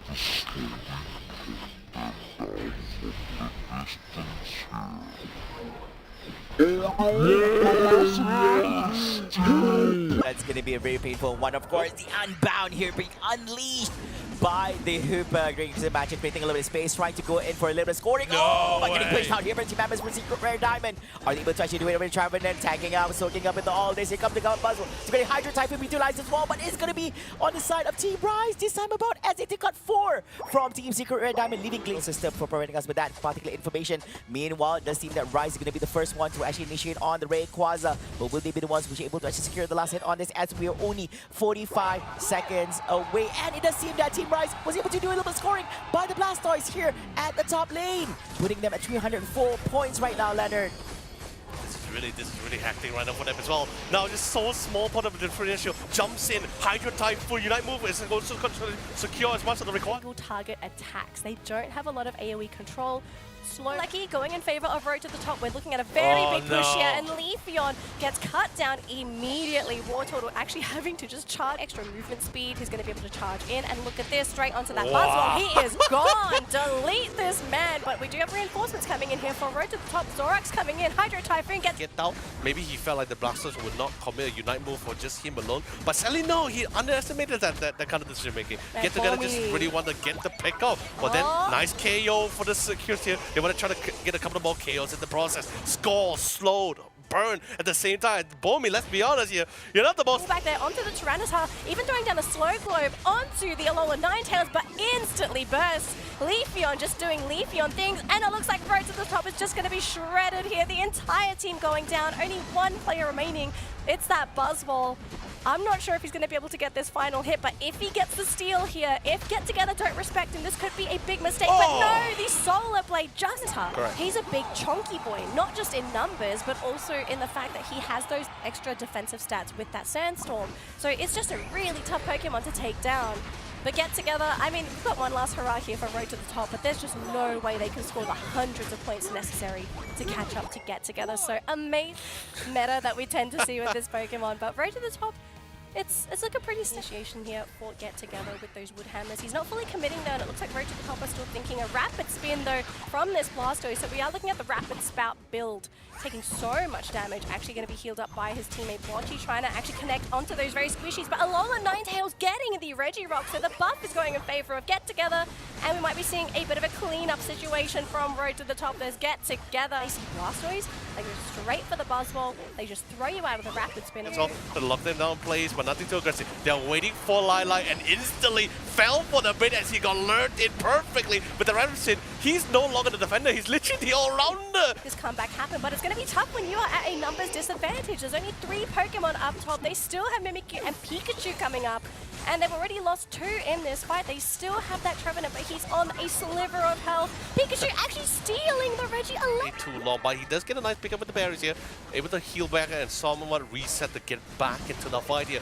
Of course, Blastoise still big and massive with the Rapid Spin, and of course, returning the fail of Milo P gets 1 KO, but instantly trainer back, but they make it costly. Use the Follow Me to keep the Umbreon in place. Certainly but look at this, though, we do see the Leafeon trying to go for the Unite, instantly getting popped through the Thunderstorm as well, but both of Road on Top's Pokemon instantly going down. They've lost their support, they've lost their central laner as well. Pikachu completely exposed and caught out with that mean Ninetales, and every time they've done that, they have just popped a face full of snow. Extremely painful, but look, it looks like the Pikachu once again getting the Regieleki, and the Snow Globe being popped right now. It's 2 minutes 10. Rayquaza's about to respawn.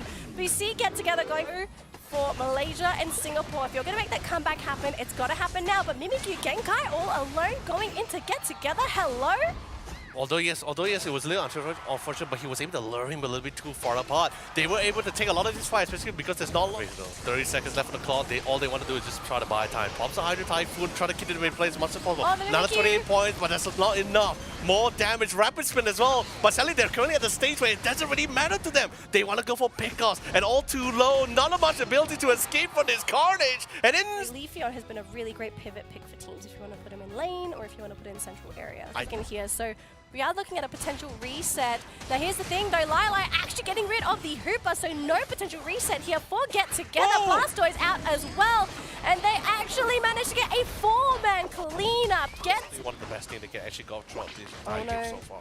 Paddy actually being caught out here by the Buzzwole, and the to base, and the rest of their team is actually fighting Leonard. Then right back into the things itself. Pops in the Hydro Typhoon, was able to get a nice pickup as well. However, Lala is still alive and it's still a danger at large. He just managed to get on top of the Hooper and still remove them from play. The timing wasn't that great, couldn't be possibly even worse. However, if you ask me, I still think the main key for that goal was all want to try to go for that flank if you choose to go for it. It's time to rip. You've got 25 seconds to rip that Rayquaza, but I mean, I don't think you have the damage here.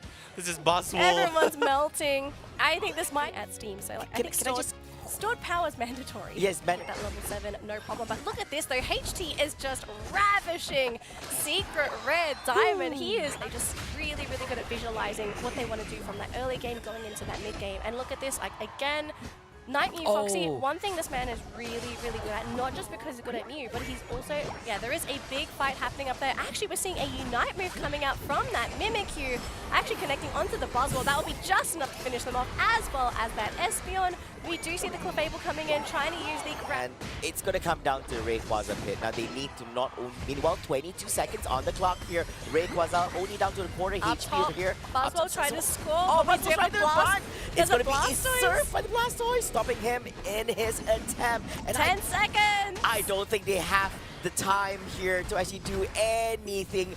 Blastoise holding on here top lane. No, There's they no can't. way. Yeah, Mimikyu holding on the bottom. I do see an opportunity here for Secret Rare Diamond. My only question mark through late game scenario, but like this though, they're grouped up and they're caught within that water spout. That is not an ideal situation either. They are trying to catch out some of these two Pokemon here, and it looks like the War Turtle will be punished. The Electro Ball not going to connect. The team has come back, and now Night Mew Foxy coming in with the Hyper Voice, doing so much damage to that Mew, even committing the Unite as well. The final hit though, Glaceon getting the Registeel buff, so MYS, they don't succeed in getting the buff, but will they be able to succeed in this team fight instead? It looks like that might just be the case with two. As usual, together with the Hooper coming up fresh, it's going to be the Blastoise, got to be careful. He's actually quite in a good position over here to actually rip things off with his Unite. But still holding it strong. Here comes Hydro Typhoon, hitting up on tree and followed on by his team members. Get that Rayquaza. They're going to be starting it off yet again with Yemu with the Rapid Spin. But hang on a minute. Looks like the Umbreon gets eliminated by HT's Delphox. The Fireworks gets dropped as well. Glaceon actually being eliminated for 24 seconds. A big source of damage out of the fight. Crustle falling. Offensive player in their Pokemon team here. So seeing them both he really overestimated the damage that was coming in. Mike Ross completely isolated as well. Need to try to find a way to back off, but unfortunately completely surrounded and knocked down for the count. One of the main damage dealers currently out of the other 4 Pokemons from both ends. Oh, straight away Unite just a lot. I just want to go. It's scoring huge, but oh no, Glaceon made it in time. Screening him out. Now Mike Ross, what is going to be his play over here, but he's not going to make it. Game back, unless they can try to sneak Illuna and even AXQ to go for a couple of points of dunking. Yeah, but they were required to, the Pokemon to actually get into the goal post to go for a little bit scoring, and knowing that Secret Rare Diamond is not going to allow such a slip up to happen. Meanwhile, we do see a scramble happening up front coming from both ends. Rayquaza still slightly less than half HP over here. They managed to take down 2 of the Mons coming up from the side of Secret Red Diamond, making it a 5v3, make it 5-1 situation over here. And Leafeon also more offensive Trevenant here, not going to be the one that's winning things out. However, I felt it's they can't really do much with just the Scribble and the Hooper. However, to the bottom lane, we got the Zora just constantly diving to try to see if they want to try to get some equivalent trade here. It looks like they will succeed. She gets tagged a lot instead. All relatively low, no Unite move. They just may have to give it up. This entire regular, they can try to go for a couple of poke, maybe try to go for a last minute snipe, but literally Overzealous gets pulled back with a smackdown, knocked down for the count, and instantly down for the rest of the team, a beautiful KO secure from Secret Red Diamond, and even the Reggie Lecky too. They want a couple more. They're not satisfied with one. They want to try to get the third if it's possible. After she make any impact from his side, comes out from Umbreon as well, trying to hold on in position. Oh, Hydro Typhoon! Latching on into Tube instead of... Ladies and gentlemen, welcome back to the Pokemon Unite Asia Championship League 2024. Today, we're going to be featuring the Southeast Asia teams. My name is Flavor, together my good buddy here, YOLO Lee. Of course, Flavor, it is fantastic to be back here among fellow Pokemon connoisseurs or enthusiasts as well, because we're pretty much like halfway through our entire day of all the series that we currently been watching, right? Yeah. 6 series, 6 best of 3, 6 best of 3 series, currently halfway through. We've seen all kinds of action. Yeah. And of course, comparing from yesterday's region tournament as well, which was the East Asia side, you can definitely tell there was a little bit more difference in terms of certain values or certain rules here. But of course, let's quickly bring up our fourth match of today, which is going to be our fourth best of 3. It's going to be Team Onyx versus Road to the Top. Yeah, and of course, if you guys don't know this, Team Onyx from Indonesia going up against Team Road to the Top from the Malaysia Singapore Open qualifiers here, making their way to the regionals itself. Now, very excited for this one now, because this is going to be Group B matches. Yes. Yeah. But of course, first things first, let's go check out some quick videos before we kick things off.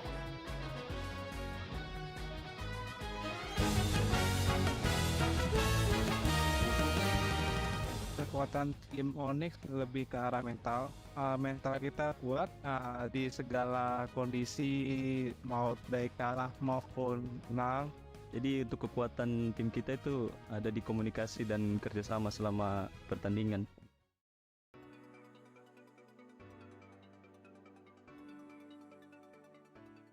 My favorite Pokemon is a Mew and Mimikyu. The Mew because he like unexpectable Pokemon. He can play as a suddenly can play as a Pok. He can every time you change the different play style. My favorite Pokemon, Slowbro. The reason why, it's easy to use. You just have to unite someone.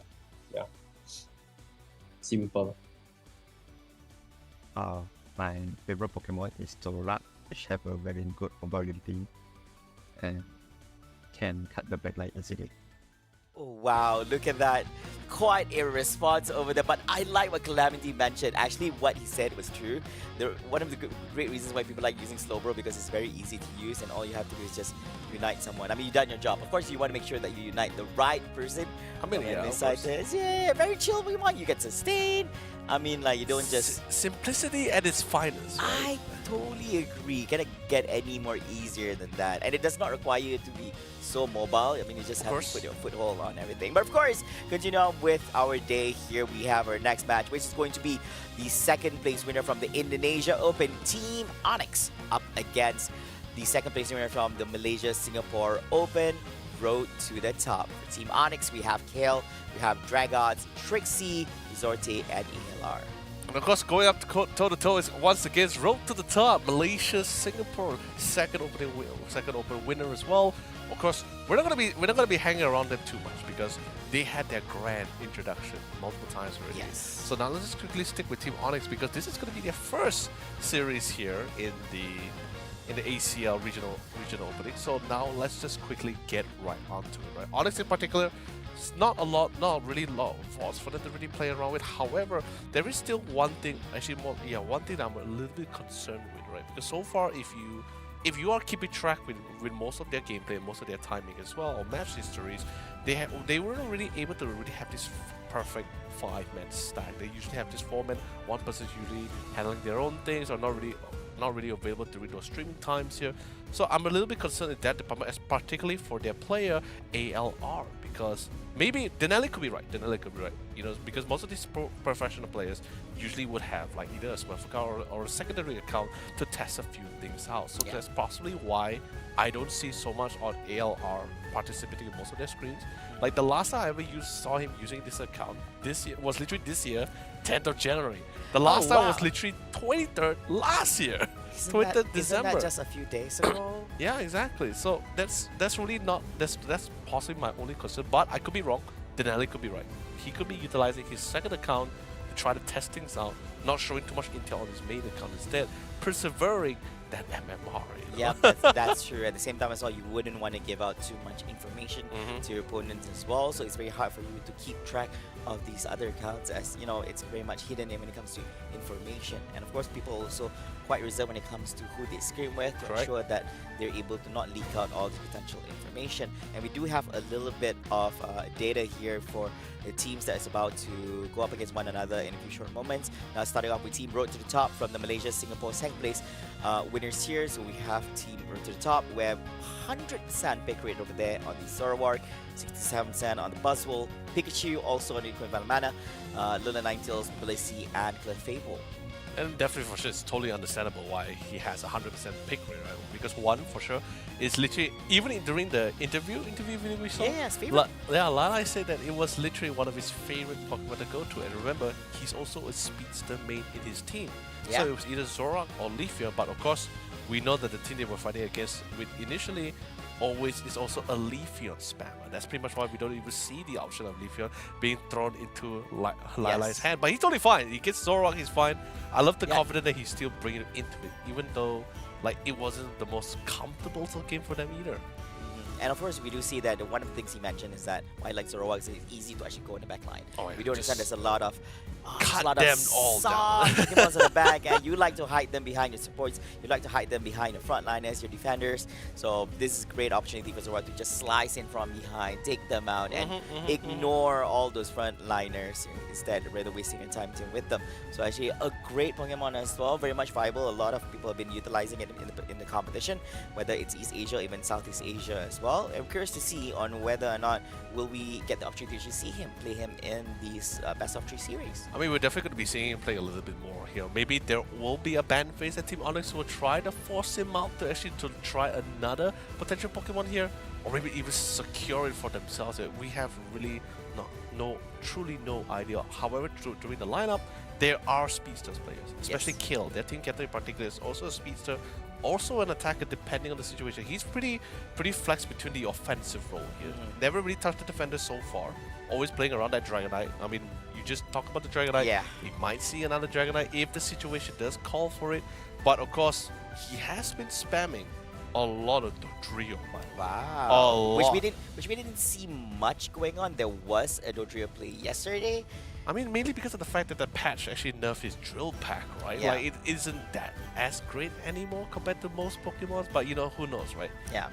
Yeah, I think even the game that we actually saw with the Dodrio also was a win as well. So we do see that this is actually one of the most balanced patch, except for Metagross part.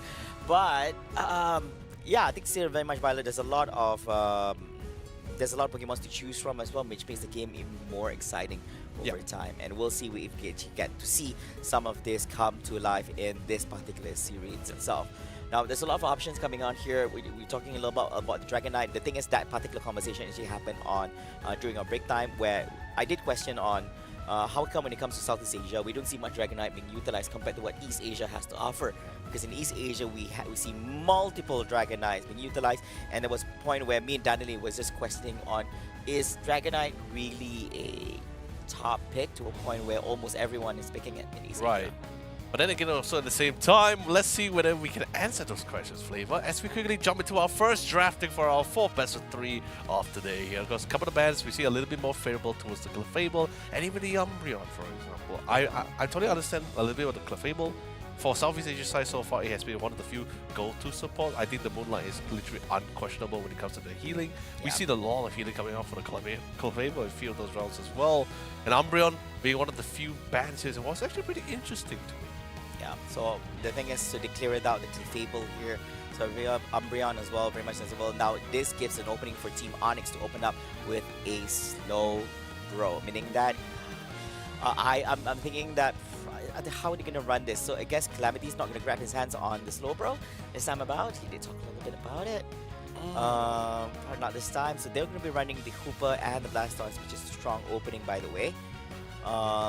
Very different ways you can actually play this out. Hooper is a different kind of support, so rather than providing any form of shields or even a little healing. So it does actually provide a really good hyperspace hold in terms of mobility and transportation for your team back to the Pokemon Center and turning back into the team fight, refresh and reset.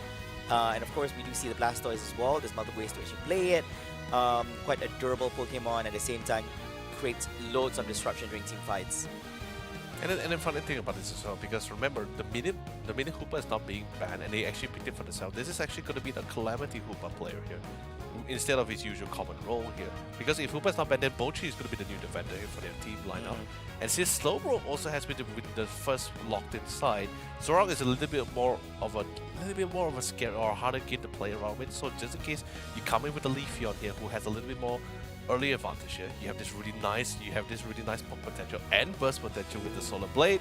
And interesting enough, Dodrio is also being pricked into the bin. I can't say it's the first Dodrio because you said that you have witnessed another Dodrio. Yeah, so this is the second Dodrio being played if you were to count the East Asia as well. Now the thing is, do they have anyone to actually stop this Dodrio in his feet? Because anything that can actually provide him an slow and stoppage would actually be a big and strong counter to him over here. And this is going to be the last pick from Team Road to the Top right here. The thing is, there is ways you can actually play around the Dodrio. You have the Mammoth, you have the Blastoise for that, right? But the problem is, I'm really concerned about is this Buzzwole that's going to be coming in, because Buzzwole, he has a really fast attack, a really fast power spike as well, and attack timings.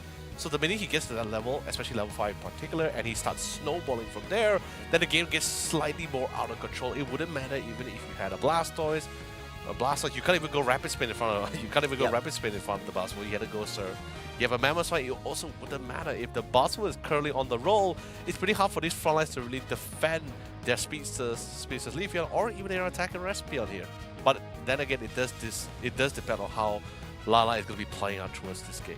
Yeah, that's true. I do foresee that. Now, we also want to highlight in regards to this Blissey, I think it's probably going to play the Egg Bomb and Soft Board where you can actually throw enemies in AoE. So you want to catch out mons like the Espeon together with Leafeon, which could cause disruption in team fights over here, or they can actually play Helping Hand and Safeguard, which could also provide attack speed and movement speed for his own self together with Ally for 3 seconds himself, and provides a shield, which is quite amazing for the team. The only thing I'm possibly concerned right now, Flavor, is probably just the sustain that's going to be coming out from Team Onyx, right? Because you already have this Hoopa on the side for Road to the Top. So for them, resetting 5 isn't really too difficult with the hyperspace model. But for their side, you're going to be having a lot of frontal assault. If you can't breach through that wall, you're going to be having this Leafeon that's going to be constantly spamming this Solar Blade here, and it hurts. And it's not one of those skills which you can just like forget about, you know? Can't just tank it out either. Yeah, exactly, and we'll see if having the Slowbro over there together with the Blissey is able to actually stop that from happening. Meanwhile, the game is still ongoing over here with CC Genkai here together with Calamity at the top lane, utilizing the Squirtle as well as the Hoopa up against together with the Buzzwole, and we believe that it's going to be another here, which is going to be the Chansey. Now, compared to the match that we see from previously as well, they are putting pressure. You want to try to put as much pressure on as possible on the Squirtle to prevent him to actually go all the way to level 7, which is going to be in Blastoise here. So slowing down the pace, which is going to do wonders. All we see rotation coming up from the Dodrio, and we do have the Blissey as well here, pushing off these 2 Pokemons on the side of Road to the Top, because the Leafeon is rotating to the bottom lane instead. And I believe that it's a little bit too late for him to actually make it to the top here. He might just reach a nick of time, trying to clear out these Pokemon. Only Blade missing out, didn't manage to actually latch onto the Blissey. It's totally fine. The first one missed, but you know what they say? Second time the charm goes and does manage to get that next connection. That was the 3rd time. The more was it the 3rd time? Yeah, but that was the 2nd time. Oh, yeah, doesn't matter, you know. It does. But anyways, he still got the 2nd one, right? Exactly. He got the KO. That's what matters here, you know. That's true. But of course, I do like that rotation. That rotation was really much needed. They managed to equalize the playing field a little bit. But however, point-wise, not really up to par. But then another KO has been secured. Definitely gonna be sending him home for that one. Now they're trying to garner more control towards the central area. Especially since the Swiner can't really do too much against both three players at the same time. But we do see a back rotation coming in. Yeah, so you do see damage finished out here by the Aspeon. It's going to do much as a follow-up. Very low on HP, making his way, but Leafeon managed to grab his hands on the Alolan Ninetales together with the Slowbro. There's 2-man takedown. And together with the Blissey as well. There's 3 mans in the hands of the Leafeon, putting him currently at level 7 and level 8 right now. Definitely for sure. I'm actually really happy with the fact that this War Turtle was doing really well not to keep an arm's length away from the Buzzwole, because honestly Buzzwole could just really dive on top of this War Turtle and I don't think he can really do much about it as well. He really needs to try to get this level up to that level 9 where he gets that blast as well. But now that we see the confrontation, LRR not cutting him any slacks at all. Doesn't have the eject button, but here comes KL. He wants that KO and will secure it as well. Definitely a sayonara for our dear friend there. And they will even secure the first goalpost of the round. Oh, that was so close because he was just a few seconds away from becoming a Blastoise. We could essentially save him from the damage coming on. It seems that Leafeon's going to be getting the last hit in on the Reggie still here at the bottom lane, and they're going to continue pursuit. Mamoswine trying to dish out a little bit of damage over here. Alolan Ninetales was not able to actually grab that shield from his own goalpost. Calamity tries to make an escape over here, slamming and dunking here. It had him with the Buzzwole, and this time taking on the Piloswine as well.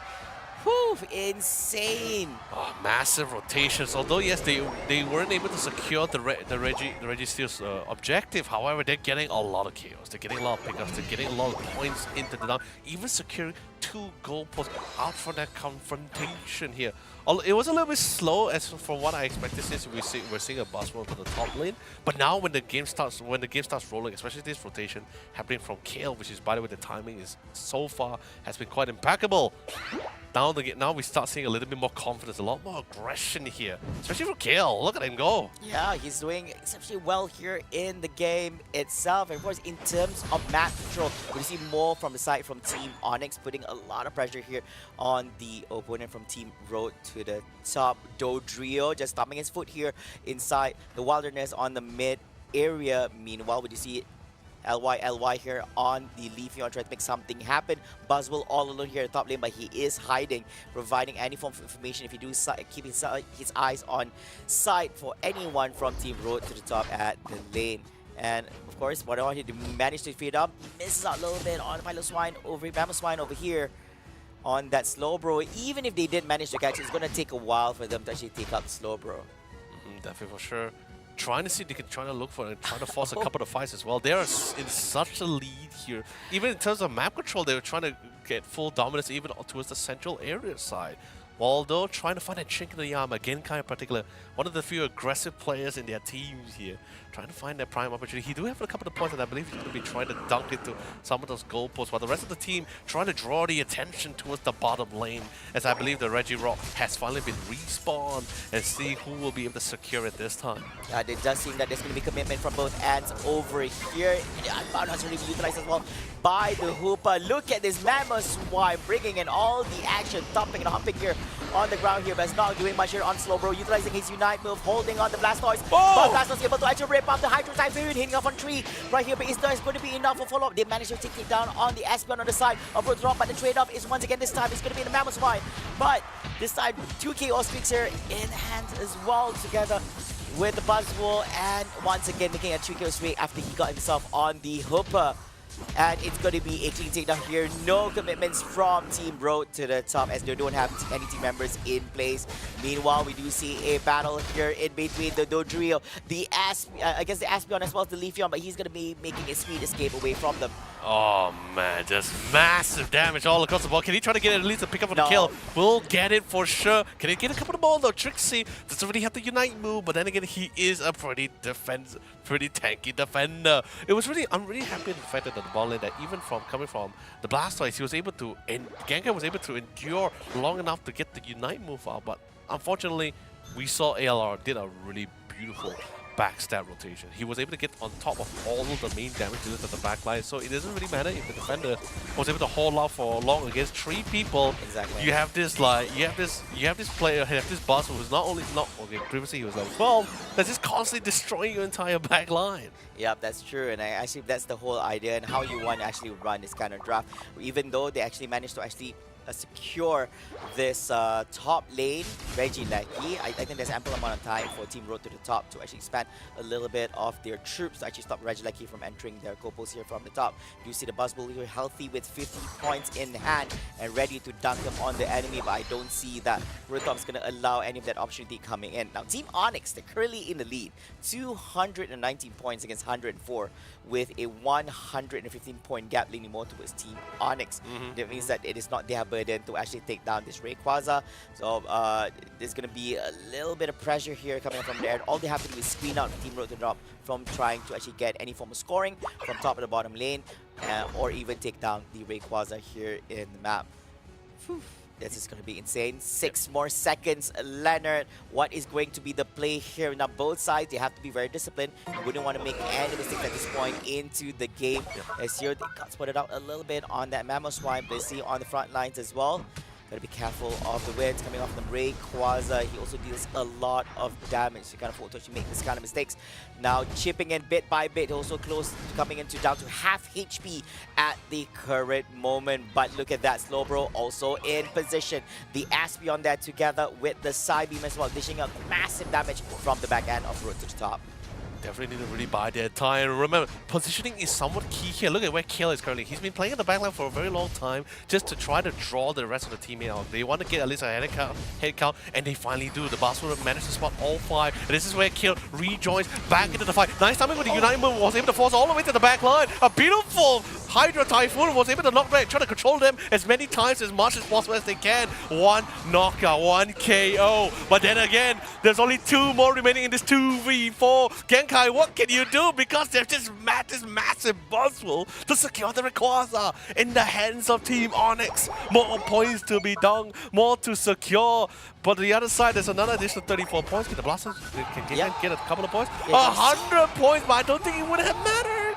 Yeah, that's because that more than double amount of points is going to be from Team Onyx at the current moment as they managed to secure the Rayquaza. They're currently at 585 points with only 35 seconds on the clock. I don't think that Road to the Top have enough in their pockets to score on their opponent's goalpost. There's quite a lot of things they have to do here. They have to clear some of the Pokemons from Team Onyx, and right after that, they need to ensure they're able to actually score on the opponent's goalpost. Now, it's double at this current moment, so if you want to get roughly around 300 and 300 as well, 347 points, 48 points actually to actually have opponent 1, then it's going to require a lot of points from there, and I guess that is it. Ladies and gentlemen, the winner for this game number 1 is going to be Team Onyx from Indonesia. Wow, seriously, what a game! I think like the one that seriously, if I had to give the man of the hour, it really has to be ALR. Like, I'm so sorry I doubted you, because remember I did say like my concern was like because of his lack of participating based on match history. But that just totally everything that I said, everything that I had written out, everything just was just thrown out the window. This guy absolutely ruling out with that boss. We are worms. Because like seriously, right? Like although yes, it was a lot more slower than what I had hoped for, because like usually like all the Bastion that we've been seeing today, like from this morning and even from yesterday as well, we see the Bastion always confronting the opponent's wild Pokemon on the other side during the top lane. However, in this guy, he actually literally gave it away to both Genkai and the rest of the team to allow them to take or contest quite freely for the wild Pokemon. But once that first rotation came in from Kale, that's when you see ALR just starts rolling off. He hits level 5 and he just started steamrolling on the rest of the squad. He's like, you know what, Genkai, you're level 4, I'm level 5, I'm level higher than you, I'm going to start being as aggressive, as physical as much as possible. He really wrestled back control trusting the entire round. Yeah, and I also want to highlight in regards to Team Road to the Top, although they actually lost around here, I want to highlight that Genkai actually executed quite some really nice Unite here in the match. But the quite unfortunate is that I think Leafeon as well as SPS were not really in position to actually do a follow-up damage to all that. I mean, that if they were actually there, they were able to actually do wonders and clear out some of the Pokemons on the side of Team Onyx here. Now Genkai, I believe, if I'm not mistaken, I believe that he's the although this is a Malaysia-Singapore team, he's the only Singaporean in the team compared to everybody else here in the team as well. But nevertheless, still a great game number 1 over here, and I'm excited. I think this is one of those years where I do hope we're able to actually witness a game number 3 so we can actually see what both teams have to offer here on the table for this best of 3 series for Southeast Asia. I mean, definitely for sure. And I feel like there was, like, definitely, Lai was a little bit restricted because I think it's another slower Unite move here. But I don't think that was really the main cause of their first loss. Yes. I feel like they just got a little bit too pressured because of the amount of damage that the ALR has already been outputting, right? He's already snowballing, and it was literally almost out of control. And towards the bottom lane, even to that very first fight for that Reggie steal, he was able to get a really nice positioning right on the back of their backlines, right exactly in a very clear direction, a clear route to all of their damage. Lalai was at his mercy. The Esper was at his mercy as well. It was a complete disarray. Like, even the 2 defenders in the front line was holding back 3 people, by the way. Yep. Both Bochi and even the Blast and Genkai was holding back 3 people, but it didn't matter because ALR was just completely decimating everyone else. Yeah, and you have somebody like that on the front lines here. I mean, committing and also initiating on the enemy. You follow that up with all the damage from the Dodrio. It becomes insane. It's quite menacing on what Team Onyx has to offer for this game number 1. But ladies and gentlemen, a few short moments, we're also going to be showing you some highlights on this game number 1. Of course, at the early stage of the game here, we do see a small lead by the side of Team Onyx as they're able to actually get some scores in because of rotation coming out from Leafeon. He actually assisted his teammates in the bottom lane instead of the top lane. You see the positioning from him where he was on the minimap? He was like right in exactly where he was supposed to be to get to that back line. Yeah, and look at this. Look at his initiation here, stopping up the low lane Ninetales from actually getting a little bit of a little bit defense for himself on the goalpost. And all this slamming and dunking coming off from the Buzzwole. Nobody is safe. They managed to take down 4 out of 5 Pokemons from the enemy side. It was really tough. Like, it was one of those rounds where the win becomes very conditional. Can I even say somewhat situational as well? But honestly, just that time, like the fact that ALR was just able to. The minute he rotated down just to prep for the Reggie just right behind it, I think that fight really broke like the entire balance between both sides. Yeah, I really want to pay attention to this particular time over here. I wonder where everybody else. I feel bad for the Blasters getting pushed out high and above. And during this time, so that's why during that time they already lost the Leafeon. So Espeon was also not in position to actually do any form of follow-up over him anyway. So by the time Hydro Type was being really tough, they already don't have the Leafeon over there. So relying on an Espeon, which is also not in position, quite unfortunate for them. Yeah, it was really hard. They were dropping all kinds of Unite move to try to create the necessary amount of space to get out of it, but they also committed their Unite move at the same time, so it's just more like a stagger kind of situation. Exactly. And I think at that one point, since Leafeon was already gone and Slowbro still has the Unite, I'm like, guys, I'm gonna use the Unite on the Blasters. I'm gonna hold them in position.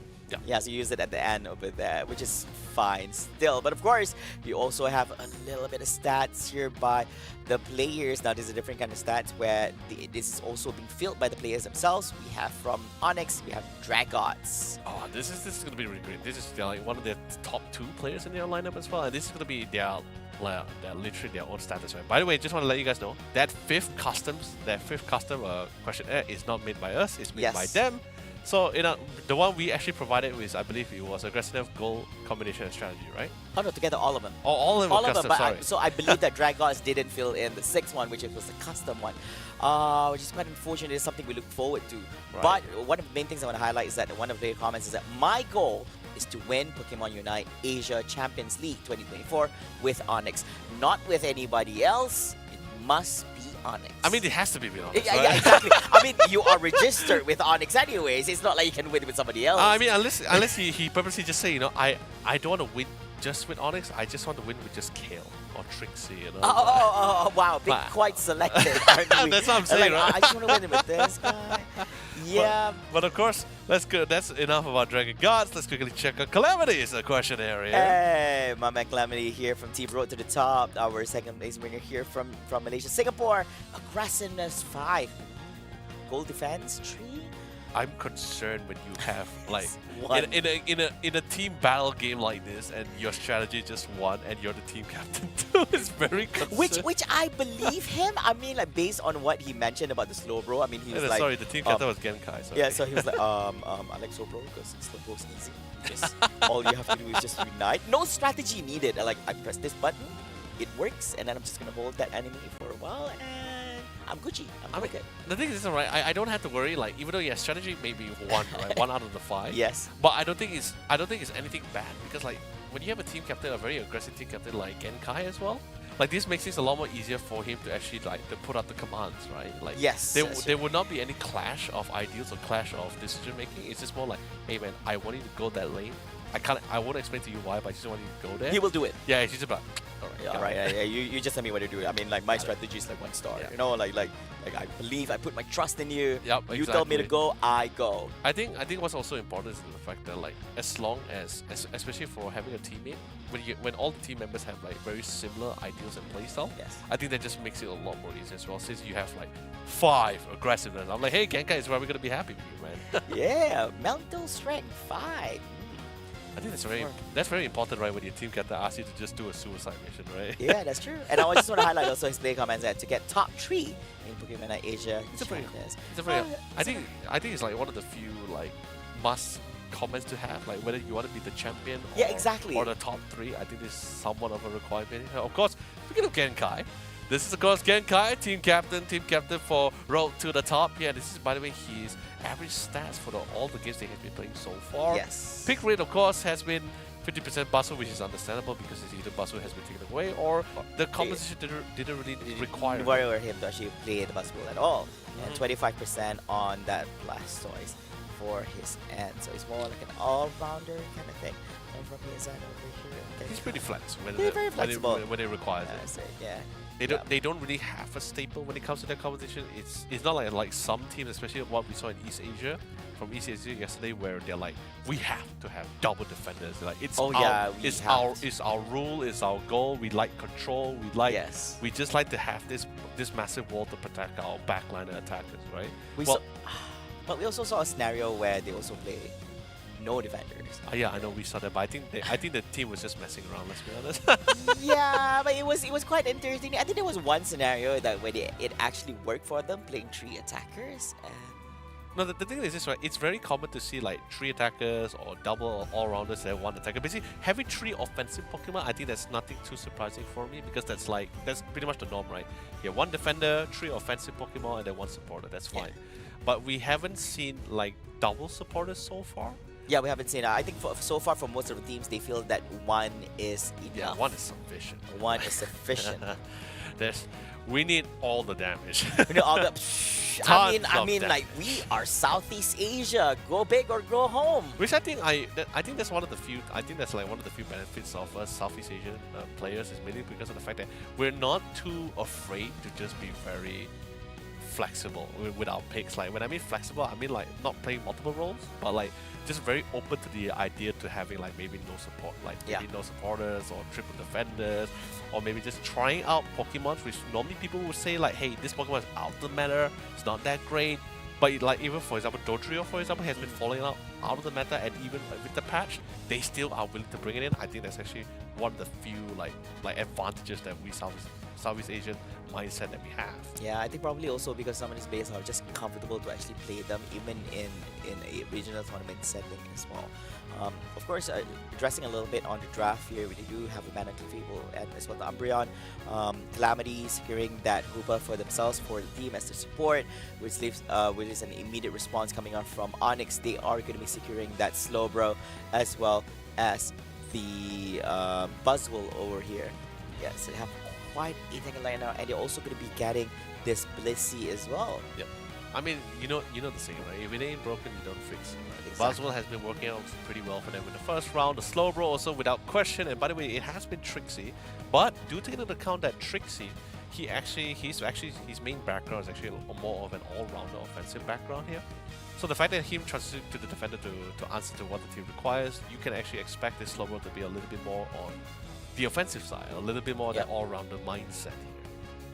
Yeah, and of of course, it does seem that the draft is complete coming up from both ends. Leafeon being the last pick here for Team Onyx. I was aiming for one strong range attacker coming up from the side of Onyx, as they have quite a few defensive lineup on the front lines. They do have the Slowbro, they also running with the Buzzwole, and also on the back end support they have the Mew as well, which is flexible between being an attacker as well as a support. And together with the Blazy. Meanwhile, on road to the top, they're running the Crustle together, Blastoise on the front end. They also have the range attackers. They have the Pikachu as well as the Glaceon, and the support coming from Hooper in the hands of Calamity. This is what I was trying to tell Denali just now, right? Like where especially when we were casting, we were talking about doing road to the top initially for their second best of 3, where Lilac actually has a policy. He does have a fallback plan if any of his speedsters was either locked out or didn't seem very viable for him. The other two Pokemon that he actually utilizes was either the Sylveon or the Glaceon here, depending on what the team really does require. So seeing him coming with the Glaceon, I think just understand like how difficult the route actually is and how to really engage into it. He didn't want to have that kind of restriction or limitation in himself. Now it's a little bit more flexible. So even if the Slowbro were to lock him down, it doesn't feel as bad because of the fact that he's not so dependent on like a speedster, that kind of thing. Yeah. Is there really anyone from Onyx side which can actually catch this Glaceon off guard from back end? I mean, other than Buzzwole? having a Buzzwole, yeah, other than Buzzwole, I mean, like, so basically this Buzzwole is definitely going to be aiming for that Glaceon in this game. I'm just concerned if they decide to just commit, right? Because I believe they can, right? You commit the Slowbro Unite move, and then you just melt any of the tankers. Let me tell you that defender is definitely KO and taken down for sure. There's really no escape. And I love this. Now there's a little bit more confidence coming from ALRR. Very different from the first map. Now he's being very offensive on his opponent's side while Pokemon's here. Really piling on the pressure here. Yeah, of course. Trying to master the Crustle. Look at that. By level 4 already having his full evolution here in this game. Does have the mobility to try to snipe these Pokemons under the eyes of Team Onyx, as they are creating a 3v2 situation. Meanwhile, Leafeon still just started to rotate into the top lane here. Now they do expect this to happen, but instead rotating to the top, he is making his way to the bottom instead, which is great because you can actually put that Squirtle in check. Meanwhile, look at the trade off coming up from over here. Comes down Buzzwole together with the combo against his partner, which is Santi, but not able to do much, especially when you go up against 3 Pokemons from the side of road to the top. Karma collected a lot of skirmishes for now. I think right now the real goal here is, especially since Jal is bringing back the Pikachu here, they're going to be looking for that team fight, that really one massive team fight, because that's a lot of magic damage being outputted from both Pikachu and the Glaceon here.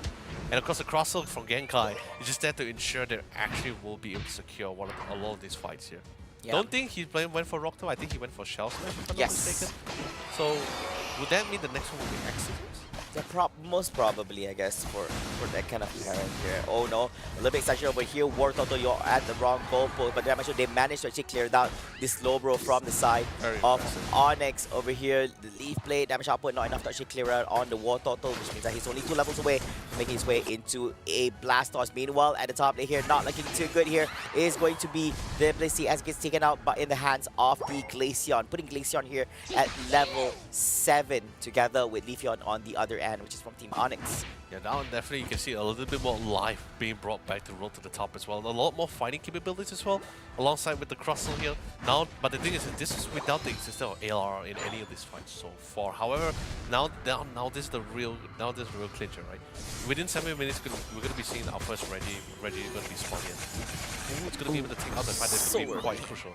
Yeah, straight up killing up on that Altera family, the bottom lane here. Okay, big opportunities for Team Onyx. Leafeon currently at level 8 together with opponent Glaceon as well. So both these evolutions here being the main course with the highest level so far from both ends. Meanwhile, some slam and dunk. Look at this guy, he's punching through this fortress. Now the thing is he didn't take it into account now. He just need to tell the team the rest of the people are coming in. And look at it again, once against the positioning coming from the Leafeon, again coming from the back line, dodging into the mix as well. But they do manage to secure the Regirock. But can they win out this fight? It is currently in a 2v4 here. None of them haven't been KO'd so far. Wow. But of course, LY still sustained, still endures. And of course, Pochi is there to ensure they're gonna get every single one of these players but reinforcement has arrived, and ALR would like to return the favor. But then again, maybe he bit a little bit more than he can chew, but he does get the second and the third. I can't believe it. He turned the fight around without the assistance of the Mew. Unbelievable! Wow, look at that. I mean, they were having a great time despite it being 2v4 situation. Signing that's was the 4 side already. of Onyx. Yeah, it's already 4 over there, but then they still managed to catch Glaceon from behind over there. But Glaceon returns back into the whole team fight, takes out the Buzzwole, and actually showing his dominance here in the game. That was insane. The Glaceon Blastoise combo going off at the bottom lane. 4v2 situation, no problem for Team Road to the top. Everything was almost picture perfect until ALR just came crashing in and just tore the whole studio apart. Yeah. Oh no! It was. The thing is, I don't blame him for it. It was a really good fight. Yeah, it was a very good fight. Like they by facts, by stats, they actually won that fight.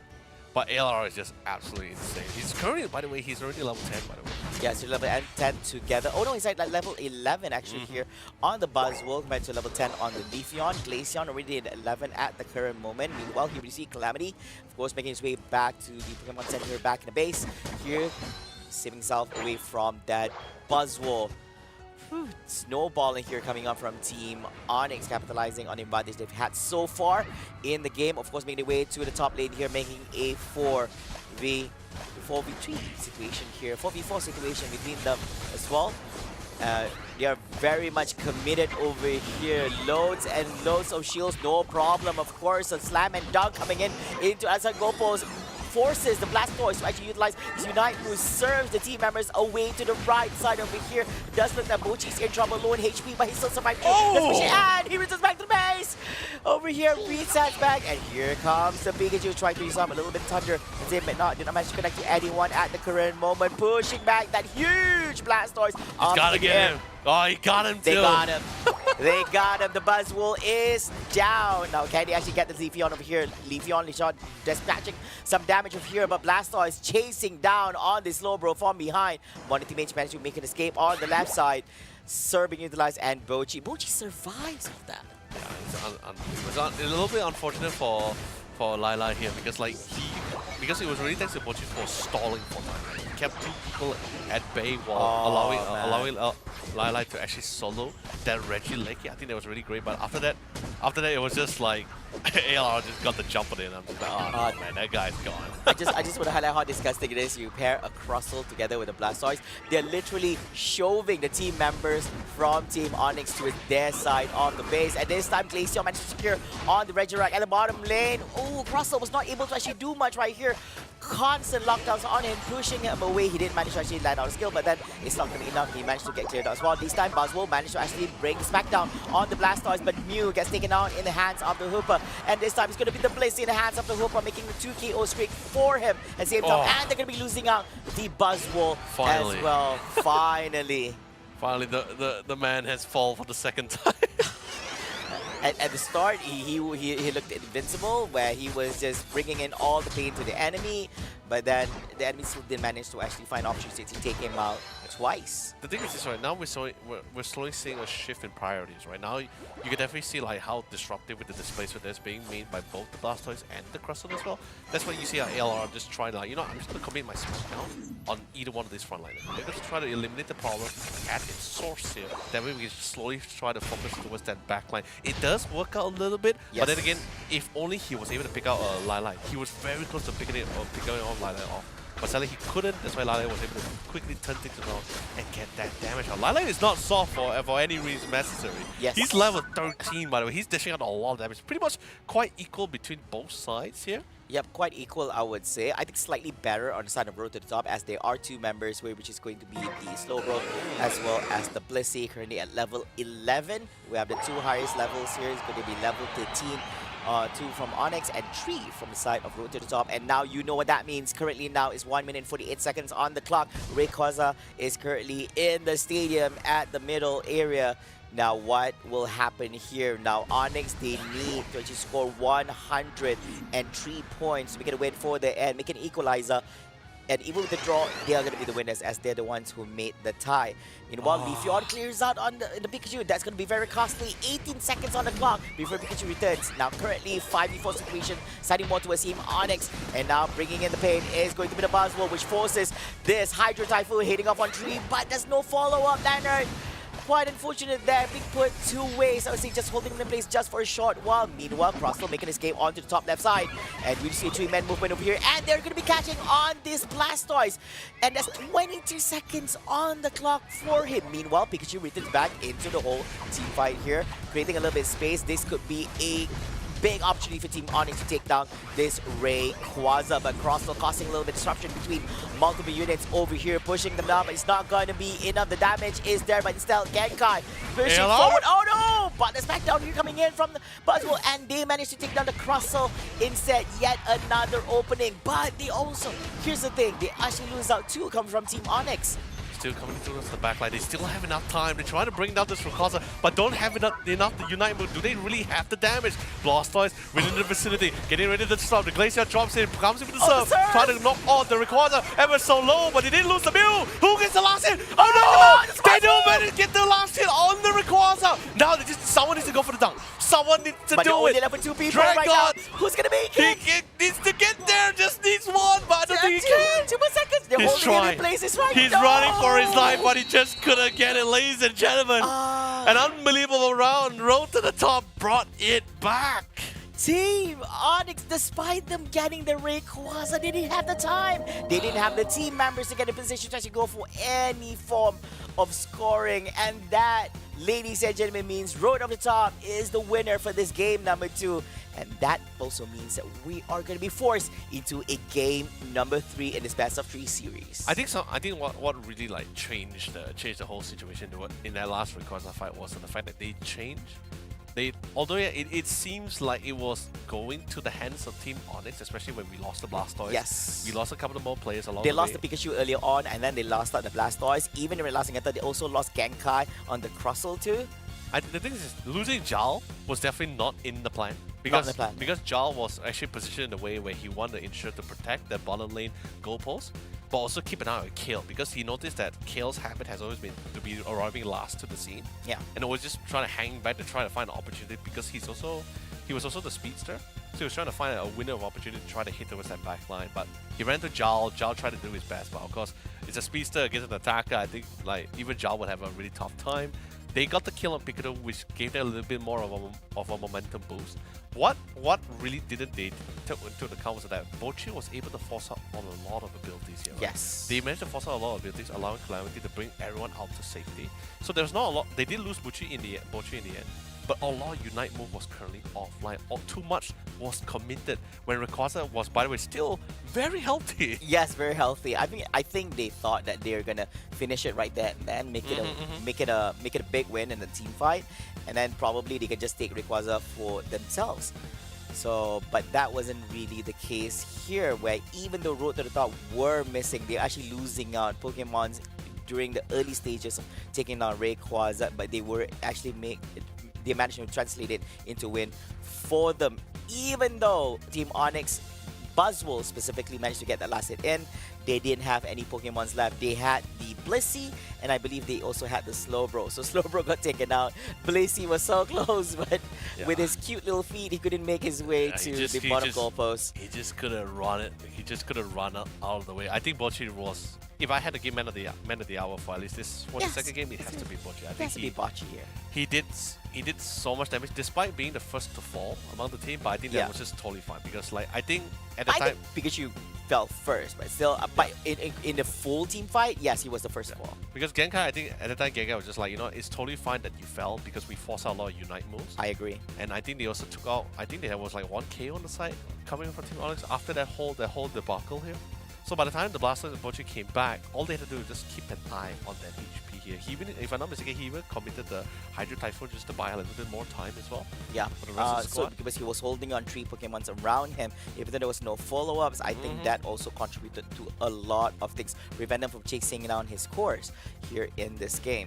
Also want to give, although we do see like some really nice action from Bochi in the bottom lane as well, credits to him, while Glaceon was actually being chased down by 4 team members from from Team Onyx. He was able to prevent them from happening for quite a while with Surf. Oh man, he was. You see what I mean? That second fight towards the Regicide really changed things for them because like you see the draft right. From Team Onyx, it was pretty much pretty equal. You see a little bit more confidence for some of the players who cross after their first win coming from Team Onyx. But when it gets towards the fight towards the Regidrop, because remember we saw that they won the fight. Yes, they won the fight. They had a very massive win. But then suddenly out of the blue, you just see ALR just comes in, and then instantly the stats just completely change. Actually, I kind of lost track. So actually, it was so they were kind of able to actually hold on quite well because they were the ones who actually got the Reggie Rock over there. So I guess that they provided extra sustainability when it comes to the Blastoise together with the Glaceon. It was a fight that ALR just came slightly late alongside with Kill. Both of them came slightly late towards the fight because they were coming in from the top lane side. I'm a bit lost in translations. Either he was late or he was taken out and revived and he come back. No, he was just they just protected the top lane. Oh yeah, okay, yeah. So he was late, but I would not have expected, knowing that it's a 4v2 situation. When you have 4, the enemy has 2, and you'll be struggling in that sense. But Blastoise was actually causing a lot of nuisance to enemy. Yeah, but still, it was a really great fight, I think, between these two games. This tug of war between the two is really impeccable here. It really just came up to those really small plays, like individual plays, and just just decided to be very patient about this. Trying to be very resilient as much as possible here. Yeah. Because those unite moves towards that Rayquaza pit, I think that's what really somewhat decide how the game is supposed to go there. Yeah, I do agree on that. Of course, so that means that the score currently right now is actually tied at 1-1 in between them. So let's have a look at the highlight on what has happened in that game number 2. So this is pretty much relatively a little bit more earlier, but this is what I'm saying, right? That bottom Reggie fight there. This is the in this 2v4, like Lila did a really phenomenal job. Look at this Buzzwole. He's coming into the right side, so he's going to be the one catching the Glaceon because Glaceon was dealing up too much damage. So while Blastoise was actually taking up and soaking up all those damage towards him, Glaceon was doing all the work dishing out damage towards the enemy. But with no Glaceon in hand right here, makes it a little bit tougher, and Buzzwole was becoming the man of the match during that particular time. It was really like an moment for me at this situation because I thought that was so good. But then when the AR came out, I was just like, ah, my lord, that is not a very good thing for them at all. But then again, once they start grouping up here and start prioritizing, I think it was really phenomenal what GD did here as well. He actually pushed a lot of players all the way at the back of the goalpost just to allow that Glaceon Lilac to actually secure that solo Regieleki for themselves here. But then that's where you see the prioritization starts to change for most of these players. Whoa, did you saw that? He was just very low on HP and dropped into the hyperspace. I know, he was just running for it, man. What? I mean, like, okay, yeah. I mean, I think a lot of people saw that as well. You see what I mean? Like, in that fight, he probably wouldn't have fell if he had actually like managed to get that last hit towards that Lilac. But look, honestly, this fight was absolutely beautiful. Yeah, I think this is also one of the ones you highlighted. Even if Russell got taken now, he actually took the attention of 3 Pokemons, the Mew, the Buzzwole, as well as the Blissey on him. He did hold on as long as he can on that Buzzwole as well. Look at that serve riding by this Blazer, although they were not able to actually get the last hit in on the Rayquaza, but time is not on the side of Team Road to the Top this time about. So therefore, basically, so for Team Onyx and Cremos, they're not able to actually do any form of scoring. The thing, here's the funny thing, right? It's like, even though you did secure the Rayquaza, you still need to dunk. You still need to dunk. You still need to dunk that points here. But of course, let's quickly check out our next set of questionnaires. We saw 2 just now initially. Let's check out the second one for our 4 best of 3 for today. Of course, it's going to be Lilac. Wow, Lilac, very humble over here. I dare say he has the least amount of stats here being given for himself. Aggressiveness 3, gold defense 2, combinations 3, strategy 1, and mental strength 1. Very humble numbers here being given for himself. And his comment here is that my goal is to win the Pokemon Unite Asia Champions League 2024. So here's the thing, right? Like, you have, I mean, you say humble, I say concerned, because like you tell people like, my goal is to win the PUBG ACL 2024 finals, right? And then You see a stat like, like, oh, strategy 1, like mental strength 1. 1. Like you would expect like if someone is like declaring that I'm gonna be the world champion, right? You expect them to have like the stats to really back it up, right? No, that's the thing. What he's trying to say is, even with the stats, I can still. But that, it feels so much like a restriction. I think he's putting a handicap. He's putting weights on himself, so that I feel like it's more weights on Genkai because it's just like, don't break down. Don't break down. Mental strength 1. I'm here for you. But then now we have Trixie from Team Onyx. Now he did add his own custom category over here: aggressiveness 4, goal defense 4, combinations at 4, 2 on strategy, 4 mental strength. He doesn't want to be too much. So as you can see, he didn't highlight any of his any of those categories as 5. It's like 4 is max for me. Stealing objective. You see, like this makes more sense to me, you know? Someone tells me my goal is to become the champion and pass WCS qualification, and this is my stat. He's looking beyond Pokemon Unite Asia Champions League. He really has already. I mean, this professional players, right? They have the foresight, right? Whether it's in game and in real life, they already knew exactly what their role plan is going to be like. But of course, let's quickly check out the stat plans here for our dear friend Mochi. Was the man of the hour for previous round, who's been such a menace with that Blastoise. 20%, enough to put him at the top here. We see how well he actually played out. Blastoise here in the game. Plausible plays as well, 3 minutes as well. Very much deserved coming up from Bochi from Team Road to the top. And he plays a mean Mamoswine as well. 20% on the pick rate. Here's the interesting thing, right? The thing is this, normally, in normal cases, right, when Hoopa was the selection here, usually it would have been someone else to be the defender here, because usually Bochi is either the flex or the supporter here. Yes. So the only time where he can actually be the defender is when Hoopa was being selected for Calamity. So hence why the stats saying that the pick rate for his Blastoise in particular or Mamoswine is only 20%, mainly because Hoopa was still in the selection here. Yes, that's if you want to see something different from you want to see a different side of Bochi, you probably either have Hoopa being banned or Hoopa being stolen away from their lineup. Yep, you will see a different kind of Bochi altogether here. But we'll see if we're able to actually witness all that and more in this game number 3. Now, this is going to be the deciding game. There's no more games in this series anymore. The winner for this particular game will be crowned the winner for the series, getting them another secured 1 point for winning one of the games in this series so far. But they want to get that maxed out 3 points here at the group stage. I mean, round robin. That would have been the ideal thing. But at least look on the bright side of things. Regardless of who actually takes this win, no one is going to go out without a single point here. There's still going to be 1 point or 3 points given to either one of these 2 teams here. So of course Trixie still going to be locking in that slow bro, pretty confident with it as well.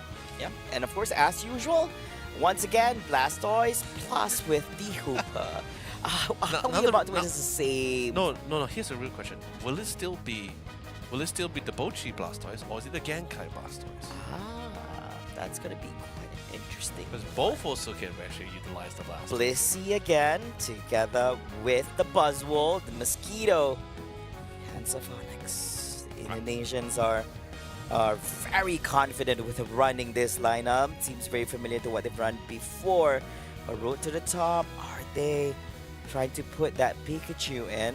I think it definitely did work out for them. The additional damage for most of those team fights actually gave them a lot more options in a lot of those fights as well. Like, although yes, unfortunately they couldn't really stop that Buzzwole being picked as well, but even if Buzzwole wasn't really picked, most likely it would have been a Mimikyu coming into the hands of ALR. So Leafeon coming in for the side here, still gonna give towards the kill. However, the Delphox though, very interesting. It's not really that would be Kill's Delphox, by the way. Okay, but it's not really serving as a counter where it's utilizing the fireworks.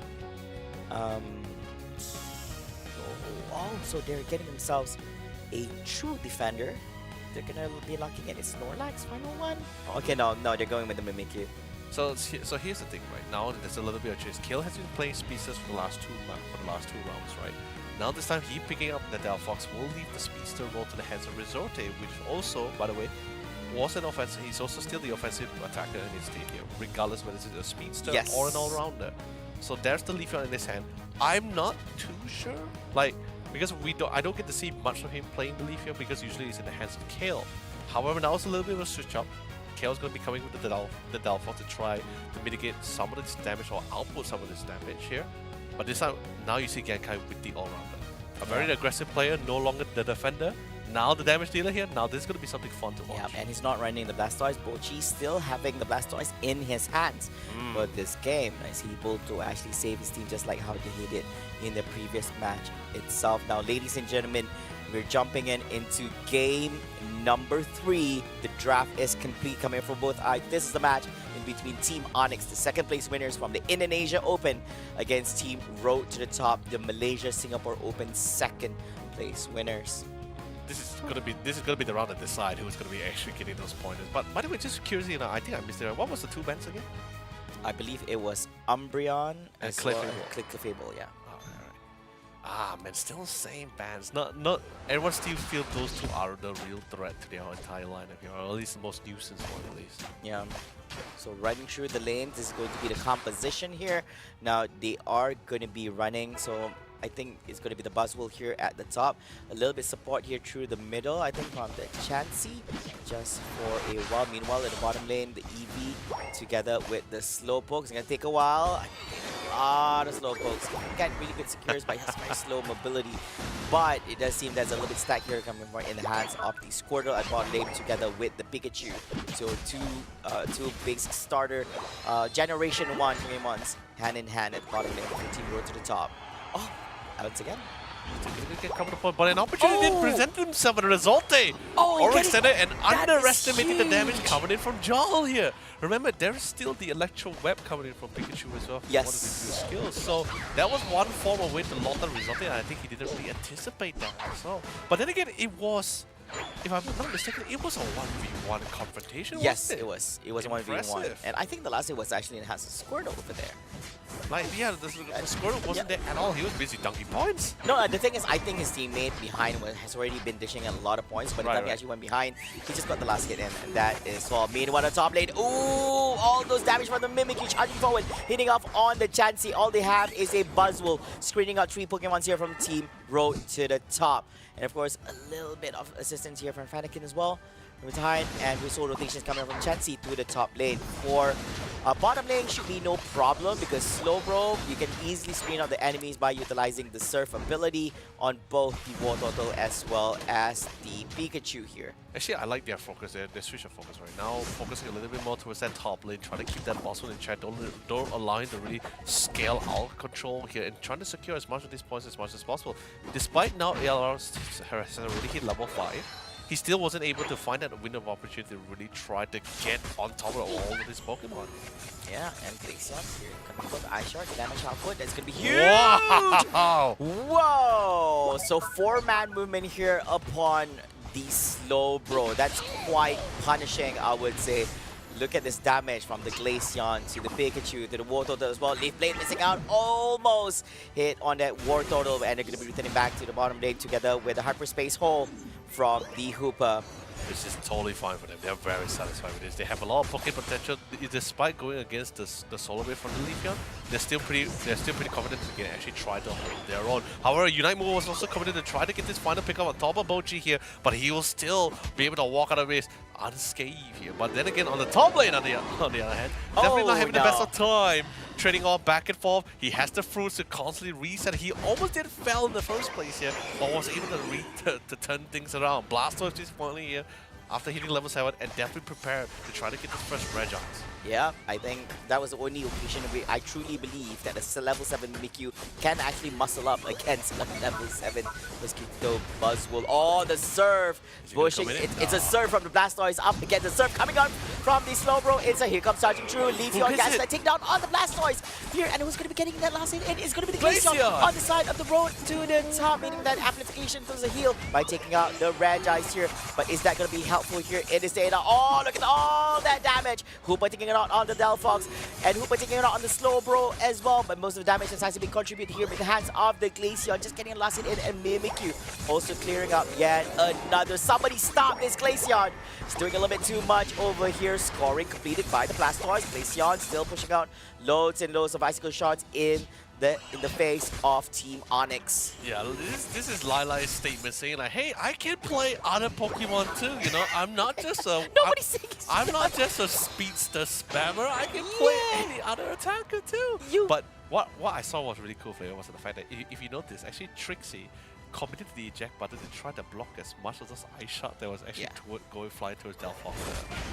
Oh no, they were holding on to the Glaceon. So Glaceon gets taken out here, 10 seconds of clock. Hydro Typhoon hitting off on 2. Is there going to be enough follow from behind? Yeah. Yes, there will be. It is going to be the Mimikyu here clearing. It's still to be Blastoise hitting off on the Slowbro as well. And Blastoise gets taken out in the hands of the Buzzwole. Here comes the save from behind, and they decide to disengage here from one another as they push the team members from Team Onyx all the way into the goal post. But you see the Hoopa over here. Hyperspace Hole returns back into the fray.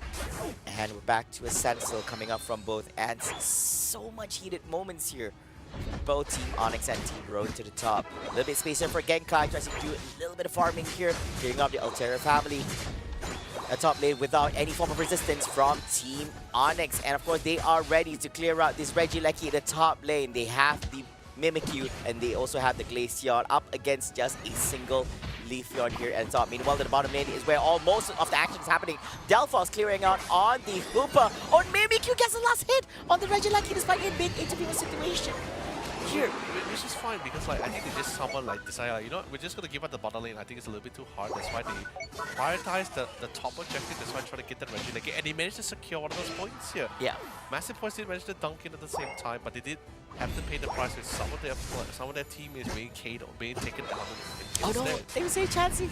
Oh, Unbound from behind. Unbound is here. Calamity, bring back to base, coming back to all the heated action. High drive will be thrust, but there's nothing happening over here. Instead, Buzzwole gets cleared out. From beside the Onyx losing out 3, Road to the top, making it a 5v2 situation. And I believe that they're going to be the ones who's going to be clearing this. Reggie still amplifying themselves with the buff, and of course, here comes well the Blastoise rejoice together with his teammates at the bottom lane.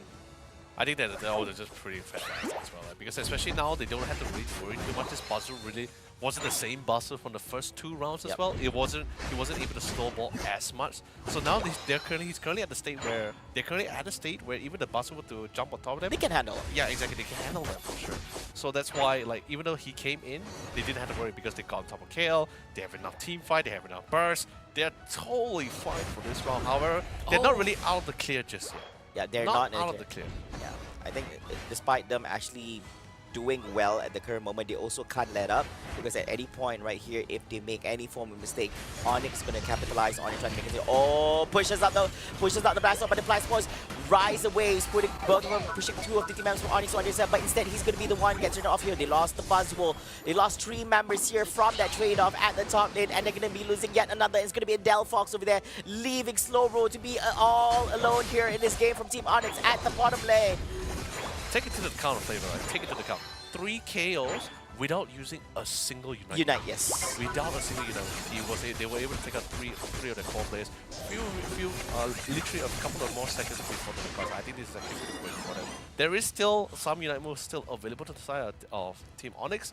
However, we need the Delphox. They do need the Leafeon coming back online as quickly as possible. Oh, this is going to be spooky. Road of top having advantage of clearing out the Regieleki, the top lane, and also they're also in the lead at the moment here. Come on! Oh, that's brutal coming on from the Buzzwole here, but he's going to get everything that he can get. Delphox being the highest level Pokemon here on the side of Onyx at level 13, together with the Leafeon at the current moment. Meanwhile, Mimikyu at level 14. This is crazy. Road to the top here. Look at the positioning, Claymore. Like, they are ready to hit them from every angle known to man and known to possible. Oh, yeah. Oh, wait, Blastoise. Oh, they spotted him out, but he's in terrible position over here. He's in between 3 Pokemon. This is not great. There was no room for him to do anything, and he gets cleared out easily in the hands of Team Onyx. Now, Team Onyx knows this. Without having the Blastoise, now there's going to be a big opening for them to go man up against the team members from Team top. 5 seconds, and it's going to be jumping it into the whole team fight, and this time they clear out yet another. It's going to be the Hoopa. 17 seconds on the clock as well. Zhao? More opportunities here. They're trying to, I say, clear out on Pikachu, but not be able to do so, and they will be able to be secret in the hands of the Leafeon as well. Will they be able to do anything about this right now? They're down by 2 men. Get straight to the Rayquaza. Where is the team members from Team Road? They're from down there. Oh, it's not enough. Even after letting out with the Hydro Typhoon from the back end, but still not able to stop the Buzzwolf getting that last hit in. And once again, Leafeon clearing out on the Glaceon here for the takedown. I believe, Leonard, that is to be quick game and set for Team Onyx. That was so unfortunate. That's literally all I can say. It's so unfortunate. I was very curious of the fact that did actually Bochi get caught out because he actually initiated the fight, or did they face check that brush they was actually standing in there? Because I can't see any other reason couldn't see why. it. Yeah, because I think the camera was also panned out a little bit too high. Yeah, it's too high. We couldn't really see where Bochi was coming in. All I saw was the water spout from the Hydro Typhoon, and that was it. Because like he hasn't used his Unite move for that situation. The Blissey! They're trying to get as much damage as possible. Yeah, even if you manage to score on Team Onyx, that's going to be enough because cute little Blissey on the other end does a little bit scoring off his own as well, making plus another 106 seconds on the clock over here. And Lassos get cleared out once again. Ladies and gentlemen, Team Onyx is your winner for this game number 3 and the winner for a series with a score of 2-1. I really can't believe it. Like everything was going so well. Like it was going absolutely according to the plan. Like of course, like we did discuss, it's not that they were so far behind that they couldn't really turn back the fight, but that was just absolutely insane. Like if I had to give the man of the who would be our man of the match for at least this game at least. It's tough. Like at one point, I also want to give it to Bochi from what he presented, but I think ELR. I think he's done exceptionally well in multiple occasions in past previous game as well. Could be also one of the options. Actually, I think it should strongly be Bochi. Despite the unfortunate loss, I think Bochi should still be the man of the match here. Really. I agree. Yeah, that's why I have a little bit comfortable in Findus too. Yeah, for Bochi for this. But looking at the stats over here, quite balanced across the board when we look at Team Road to the top. They have the damage over here. Jal on that Pikachu, 60k damage. Meanwhile, on the side of Team Onyx, Kale, the Delphox, 65k damage on his end.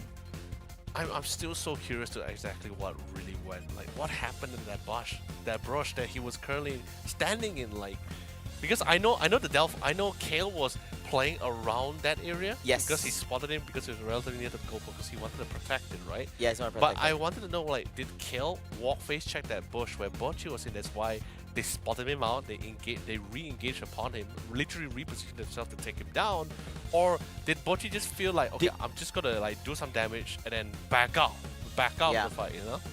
I would think that during that particular time, because we remember that Bochi got taken out between 3 Pokemons on the side of Team Onyx. So when he returned back, I don't think he returned back through the middle. I think he went through the bottom instead. He tried to actually build a trick and go from the bottom and go up into the middle area to the Rayquaza pit. I think that will explain his position and why he's actually there. I know, no, I'm talking about like before the entire fight started, like when he first fell. He first fell, yeah. So that one I was really curious about what really went down. But however, the minute he fell, everyone's objective, everyone's priority changed. Everyone was saying like, all right, we go to Rayquaza. There's no Blastoise. There's no Blastoise. There's no massive team fight, CC that's gonna stop us. We can actually take this confrontation here. And I saw Calamity. He really tried his best to be the main priority here. He was trying to, because they have a lot of damage. It's not that they didn't. They have a lot of damage here. A lot of Unite moves still available. Calamity tried his best to be the diversion here. He tried to lure the attention towards himself, but ultimately he just couldn't withstand the amount of damage that was being outputted. The minute ALR did the smackdown, locked him down in place, everyone alongside with the Delphox just immediately melted him away. That was unbelievable to me. It's like really crazy. It's a bit hard to recover from Look at the graph, man. They had everything was going so well for them. Man, they were snowballing through. They were on a positive note from start to end. But when Rayquaza appeared, man, things went south for them, and giving the opportunity for Team Onyx to actually capitalize on this situation and making it a win for themselves. Now this is gonna hurt. Yeah. This is definitely gonna hurt. They got it in the bag. This is how it jumped out off the bag. Pretty much. But then again, you gotta give kudos to both Calamity. Like he really tried his best to hold up the line, despite Bochi being taken down. I think Bochi has been doing a really phenomenal job for these past 3 games. Yeah. Just that last round, I'm just really curious because we just didn't have like any visual upon With it. a visual, yeah. We only had the mini map, and I'm like, it's not what? that easy to also stretch out the camera to actually see more on that as well. I I know. don't blame them as well. But if we're able to actually really catch what actually happened, like basically his later. travel path. Yeah, later on, most definitely when we actually have a look at the highlights. And But nonetheless, I think this game, I think Team Onyx was able to just persevere despite the setback that they have been having all time round. Even the fact that even ALR was not able to snowball with the Buzzwole, they still was able to get optimal levels, able to still be up to date with in terms of stats as well. Not making sure they're not too far behind. At least they have the potential to really turn things around. But of course, enough with the stats. Let's quickly bring up the replay and hopefully we can see a little bit more clear to what we potentially might have missed out. yeah, and here is the match here for that recent game number 3 in between these two amazing teams. Over here we go, have Genkai on the Mimikyu. Now we've seen him do wonders here in the match. Meanwhile, this particular battle, that shove coming off from the Blastoise, it's a Blastoise serve versus with a Slowbro serve, but quite unfortunate, Blastoise gets trade off instead, and the one getting that ascendant is going to be on the side of Glaceon here, and not just clearing out the Regis, also mentioned clear us on the Leafeon at the same time as well. This Glaceon has been so much at this point into the game. Somebody has to stop him, and I think before he actually got cleared out, he did so much damage. It does require to actually do a little bit of backhand to actually catch him in this match. Alright.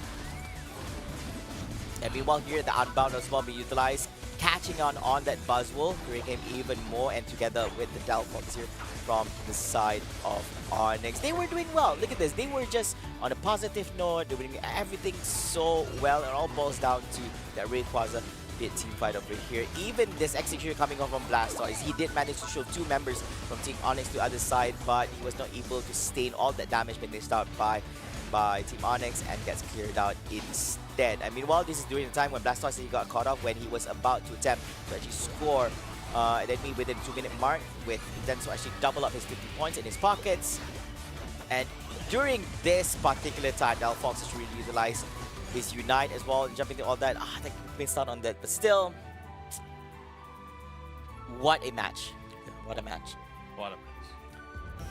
Really, what a match. But of course, let's quickly go to our one last segment, our favorite segment, our drawing session. Yeah, drawing session. Our telemetry, and let's quickly check out with clip number 1. Flavor, I would like you to take the first chance for this one. Oh, okay, you can actually do all the drawing of here. But let's just have a look at this particular matchup here. So Alright, I believe got that it. this is actually the game number 1 at the Rayquaza pit. Now everyone is actually looking particularly healthy, and looking at all the positions over here, I believe this is going to be the Dodrio. I thought I can actually scroll through with my hand, but Dodrio all the way here at the bottom side here, trying to actually make a little bit of movement into the whole frame. Where is that? The dustbin is over here as well, so we're just going to play out from here. So you see all here, Aspion on the top right side. It's 4-man movement coming on from the side of Team Road to the top, trying to make things happen. And of course, this is what despite all that clearance, there's not enough follow-ups over here, hitting off on the members. Resorte based over here. We have the Trixie, we have the Dragons over here, but all alone is going to be the Blastoise on the side for Team Road to the top. So it's actually quite an opposition over here, but it also works out well for them. And as things played out, we also have the Calamity here on the Hooper, Team Round team members over here, and Blastoise making an escape for it. And of course, the last hit here in the hands of Team Onyx. So that is a very strong opening for them for that game number 1. And looking at the second clip over here, now this is going to be the Rayquaza attempt for game number 2, Team Road to the top and Team Onyx. Now this is going to be a little bit painful to watch, and I know that what we're about to witness now in this particular matchup as well, everyone is actually around the pit. Rayquaza also so down to close to half HP as well, about to do wonders. I really hope I'm not able to actually utilize this one. So meanwhile, you see in position, we do have Blissey, we also have the Buzzwole and the Mew on the inside. They're trying to force this because Road to the top is currently an advantage. 280 points versus with 177 has to offer. So basically, if you actually play this, basically their hands are being forced, but they have to fight this from the inside. And seeing this, you see that this guy Krasl is doing so much right here. He knows it's gonna be a big sacrifice from him. He has to attend to the Buzzwole, to the Leafeon, and together with the Blissey. From this time, he actually hold up quite well. If you see here, just gonna keep playing as well, and he's still gonna clear it out. He managed to hold that as long as he can, but that was a massive contribution from him. And now let's continue attempt coming here from the Rayquaza pit. Now it being a 4v4 situation here, and once again now Restorte. Now he's in a trouble position as we do see the Glaceon as well, so that's what's shoving him away, and there's nothing much he can actually do. Mew is just gonna get cleared up over here. Now this is gonna be the important part. Although they actually got the Rayquaza, look at the amount of members they have. They have the Buzzwole over here. They also have the Blissey as well as the Slowbro. Now all they have to do is make their way to the goalpost. Now do they make it? I believe that if you're together with us through our journey in this game, you're gonna see that. If you do miss out on it, they didn't make it. Lost the Buzzwole here. Now they're gonna be, look at this, those tiny feet on that Blissey, trying to make his way to the lower goalpost, but time is not of the essence here. 2 seconds on the clock, and almost, he didn't get cleared out and got picked up. And of course, last but not least is, of course, is going to be our final game, is game number 3. Now we see some wonderful things happening over here, and one of the main highlights, not really at the Rayquaza pit per se. Yeah, so basically this is actually still in this, so I'm gonna skip this one. So this is actually game number 3 during the Rayquaza attempt. Now this is what we were looking for. You see, yeah, that's why I'm trying to figure out. I don't know, sadly it was too far for it because we couldn't see like what exactly, like what we couldn't really happen to the last round, right? Because see, this is the part where he would take call. Like, let me borrow the pen for 1 second, right? So I guess it's my turn to draw. I'm not gonna use yellow because yellow is like really what hard. you have against yellow? Yellow is very hard to see, okay? But so initially, Bochi was hidden here. Yeah, he was hidden here all the time. He was just waiting for it. He was a ninja, okay? He was a ninja in this bush, right? He had a game plan. He had 50 points and he was planning to dunk it through this goalpost whenever he could, right? The only problem was he ran into Kale. Now my real question is, until now we still not answered, did Kale actually walk into the bush? Or did our dear friend Bochi felt very confident? No, Bochi went out because I saw him about to score. So you can actually see when somebody's about to score. That's why so it wasn't actually Kale forcing him out. Actually, it was Bochi who went out. So Bochi felt confident. He felt like a muscle man. Okay? He had like all these packs, right? Like all these muscles here. Getting ready to lift up the whole team whenever he can. But sadly, Delphox was able to call him out, right? But anyway, sadly, he got caught out here. That means he is currently out of the picture with a Unite move at the same time. So we're going to be fast-forwarding this, as we all know what was the result for this. Dear friend Bochi, instantly the rest of the team just converged upon him. Everyone was just on the way to get this guy. And that's 3 man from Cyberphonics. But now look at the positioning for the rest of the team on the mini-map, right? So now everyone was very confident. Without the Blastoise, it's a 5v4, a fight and opportunity they were waiting for the especially with the enemy enemy not having a big Unite move, which is exactly.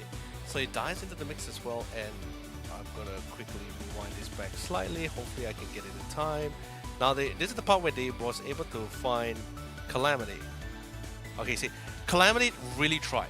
Like Calamity, he understands the fact that only 4 more seconds. 4 more seconds was left on the clock. He wanted to try to delay them to hit that Rayquaza because you notice from the bar, already as it is, they were doing a lot of damage even without the Mimikyu being present here. Yeah. So, sorry. I mean, if you look at them from the side, I think Mimikyu is on the other end right here, but they do have things like Leafeon. Correct. Yeah, they also have the Delphox. So what happens was, like, now we see the Pikachu behind. His game plan is very simple. Jarl is to find the Delphox. Try to keep the Delphox, try to buy some time. Sadly, Calamity, just like this name, it was utterly a calamity. Because completely bullied, massacred by these 2 people. Yeah, I think so it's not a good position to be in as well. It definitely is not. And then once he fell, now the rest of the team starts panicking because now Blastoise is about to come back. Blastoise is about to come back. And at the same time, they don't have Calamity, so no sense of safety for them to really turn back this fight. But regardless of the situation, they still need to take this fight head on as much as possible. You see Jarl, everyone starts going in full disarray. Our poor friend Jarl, just like the target, I didn't even get to draw that one, but a Unite move was committed for our dear friend. Yeah, from Buzzwole. And everyone was completely isolated. Bochi is currently still at base. Giles currently at the back line, alongside Mimikyu being targeted. Even the Glacier coming in from Lilac, everyone was completely out of place. And this is exactly the chaos that Team Onyx was trying to overwhelm them. And of course, then again, the rest is history, and we all know how the ending of that story really turned out for them. Yeah, of course, congratulations to Onyx for...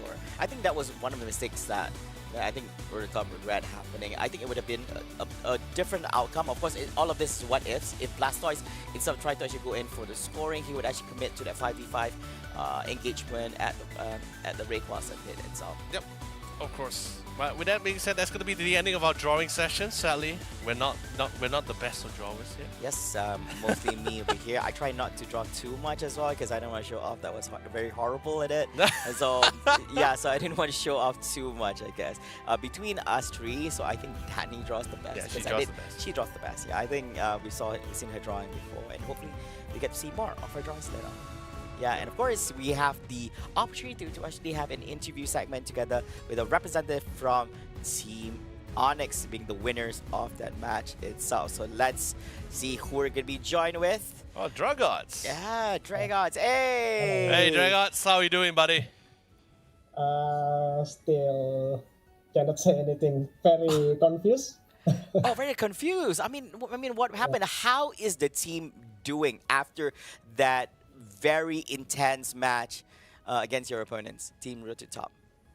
I think we draft with our game plan on the third game, but it didn't work very well. So we kinda shaky at the early stage, and right. I don't know when at the Rayquaza War, we suddenly won. Yeah, Suddenly what? Wait, Dragos, I'm very curious, right? Because we didn't get to see like firsthand, but we were speculating, we have some theories, but I just want to confirm with you, right? At the bottom when you guys found the Blastoise, at that very third game, right? Yeah. Right before the records of that Blastoise, did you guys face check him out, like face check the bush to find him there, or did he walk out by himself? I think he walked by himself. Yeah, he walked out. No, he walked out because there was an animation of him trying to score. Because if he got caught, there's no way he was going to go in for score.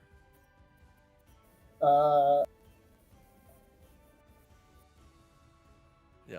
Yeah. So that really confirmed things, right? Yeah. That means he walked out to try to get that dunk, and then instantly, ultimately, a lot of people just came. Everyone was just somewhat in the vicinity to really punish him for it. But of course, unfortunately. Anyway, thank you so much, Dragots, for your time. Oh, you're back. Yeah, I think Dragots, you're back, buddy. Hello? Give us a sign. Give us a sign. Yeah, but... All right. Yeah, but thank you so much, Dragots, for joining us here at the studio. Congratulations again to you and your team for that win against your opponent, Team United. That was so unfortunate. But it was clear. We couldn't get any more intel out of their minds, but you know, at least we got at least we had one of our curiosity answers here, which was Bochi did really went on to try to go for that additional 50 points dunk. Yeah, he was trying to get you go offer as well. That's why I said if there's an animation, there's no way for him to actually try to actually score a point if he was sniffed out. Right. Like he has to go out and go in as well. But he didn't expect that it was going to be 3 members of that. If there's still one, I think still able to actually handle him. Right. But nevertheless, I think we really want to actually get more information, but we hope that we can actually have more interviews together with them in the next one. Definitely for sure. But of course, anyway, with our 4th best of 3 out of the way, that just means it's time to update that group stage brackets here. And with that being said, we had a very hard-earned win, a very surprising one for Team Onyx, definitely for the last one. But of course, they still earned that 3-pointer for themselves. But of course, since the scoreline was 2-1, that also means Road to the Top still was able to secure 1 point for themselves here. So not a real massive loss, but definitely something to think about for sure. But of course, with that being said, now with the 4th match out of the way, now we slowly transition to our second last series of today here. Possibly one of the most exciting one too here, because it is going to be Team Loading versus Team Rise once again, if I'm not mistaken for sure. But regardless, with that being said, I think that will just officially means that we have officially seen majority of the teams of the day, or going to see most of those teams here. But of course, with that being said, let's quickly welcome back the one and only, and of course the most knowledgeable person in this cast is Denali. Too many expectations. Okay, I'm scared. Expectation brings out the best. No, it makes me nervous and I do worse. I got one player mental, so. Okay, But of course, Denali, welcome back to the cast. It's always great to have you grace us here. It's good to be back, and yeah, we do have an exciting series because it is Loading versus Rise. This is the first time we're going to see Loading as well, Yes. so it will be a debut on the stream for them. But for Rise, we've seen them play literally the first game of the day, so we kind of know what to expect for Team Rise. But Loading, I want to know what these guys actually are going to give us. But to kick things off, we do have our intro video for the team, so let's see what they had to say during their interview sessions.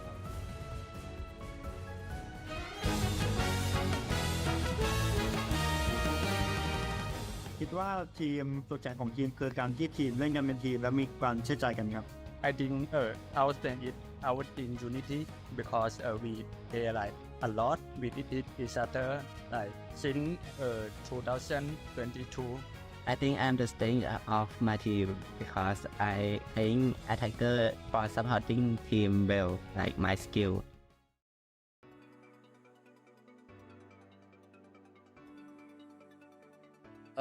I guess I'll start. I'm going to answer Glaceon for me. It's because it is one of the most versatile attacker, and with Glaceon, when my team gives me the resources and they are able to set up the fight for me, I feel like I'm able to do anything that the team needs when I'm using Glaceon. Lucario, because you can dash infinitely. My favorite Pokemon is Lapras. I can do something, not just standing and then wait. Like I can do anything using Lapras. Wow, that was really great stuff coming in. Getting a little bit of insights of their favorite Pokemon. Yes. Especially to use here in Pokemon Unite. I'm really excited to see Dev with the all-rounder Pokemon because Lucario was actually not only his top pick, but he also came from a very offensive Pokemon background. However, ever since he's joining us for this team in this year's ACL, he's been pairing a lot alongside with Illuna as the double defender. He has been, but one thing I want to see from Dev, because I remember seeing this last season. Sorry, it was last year. Right. Dev played Charizard. Yeah. And I will never ever forget that because nobody plays Charizard. So that's why I remember it wasn't because of the fact that you doubted or anything, no? Oh no, because I'm trying to remember, did they win that game or lose? I kind of feel like they lost that game.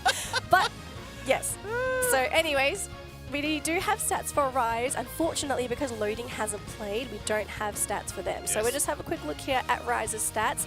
These stats are based off of their one game from today as well. So it's not going to give us a clear picture of what Rise is currently in terms of form, but it does show that they do dish out quite a lot of damage. This is pretty typical for this team. They do love to team fight, they love to play around those objectives. They do get pretty aggressive during that mid game. So yeah, this is just a very Rise thing. I mean, of course, and at the same time, we didn't really, although yes, we're going to be seeing a lot more Alolan Ninetales if Inteleon still gets banned out, because the fact that I believe that wasn't actually in the hands of one of their players called AXQ here, who was actually one of their main range attackers at the backline here. But since Inteleon so far has been banned out, he wasn't really given that opportunity here. So now the real question is, do we still see the Alolan Ninetales? Are they still going to stick with it even if Inteleon hasn't been banned yet? Well, okay, one thing I can say for sure with AXQ is that last time I spoke to him, Ninetales is his favorite Pokemon. Like it's one of his specialties. Right. So, and I think a lot of teams, if you played against Rise, you would understand that AXQ has a small pool of Pokemon that he does specialize in. Ninetales is one of them. Inteleon, I think he only really practiced that at Worlds, because something I found out from the Southeast Asian teams is a lot of them didn't practice Inteleon at Worlds because they thought Inteleon was bad, and they only found out that Inteleon was viable once they played against the international team. So for Southeast Asia, we took a while to really integrate Inteleon into our compositions. I do believe the draft is ready, so we'll hop over to that if it is ready. Otherwise, we'll just continue speaking. I want to talk about Loading, because like we talk all about Rise. Everyone knows who Rise is. Like, who the hell is Loading? I like this kitty guy. Remember the question? It's like, my strength is me. The strength is me. His answer was, the strength is me because I'm the attacker of the team and I can support my team, which is so contradictory for an attacker because it's just like, you're an attacker but you support your team. You know, Question mark? By the way, It's okay. He's a very funny dude. I like him. By the way, I love the idea they actually went for the Urshifu ban. I know he hasn't really been out there for the past few days, but there is a reason why they actually banned out the Urshifu. Of all the Pokemons that come in from the side of Teload or Blue Sky in particular, he mains Urshifu. He only has been spamming Urshifu. So now the fact that I think the logic is, if we get rid of one of the team captain's top Pokemon, then he will be forced to play other Pokemon, which is something that's more viable for them to deal with. Because without Urshifu, he can only play either the Lucario or defender Pokemon, which is Blastoise or Lapras. Ooh, so Axew's thinking of the Inteleon, but he is also flicking at a couple of other Pokemon. I also remember Axew playing quite a lot of Espeon when that was also quite popular last year, but quite outdated. So Inteleon, makes sense here. Dev going to be picking up that Blastoise, so we are looking at that all-rounder style Blastoise. Illuna has got the Umbreon locked in. Zoe hasn't picked his Pokemon yet either, so we're still looking for a support here and a mid laner on the side of Eeyore. Blue Sky's actually going to pick up Blaziken, so we finally have the Kung Fu Chicken on stream. I'm really excited for this. Although I've heard a lot of mixed feelings about Blaziken. This Pokemon takes a little bit of time to ramp up, but if he can get there at a reasonable timing, he can turn into an issue. He can snowball. But, there's a big but here. I want you to look at the composition this Blaziken is going up against. Alright. This is a very, very fast tempo lineup. Eeyore is incredibly aggressive when he has Glaceon. He will come out into these lanes out the gate looking to kick some butt. And Loading have got two Pokemon that are going to have to ramp up here. Sensor on the Aegislash and Blue Sky on the Blaziken. They're not going to be able to do anything to support the team, especially if the Glaceon is showing face. It's definitely a lot of responsibility that's going to be falling the rest of the team if they try to really turtle it out. They're relying on late game here for Loading, but I'm a bit worried that they're just going to get completely trashed in that early game, and they'll reach that point of no return. Because once you get bullied to the point of no return, there's no way you win any fight near Rayquaza. There's no way that you're going to get those back caps in. So for Loading, I'm really keen to see how they're going to make this lineup work, because this wasn't a case of Rise picking up a very slow tempo draft. Like, this is a draft that wants to get at you. That's what I'm saying, right? It's like there are a lot of responsibility does befall on the rest of especially some of the defenders to really just try to just turtle it out until they really get to that late game, that late stage to get enough sufficient farm and XP, and just don't allow Team Rise to just really snowball upon them, right? Because like you said, a lot of early game aggression with both the Glacier, and don't forget they also have the Umbreon also to pair alongside with them too. We gotta believe in two people here for Loading, okay? We gotta believe in the gold ribbon Blaziken and Kitty. Well, Kitty's playing Mew, so Mew is actually going to be pretty useful for the team early on, but I'm not sure how much Kitty by himself is going to be able to carry the team. So, you know, for a second there, I thought Como, because of the fact that seeing how the drafting was usually going for them, I thought Como might actually go with his own specialty support, which is usually Mr. Mime. Oh gosh. Because at the rate of things, right? So I thought maybe is that the flow of things? Is that the goal here? Maybe. Yeah, I gotta steal out that race. Yeah, so Blue Sky's doing the best he can, unfortunately. He's going to get bullied out here by Dev because Squirtle is a better starter than Torchic, unfortunately. So he's going to get a free KO here. I mean, Blue Sky's doing the best that he can. Yeah. It's not an easy lane. He has to deal with the Squirtle, and Dev, understanding how Blaziken functions, he's going to try and stop him from getting those free stacks off. I mean, definitely, right? And the water gun also is a little bit of an usage for him as well, since he does have somewhat of a range and a better secureable compared to the Torchic here. Doublade is here, so we could see a bit of a jump, but no, they're just going to guarantee the Swablu and Altaria. They want to guarantee that experience for those top laners. So I like the respect given here by Loading, trying to ensure that Blue Sky gets those levels. He's going to dunk though, but if you lose the Torchic, I mean, that was a little bit of a misplay if I could say so myself. And the worst part about it, with the water gun, he displaced him out of the hyperspace portal as well, so he was nowhere in range for him to get out of safety as well. Yeah. Bit of a questionable play. if anything, it's just good play coming out from Rise. Like they realize what is happening up here and just, again, so much respect, understanding which Pokemon to prioritize. Like they could get rid of the Doublade, but Doublade's not the issue here. You slow down the progress of that Blaziken, so then Blaziken ends up being a non-factor for the majority of the game. That is so much damage. Thank God for Hyperspace Portals. He's able to get back into it, but that's going to be taking a while for him to reset, especially now for this situation. No Hyperspace Portal for the next game. A couple of bit more, and it will get back out. Blue Sky's having such a tough game. He's been KO'd 3 times now. Right. He's level 5, so he is doing his best. He's a Combusken now. He's going to slowly work his way up to that Blaziken. But again, he's just not able to really contribute to that team. He's just trying to suck up as much experience as possible. He's even pivoted to the jungle. So Loading is trying to 100% guarantee this evolution. Hopefully, we're going to see something coming out of this Combusken, because if you're funneling all these resources, oh, Kitty, gotta be careful! Sniped by Axew! 2,000 crits twice in a row, man. Back to back. And again, Blue Sky is getting caught this time by the mean look. Will be able to get on out of there, but the moment this Combusken appears in a team fight, he is instantly targeted.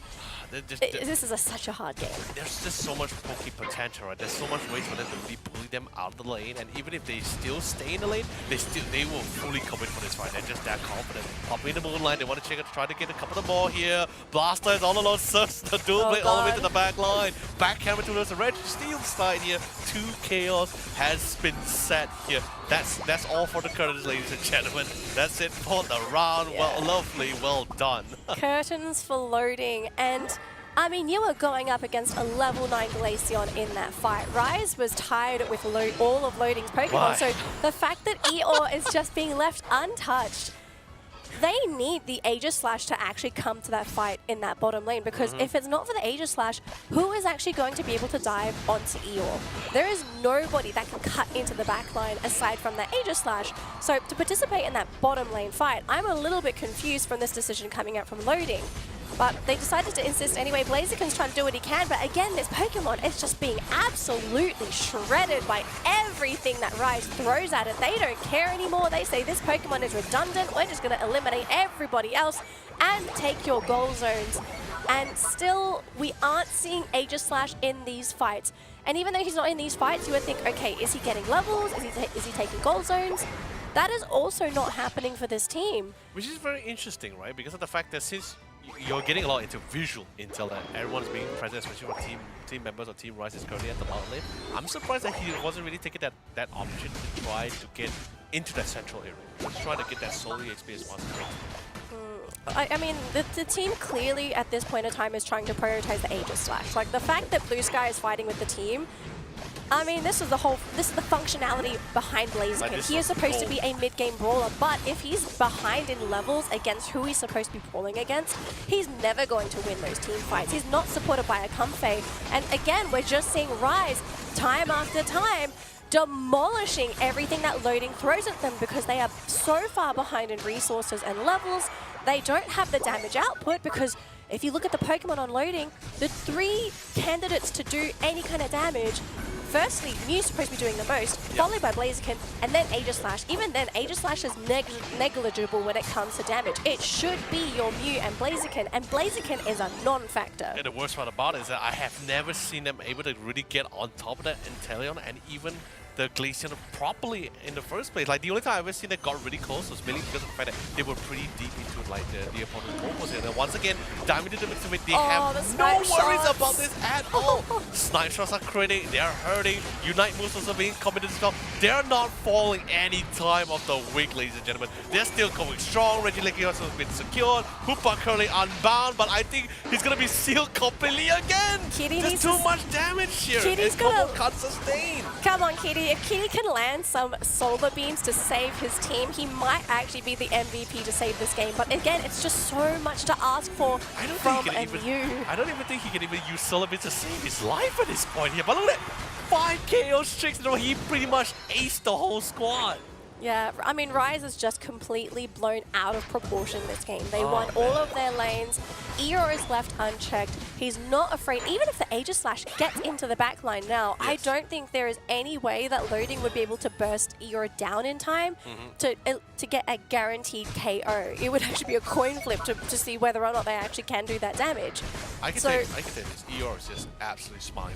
He's very sad. And it's not just Eeyore, it's X-Cube. This man is just being... he's allowed to throw any snipe shot that he wants. And we've seen snipe shots actually delete health from this Slowbro. We are seeing a big Hydro Typhoon, and actually we lost Axq thanks to Blue Sky. So that was it was actually the Blastoise that got that KO. So there was one KO going in favor of Loading, but they're going to be losing a lot more Pokemon after this as well, because Mean Look is going to be locking in that central lane Aegis Slash, and he will be going down in just a second. That Surf almost connecting onto Kitty and the Hooper. I mean, Blaziken, he's got balls of steel to try and go anywhere near Rise, but even then, they really struggle to find any kind of opening that's going to be favorable for them. That's a little bit bold coming from Blue Sky. What? Oh, God. What? I mean, I think was there some kind of a sacrificial ritual that we missed out here? You know, it's like, we'll just take one and leave us alone. Look, if you sit there and if we're allowed to interview Blue Sky now, I think he would just say it's fine. It's part of the job description for this game, because he has been KO'd so many times this game. Yeah, it's so difficult. And a lot of it stemming from that early game, the fact that he was crippled so much during the early game, like so much respect was given by Rise to that Blaziken pick. They did not want to let that Pokemon snowball at all. So those early KOs just really hindering what Blue Sky can do. And this level discrepancy is huge. I mean, you've got level 13, not only 2 Pokemon for Loading. Yeah, and Glaceon, Eeyore is maxed out. This guy's capped out. He's hitting at max damage, max capacity. And he's just going to be able to blow through some of these Pokemon. Now, Blue Sky did manage to pressure away the Blastoise. But that wouldn't last for too long. And let's be honest, the Blastoise is more functioning as just more like a wall post here. But Teen Zuck is sniped there for the snipe shot, instantly has to be recalled back. That was just a little bit too much damage. But well positioned, anticipating them will be coming back here. Couldn't get the majority of the team members, but they're still totally fine. Remove one player, one at a time here. One down for the count here. They try to sustain as much as possible. Kitty comes in to try to sustain. Dev on the other hand, a little bit isolated from the rest of the fight, but that's totally fine. He still has his Unite move, by the way. Hasn't even used it until the most optimum moment. But I don't think there will be such a moment, because everyone was just falling down like flies. Yeah, this is just not the ideal game for Loading. It was tough from the get-go. They weren't able to really find those openings throughout that mid-game to try and make that comeback happen. It was just them taking a lot of damage from Rise. I think that's just to put it lightly. They got Rised. Yeah, they absolutely got Rised. If I would, I'm not going to offer advice to these players because they're all better than me, but if there's one thing I like to see, even if a team like Loading is having a terrible game like this, and maybe they're sitting there thinking like, yeah, we definitely deserved it, or we were definitely going to lose this game, I hope they're thinking about game number 2 right now. I hope they're thinking, okay, what do we do next, guys? Yes, we're being pummeled right now, but we've got to consider, what are we going to have to ban next game? Who is the issue? What have we got to fix? Are there any Pokemon that we feel are going to be incredibly good against what Rise has currently picked? What are we got to fix? Let's talk about some of the issues that we saw Loading face this game. Their early game. How are they going to fix that?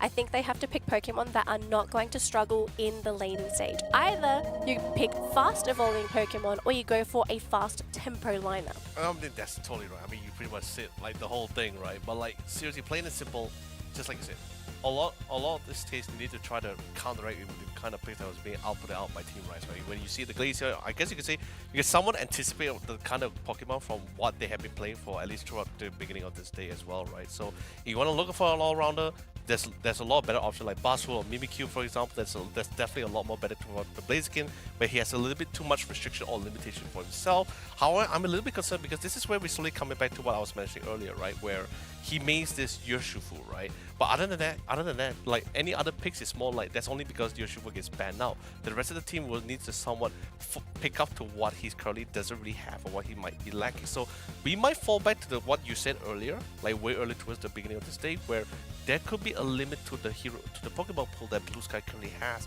for himself here in this case. And he's a top laner as well, so you don't really have too many options to pivot to, assuming that he's very accustomed to that Urshifu playstyle. Because if you want an Urshifu-esque style of Pokemon, you only really have 2 options. The closest actually being Lucario. Yeah. But if you want to add Blaziken to the list, you can. But the biggest difference is, unfortunately, Blaziken's early game is worse than both Urshifu and Lucario. I'd say it has the weakest early game out of those two Pokemon, meaning you have to somehow guarantee those first initial levels to get it up to that Combusken and then eventually to that Blaziken. Whereas if Blue Sky really wanted this Blaziken, if he plays Lucario, I'd rather he play Lucario because at least he'd have some level of scaling, he'd have a much easier time, There's a lot hopefully. more options. Yeah, you would have more options. Like, you wouldn't be so, I guess, handicapped in the early game Correct. by your base stats. The demand is very taxing, especially when you pick like an all-rounder or even an attack that has multiple attack forms here. That requires a lot more fun than usual when you're going up against a team whose early game's who's definitely going to be engaging a lot more earlier, especially at a more fast-paced tempo here. I think this is something they will realize from the first game. I believe they will slowly try to prep for that second game. However, what if the same thing happens again here? That's my main concern here. Well, I would only assume the same thing would happen if they pick the exact same draft. Or they pick something that has, like a draft that has a similar issue, which is a weak laning stage. One of the ways to fix a weak laning stage, if you want to keep a weak laner, is that you pick a strong central laner and you provide support to that top lane. But the issue is, Rise also had a very strong mid laner. They had Glaceon. Yes. And Glaceon is one of Eeyore's signature Pokemon. This man knows how to play Glaceon left, right, up and down, all around. He knows every mechanic under the moon with this Pokemon. Right. So to know that Eeyore is going to be playing a Glaceon, can you pick anything that might be faster tempo, that's going to be able to function quicker than the Glaceon? The only way I think you'd be able to combat that is if you have someone invade his central area. Right. But of course, quickly checking out the quick replay for this case here, I believe this is just one of the few areas where they really have a hard time, especially in the fight where we were saying that the dual blade was really needed towards that bottom lane because someone really needed to go towards that back line. Someone needed to try to trim down the amount of damage, which by the way, had a very early advantage as it is here. But I think the cause of concern, maybe the reason why they didn't want to shift that dual blade down was mainly because of the fact that they just didn't want them to allow to get a free empty lane to just dunk more points for themselves. Yeah, I don't think Blastoise would have just completely rolled over Blaziken if Blaziken was up there too. So they didn't have a choice, but I think at some point you just have to realize, like, okay, we had a terrible early game, Blastoise is up top, can we compensate by fighting as 5 down bottom and hopefully winning? Maybe that could have been the equalizer that they could look for. Again, a lot of the stuff is theory crafting. It's a lot of what ifs and what could have, but we will never know what the result would have been because it never happened.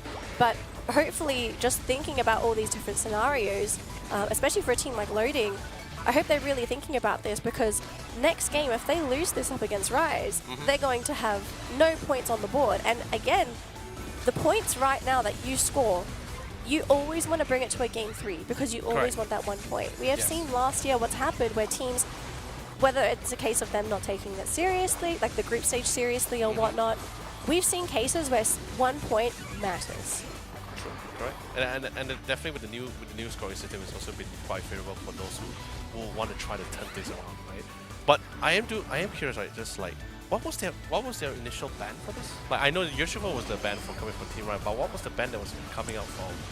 I think I saw it. Was it Clefable? No, Clefable was Yeah, played. Clefable I was don't being remember played. anymore. I saw it just now and then. I'm trying to figure out like what was that ban, but regardless, right? Like, I don't think like. Oh, it was Ninetales because of XQ. I remember now. All right. Okay. Yeah. So here's the interesting thing, right? Like, I feel like Ninetales, like you're gonna ban in talent, it can be somewhat understandable here. But if you want to try to ban other heroes, other Pokemon, it will be discussed. But of course, let's quickly check out through the questionnaire coming in for some of these players here. Zoe. Oh my gosh! All right, I'm gonna cut straight to the chase here, guys. So Zoe's been pretty generous with himself when it comes to his stats. He is the support player on the side of Rise. He's got 5 stars aggressiveness, 4 stars goal defense, 5 stars combination, 5 stars strategy, 5 stars mental strength, and 4 stars movie watcher. Oh my gosh, what? Okay, how would you rate yourself as a movie watcher? Is it like the less you move and the more attention you pay to the movie, the better movie watcher you are? I'm trying to think of every movie stereotypes that you can ever think of, like a person who always go to the toilet a lot, those kind of stereotypes here, brings food to the cinema. Okay, maybe it could be a combination of watching the movie, but also the variety of movies that you watch. So I would be a terrible movie watcher because I only watch a few movies because it's just really difficult for me to watch movies. That's actually very surprising, actually, hearing that from you as well. No, I play games. I rather play games. I mean, yeah, but I do love a whole set of movies, especially like Star Wars, for example. Yeah. Star Wars is great. Lord of the Rings. Are you telling me Lord of the Rings is bad? Yeah, no thanks. So I feel like we're gonna have a really massive problem here. I'm fine if you don't like Star Wars because we can somewhat get around that. Not many people Moving like on to the next player introduction. All right, moving on to the next one. Of course, Como. By the way, they're sole supporter. They're sole supporter for the site for team loading. By the way, comment, of course, my goal is to play at, of course, that's pretty much everyone's goal for now, to be champions or not. But his stats, I think this is the first time we see a player's stats where everything was maxed out here. Yeah, I actually think it is. Like, I've never seen like anyone actually checked out all 5, but particularly the bottom Hansen. one. He's put handsome as his custom I mean, he has stat. his picture there. I mean, he's a pretty dang good guy. Look, I mean, it's good to have a lot of self-confidence, so... I'm not saying it that way. I mean, like, if you're happy with yourself, that's great. Yeah, I mean, yeah, of course. It's tough being an esports player. I don't know, man, but if See this? Okay, it's I'm not saying anything. Lena's the one that's laughing. Okay, so he's misinterpreted everything. So here's the thing. Your custom skill would be listening, and I probably put it as a 3-star. Jeez. I mean, like, it's like, I mean, it's great. I'm happy though. I mean, he's a dang good-looking guy. So he's qualified for the Asia Champions League. I think everyone that's here deserves like 5 everything. Exactly, but that's why this kind of questionnaire form is really interesting to see because like it does get you. I guess you could get to see some of the players' like true intentions, right? But of course, jokes aside, let's quickly bring us some of that player stats that we've been seeing so far. And of course, it's going to be XQ here, who's been quite phenomenal with both Inteleon and even Alola Ninetales. I think he's only played Ninetales and Inteleon today, right? He played 2 games of Ninetales this morning, and then he's played the 1 game of Inteleon. So if he Inteleons again, we could be looking at a 50-50 ratio for this player. Sure. And the thing is, like, you don't fix what's broken, right? What is not broken. So I think so far he's been quite great. I think his positioning, his timing, engagement alongside with the team, really great follow-ups as well when his defender starts setting up those fights. I think he's definitely got all those boxes checked out for sure. Yeah. So I don't think like there's any other issue. However, I am very curious to see how would he play other attackers though. I don't think we'll be able to see him play Glaceon since EO will usually take that role. I'm trying to think, did he play Glaceon last year? Because I do remember we saw a lot of Glaceon. I know EO piloted the Glaceon last year. Or was it Delphox? It might have been Delphox for Axeq back then. Right. Because I know he does play Delphox as well. Yeah, I don't think he plays Glaceon at all, unfortunately. Because so far, by record, I do have the fact that match records and the fact that he has played Espeons and Mew during some of his tournament matches as well. Yes, I remember definitely playing Espeon during the ACL finals. I don't 100% recall Mew, but it's also not a Pokemon that Eeyore really reaches out to for Axeq. Yeah. Because, yeah, Axeq's been pretty vocal about his love for Alola Ninetales. So, I mean, if you don't know that Alola Ninetales is kind of like the Mew for Axeq as Mew is for Foxy, then yeah, players are going to have their favorite picks. I mean, I think one of the biggest reasons as well that I've witnessed while watching Axeq, because I see some people when they watch Axeq, they kind of criticize him, wondering like, hey, why is he holding his combo? And this is normally around the Rayquaza pit fight. Right. And it's actually because Axeq, he is so well practiced at actually getting the Rayquaza snipes with his Alola Ninetales. Like, his timing is impeccable. He will never throw his combo early. He is so on point when he's around that Rayquaza pit. He is so patient. Like, I love the way that he plays that Ninetales. Some people would just sort of throw it for that chip damage. He's like, yeah, I'm just going to basic attack this thing. I'm saving my combo because I trust that I'm actually going to get that last hit. And what's even better when you have such a precision player like Axeq, right? Paired alongside with really strong defenders that really knows how to set up those situations for him to get the most out of those situations. I think Eeyore and Axeq is having a really hell of a time with Ilona and Def at the same time. I think both of those defenders has been really great at setting up those opportunities for both of their attackers here. But of course, let's quickly move on, right, to our next stage of our second match here. Is going to be the second drafting here. And it looks like we're going to be looking at a very different ban here from loading. So Rise will continue with the Urshifu ban, so Blue Sky's not going to get his favorite Pokemon. But for loading, they're getting rid of that Clefable, which means Axew will get access to his Alolan Ninetales if he so wishes to play it. Yep. And also if Eeyore picks it, it depends if his captain's like, yeah, okay, fine, you can play your Ninetales. Or it could just be like, yeah, you need more practice on Inteleon, you have to play Inteleon again. I don't know how. But that's the thing, right? Sometimes we see certain team captains being banning certain Pokemon, not mainly because of like it's a specialty of that person, that specific player. Most of the fact that like that specific Pokemon will do the most amount of damage. Like it's the most nuisance Pokemon that we have to deal with. Like any other things we can somewhat fight against, but with like for example Inteleon, like what we see most teams has been banning against Team Rise, which was Inteleon, for example, was one of the few examples. Yeah. I'm actually just quite surprised that I'm not seeing as much Inteleon actually in the Southeast Asian scene, because we saw in East Asia yesterday for sure. We saw a lot of Inteleon. The Japanese team's really loving that Pokemon alongside Mew. But we are looking at some changes here. So Kitty is going to be pivoting over to the Gardevoir here. So we are going to look at some very big, very singularities, lots of AoE damage. Axew is picking between the Alolan Ninetales or the Espeon, and we are going to get some variety here. So Axew Espeon is on the menu today, ladies and gentlemen. And the question here for loading, what is going to be their final two Pokemon? What is Blue Sky going to play?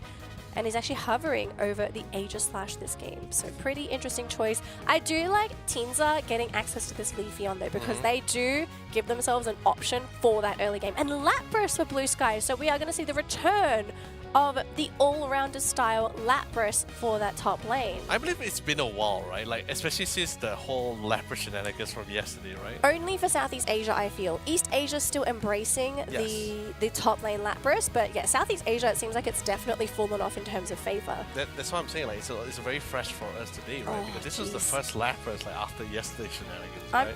I'm just gonna say that this early game for Rise is still just so heckin' scary. Like you've got an Espeon and a Glaceon. I know, but then again, they're all so fast evolving. I know, but then again, if you think about it as well, at least now it seems a little bit more viable. You have Leafeon, who's, by the way, the range is the Solar Blade is a lot more further compared to the Glaceon here, at least. At least there is still some competitiveness between both sides. It's definitely the drafting that's a lot more better than our first game.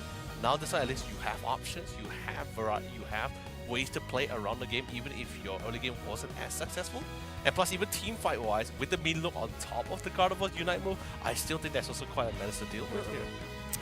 It could be a menace. I'm just wondering what the build's going to be here for Dev, because Dev now knows that he doesn't have to deal with a Buzzwole. So he's actually free to go for either moveset, if he wants to go for the Rapid Spin or the Surf route for that Blastoise. I know for a fact if he decides to go for that Rapid Spin, he's just going to literally sit all over Kitty, and there's nothing Kitty's going to be able to do about that. I believe Rapid Spin will be the better call here, I think, because like you go Surf, you're able to displace someone, or maybe give yourself like a get out of jail free card. But I feel that's like there's something you shouldn't be trying to utilize, especially when you're ahead. You might as well just like hit the iron while it's hot as well. With the Rapid Spin, and since everyone likes to be in pretty close contact, have that contact play, might as well just stick with it and just pile up the damage as well. Yeah, I mean Surf is also pretty helpful too, so we'll let Dev make that decision. I also want to know what Luna wants to do on this Crustle. Are we just going to see the standard build here, the X-Scissor Rock Tomb build, or? I mean, we've seen a couple, right? We saw Shell Smash so far, we also see a couple of Rock Tombs as well, depending on those situations. But I think maybe they want to try to utilize the Rock Tomb mainly because of the fact that at least with that Area Denial, you can lock someone down, allowing both the Glaceon and even the Espeon to at least get nice and close. By the way, I want to say I do enjoy the change in these lanes. It does look pretty good. Axew is still stuck at that level 3, so the longer they can keep him at that level 3, the longer Axew's not going to be an issue. But no, he gets the final hit. So Espeon is now online. I want to know, is it going to be a stored power? Okay, so stored power Espeon. No Psyshock. I'm still waiting for Psyshock to come back, but yeah, stored power. Yeah, but stored power. I also did notice as well, because I know you talked this about with me before, like off stream, right? Like but nowadays I see a lot of players still utilizing that stored power. Well, okay, so back then when Psyshock was the preferred moveset, it was actually because Psyshock was a incredible nuke, especially if you're able to land all of the balls. I don't know if you want to call them that, but yeah, the psychic balls. If you manage to land all of them on the target, did a chunk of damage, was considered the best Rayquaza stealing move in the game for a very long time up until it got nerfed. And I think stored power also got a bit of a buff as well, because the benefit to stored power is not only the little movement speed bonus that you get, but if you get hit by the stored power, if you get hit by stored power, you get slowed down as well. So it's actually really good at helping to set up for your team. You don't have to get close as well. The AoE is pretty large. So there's a lot of utility that's also given if you go for stored power for your team. So yeah, until we get some changes, I'm not sure if it's going to be like, I don't know, another power boost to Psyshock or something, or maybe they make it so that you can throw Psyshock while you're moving. I'm not sure what the devs will want to do, but yeah, I think that kind of needs a buff, or maybe someone has to rediscover the ability. I don't know. Stored power is good though. I prefer stored power myself. But of course, speaking of which, Nanda Lane has been, I guess you could say, a little bit more passive than usual here. Nothing too crazy happening since both of them are just trying to find their window of opportunity, especially for our dear friend War Turtle, trying to get that blasters out. But good intel did manage to spot out the Espeon while he was doing that face checking here. Barely gets out of it, but still, at least as long as he stays alive, they're still totally fine. Rest of the group's getting a lot of into that like currently four trains running that top lane. Everyone's getting ready for that rotation to regress. But what about the bottom side? They saw an opportunity to try to get this gun on top with this Crossel here and probably prep for that first Reggie spawn. Yeah, they're thinking about it, but we do have Eeyore rotating towards that bottom lane, and remember, the Hooper is on the side of Rise, so if they need reinforcements, they do have Pokemon coming, but luckily that mean look preventing Illuna from cutting off loading. So now we are looking at a fresh fight here at that Regice in the bottom lane. And look at this X-Scissor just pushing back the Lapras as well as that Blissey, preventing loading from getting in there a little bit sooner. And look at this Umbreon about to go down just a little bit more, and they do finish off the Umbreon. So it's going to be a 3 versus 3 situation. Regice goes down. Oh, it's the Blissey to get the steal off the Regice. So that experience going in the way of loading. Rise is going to continue to fight though. They are still pretty healthy. They do have the resets available. Crustle is all alone. Illuna going to be the first Pokemon to go down on Rise. Loading is all here. Rise is all here, but it looks like we are going to look at a peace treaty being signed by both of these teams for now. Really great. Like they didn't expect the fact that they could have tried to secure that Reggie, especially the fact that since Leafeon was also picked up earlier by the hands of the Blasters as well. A little bit of a man advantage, but they managed to bring it back. Ooh, so Quick the Typhoon rotation coming in with the Hydro Typhoon was able to keep them all up into the air. They're just trying to find another option to try to get back to the fight. However, the Hyperspace Portal did send some players back for some little bit of safety to reset the fight, but they won't come back in because a little bit short of some manpower here. Loading is starting to pick up tempo, so not only did that experience boost really help out loading, but it also is powering up those Pokemon. So Gardy, one of the benefits of Gardevoir is that this Pokemon can dish out incredible amounts of special attack. This Pokemon hurts if left unchecked, and we did see Dev actually try to just breakdance on top of her, but yeah, it wasn't enough to finish her off. She actually turned around and blew the Blastoise up. So if you aren't able to deal with that Gardy in a reasonable amount of time, she's just going to turn around and blow you up herself. And you also have to remember, you are also pairing up the Gardevoir with a Leafeon. So if they really wanted to burst somebody down, a coordinated timed double attack by these two Pokemon can get rid of them. Mean Look is a great setup for this, and look at that. They just delete Dev. You have to respect the Gardevoir, and now you have to respect that Mean Look, because we already saw what happens if you let that setup happen. This is what I was saying right during the draft. This is what Psychic Soleil! Oh, the steal! Beautiful up. Beautiful. It was actually the Hooper that got the steal too, so Zoe ensuring the Regieleki going in Rise's way. This is really great as well.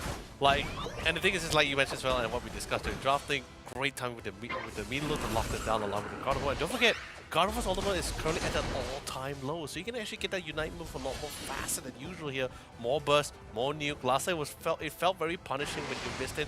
Now even if you miss it or don't, it doesn't feel too bad, because just a couple of seconds you actually can get it back up. Yeah, Lapras is coming around with the Lapras Express, trying to find that opening to smash into somebody, and actually they have managed to find Eeyore, I believe, and that's going to be an instant KO. Lapras and Umbreon, amazing tag team, but we do have an X-Scissor coming in trying to get rid of that Lapras, and Blue Sky goes down, and Gardevoir goes down as well. Big damage dealer out of the picture here for loading. Their Leafeon is up top, so there's now just the two utility Pokemon left here on the side of loading, Umbreon and Blissey. Between the two of them, there's not much you're going to be able to do up against an Espeon and a Crustle. And the worst part about it with the Rock Tomb as well, to somewhat seal most of their fates as well. No way for them to run. But big damage though, but then again, you gotta give credit for where it's due, right? When you're able to get the pick up on the Glaceon though. But the Espeon just didn't have anyone else to really keep her in check. Remember, there's not just one attacker in this game, there's actually two massive damage dealers in this round here. So really gotta juggle between those two. I mean, it's great that the fact that priorities is being set, being placed as well. but also you need to remember there's still one more left on that checklist that you need to check out.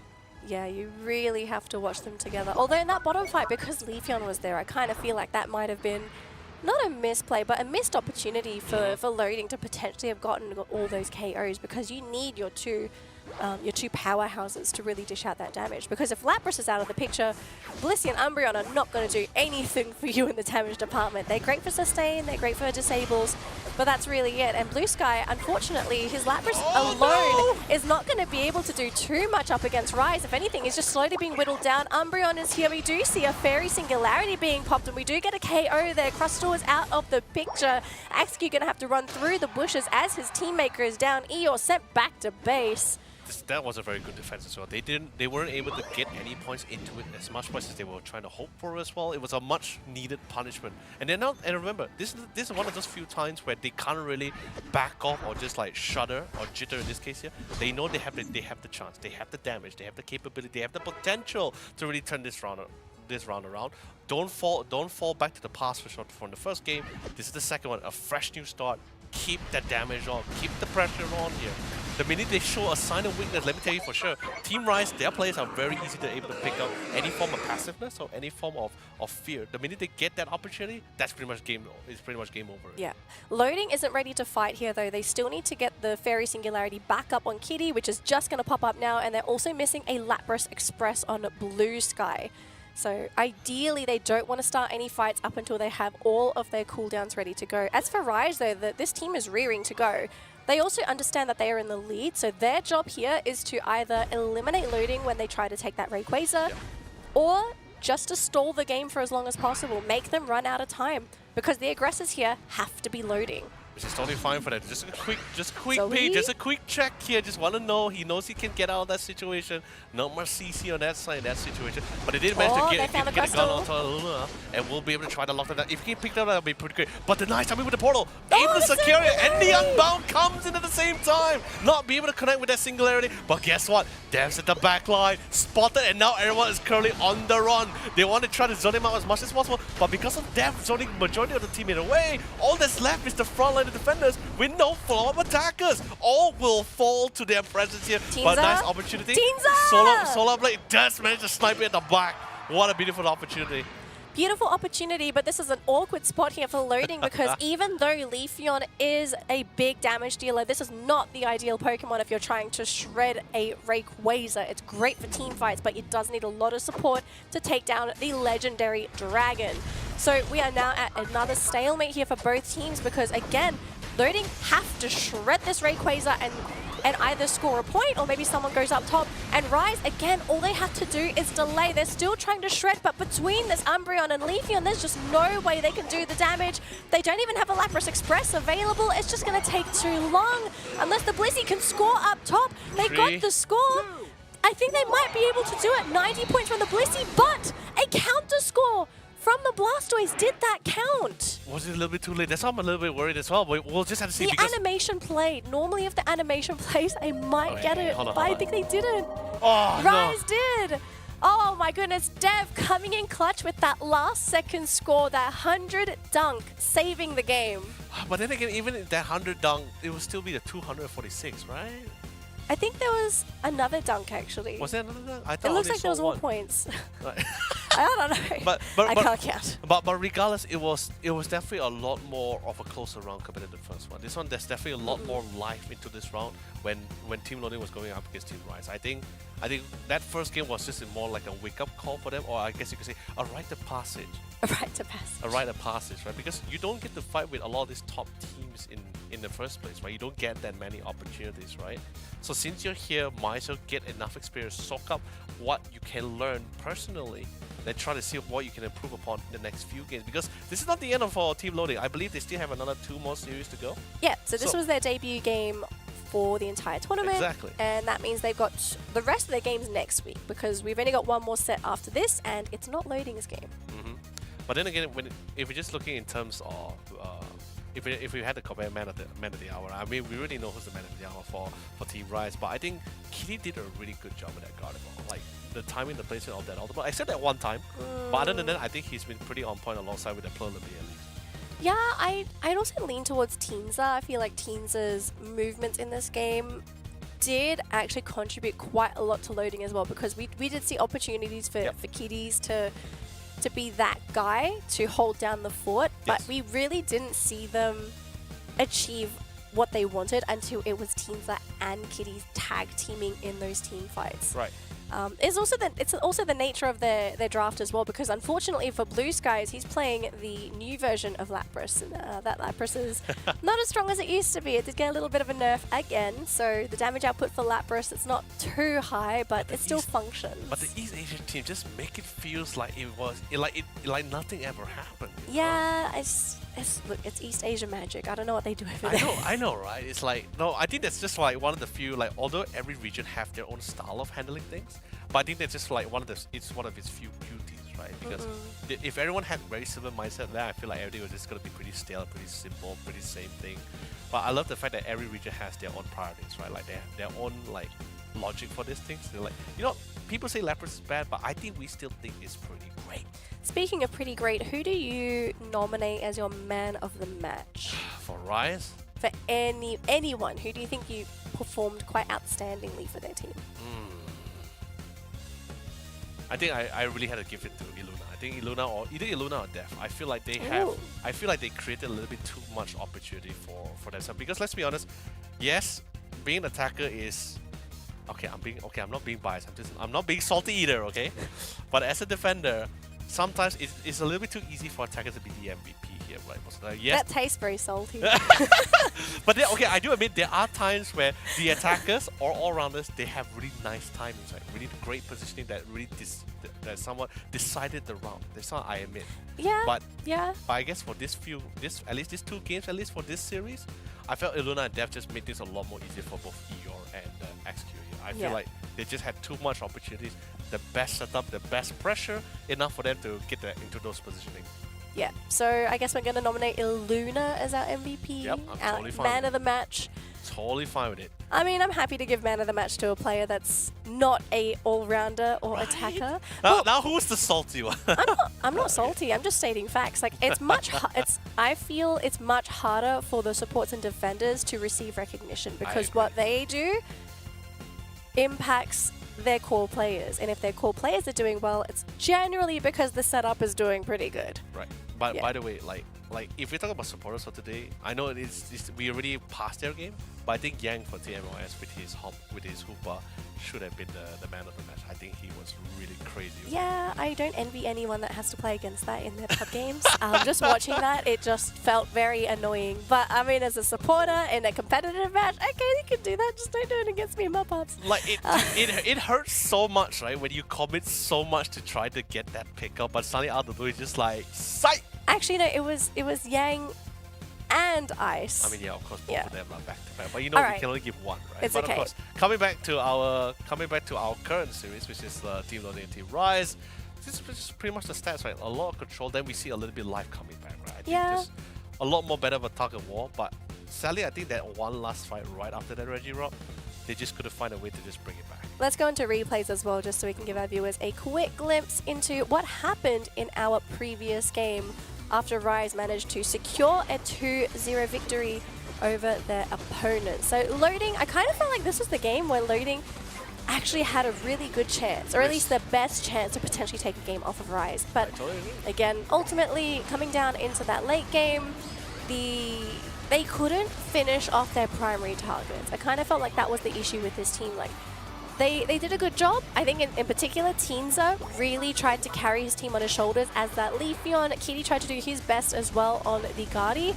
I think there was one Fairy Singularity, and it was actually maybe his final one as well, but it didn't connect into anybody. It was actually right on top of the Hoopa portal. Right. The fact that nobody was connecting to that Fairy Singularity, not only was it wasted, but Rise, when you play against a Fairy Singularity, you're always afraid that the Fairy Singularity is going to come out. Yes. That's one of the benefits of playing a Pokemon like Guardi. You're always afraid of that big Unite coming out. Once it's out and it hasn't hit anybody or it doesn't finish anybody on your team, you feel like you're free.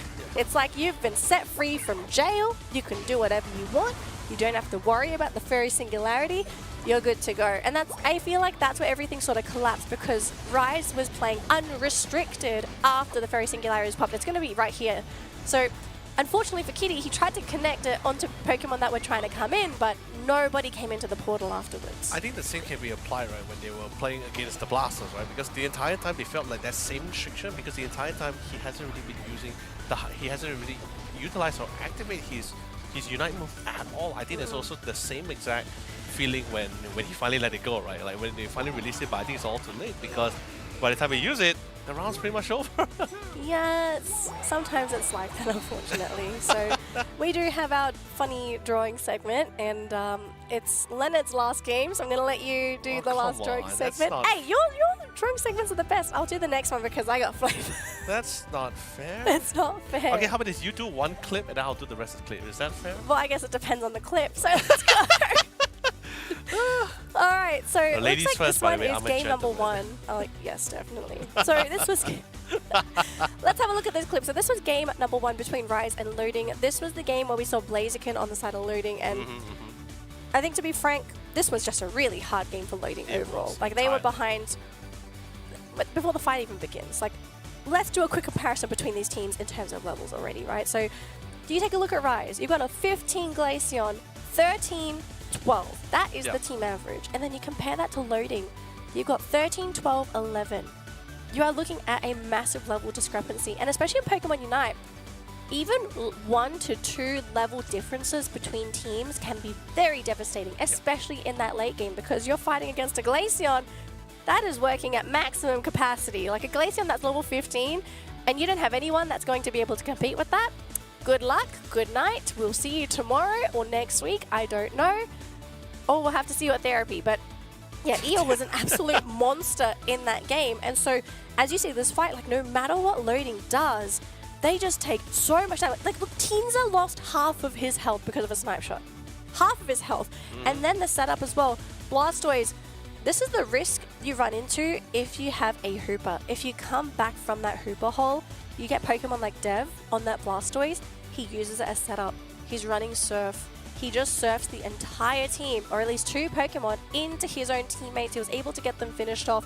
And because you don't have that freedom to move where you want to move, you have to fight on Rise's turn. And unfortunately, the nature of Loading's composition, they are a team that really relies on positioning.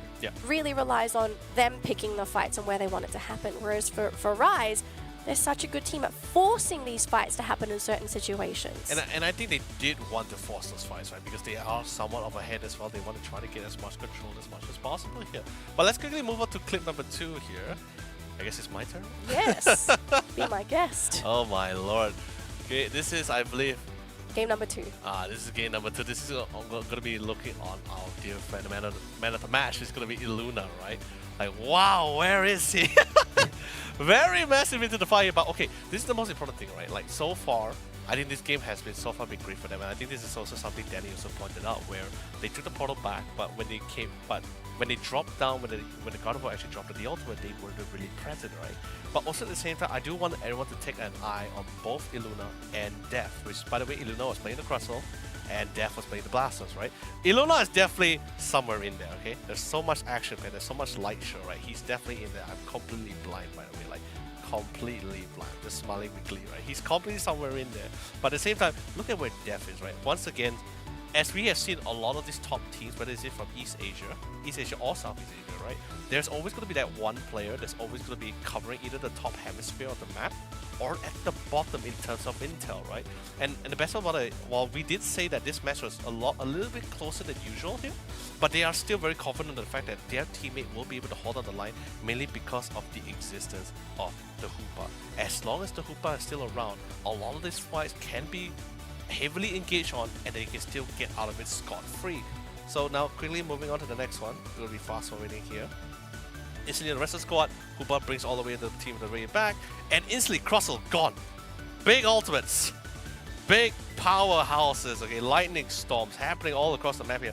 And guess what? Everyone was brought back. Everyone was safe and sound. Happy boy. Very happy. Everyone was pretty much safe, and the rest of the squad was pretty much very sad. Very very sad. Everyone was very sad about this because they were saying that they worked so hard. This is why Hooper was such a nuisance to deal with, mainly because of the fact that he can at any time save his teammate at a point. But quickly moving forward, now we're just going to constantly look at the rest of the match because now a lot of Unite move is currently out of the picture here, and Dev finds an opportunity to dive into the back line. I feel Dev was really trying to find the perfect moment to use that Unite move because everyone was in the complete disarray. He literally just walked from the top to the bottom without using that Unite move. He did commit the rapid spin just to try to get a little bit closer with that bonus movement speed, but nothing ever happened for him, poor boy. But that just shows that his team really did their job, especially for Iluna. Iluna has been such a menace with the aerial deny with the rock tomb, still trying to look for a couple of more. I think the best thing I could say coming out for this entire fight was the fact that we see one last hoorah coming in from the Leaf Young as he snipes away that Espeon. All right, so I think that's going to be it, for our drawing teleshow. I'm not sure what we call this segment anymore. Let's just call it art show, right? The art show. It's only an art show when you're doing it, but back to the desk. Alright. It's fun, right? You gotta give a little bit, enjoy some reactions, you know? Okay. Because I can barely show any expressions here. I'm terrible with this. But of course, ladies and gentlemen, after such a fantastic game, we have actually Eeyore on the line here for him to tell us about how that game went out. Eeyore, my friend, looking good, looking sharp. How are you doing? Hi, doing great. Obviously very happy about our performance today. Although a little shaky, we managed to win the first match 2-0 as well as our second match. So you guys are already off to a great start. You've got 6 points. That's a lot. Is there anybody in the group that you're worried about?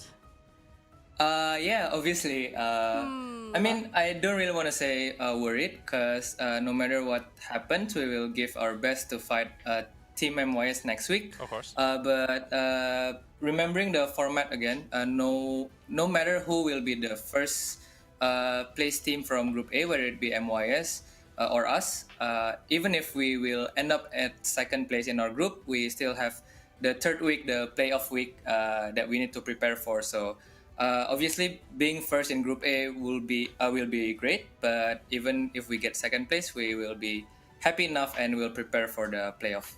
Right, so speaking of MYS, I'm just out of curiosity, have you guys actually scrimmed with the new version of MYS before ACL started, or have you run into each other on pub ladders? Yeah, we scrimmed them before, but not recently because both teams are obviously preparing for this tournament. Up to December, we still practice against them. Right, how did you feel in those games in December? Like, were you feeling pretty confident in Rise's performance in the team, or did MYS seem different? Like, how are those games for you?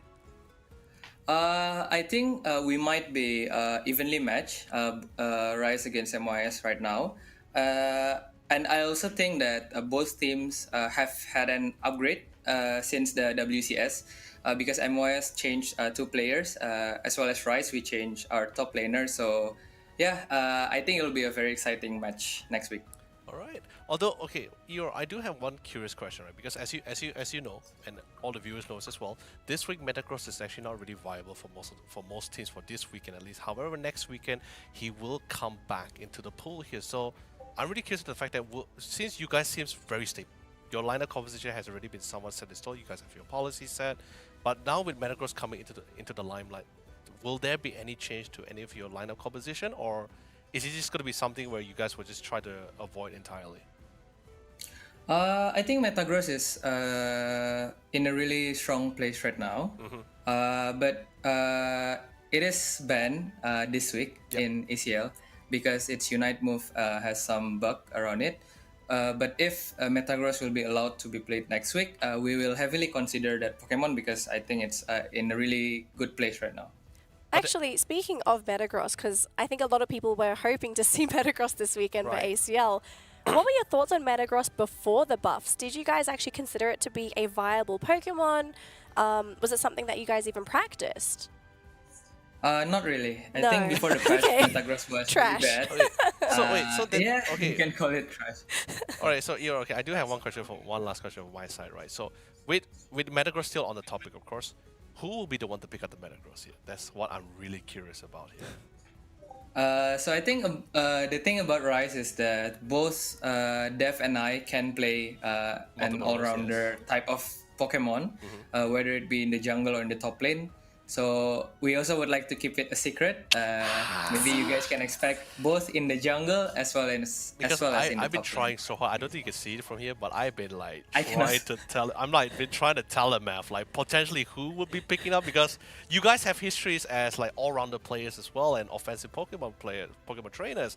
So I'm like trying to deliberate in my head like, who is gonna pick this up? I don't think they're gonna give it XQ. I think XQ is pretty much happy with his Alolan Ninetales, and of course it's Inteleon. But I was thinking about either you or Dev. For this time, like I'm throwing out the question. But of course, if you wanna keep it a secret, I'm totally fine.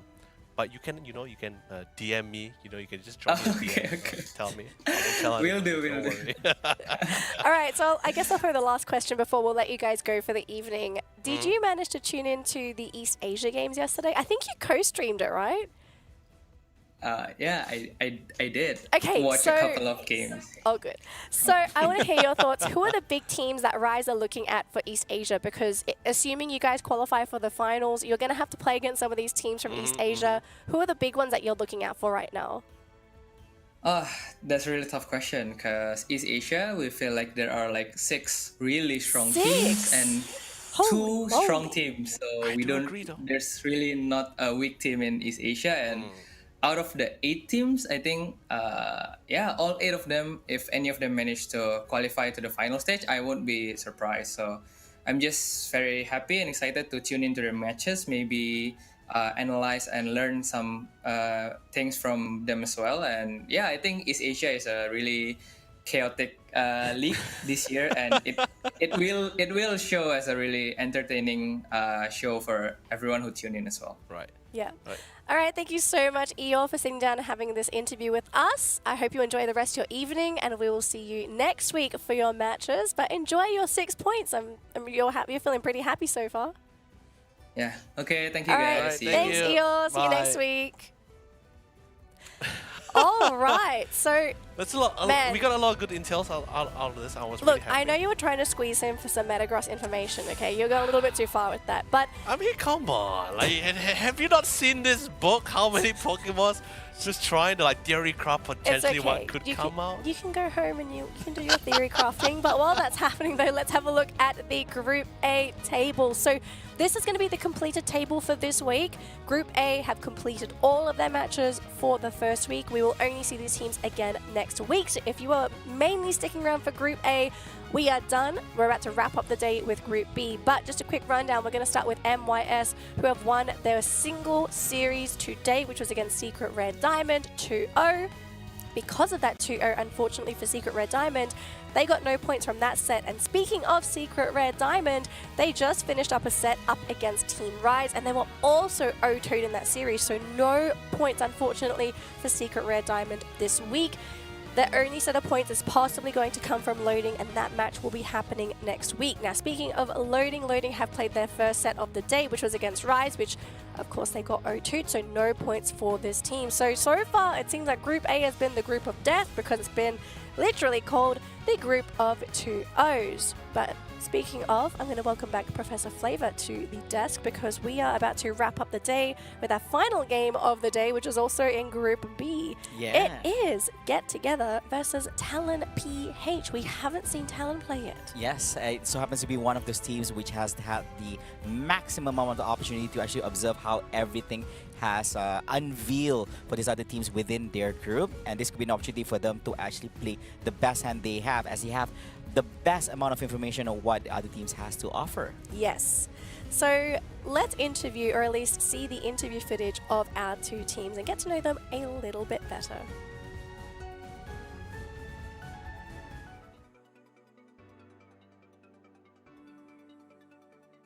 Game Ninja ครับเพราะว่ามันเป็นโปเกมอนที่ค่อนข้างเท่ครับสำหรับผมแล้วก็เป็นตัวที่คิดว่าสำหรับตัวผมเองน่าจะเล่นได้ค่อนข้างดีครับ ปิกาจูครับเพราะว่าเหมือนคล้ายๆเกิดมาก็เห็นปิกาจูตัวแรกดูตั้งแต่แอนิเมชันจนมาเล่นเกม Pokémon Unite ก็ปิกาจูครับ I like Baskin.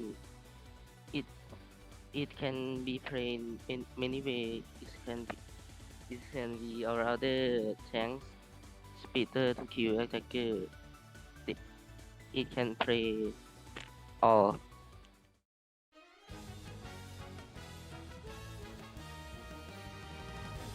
Our team strength is teamwork and communication, which makes us win team fights, also games. The team strength is probably reading our opponents and playing each other's strength. My strength of my teammate is teamwork, and we play together every night.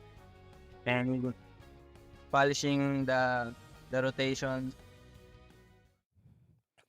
Alrighty, so we have a team get together versus Talon PH for our final game of the day and the final game for Group B. So starting with get together, we have seen them today. We've got Daisy, Paddy, Milob, Xerxes, and Bommy. Flavor, take it away here with Talon PH. And of course, ladies and gentlemen, we're going to be doing a little bit introduction on the champions of the Philippines Open Talon PH. They comprise of team members. We have RBX, we have Sync1, we have Dylan, KYY, and Lem. And something to highlight about Talon PH because we didn't have the opportunity to highlight anything in regards to them.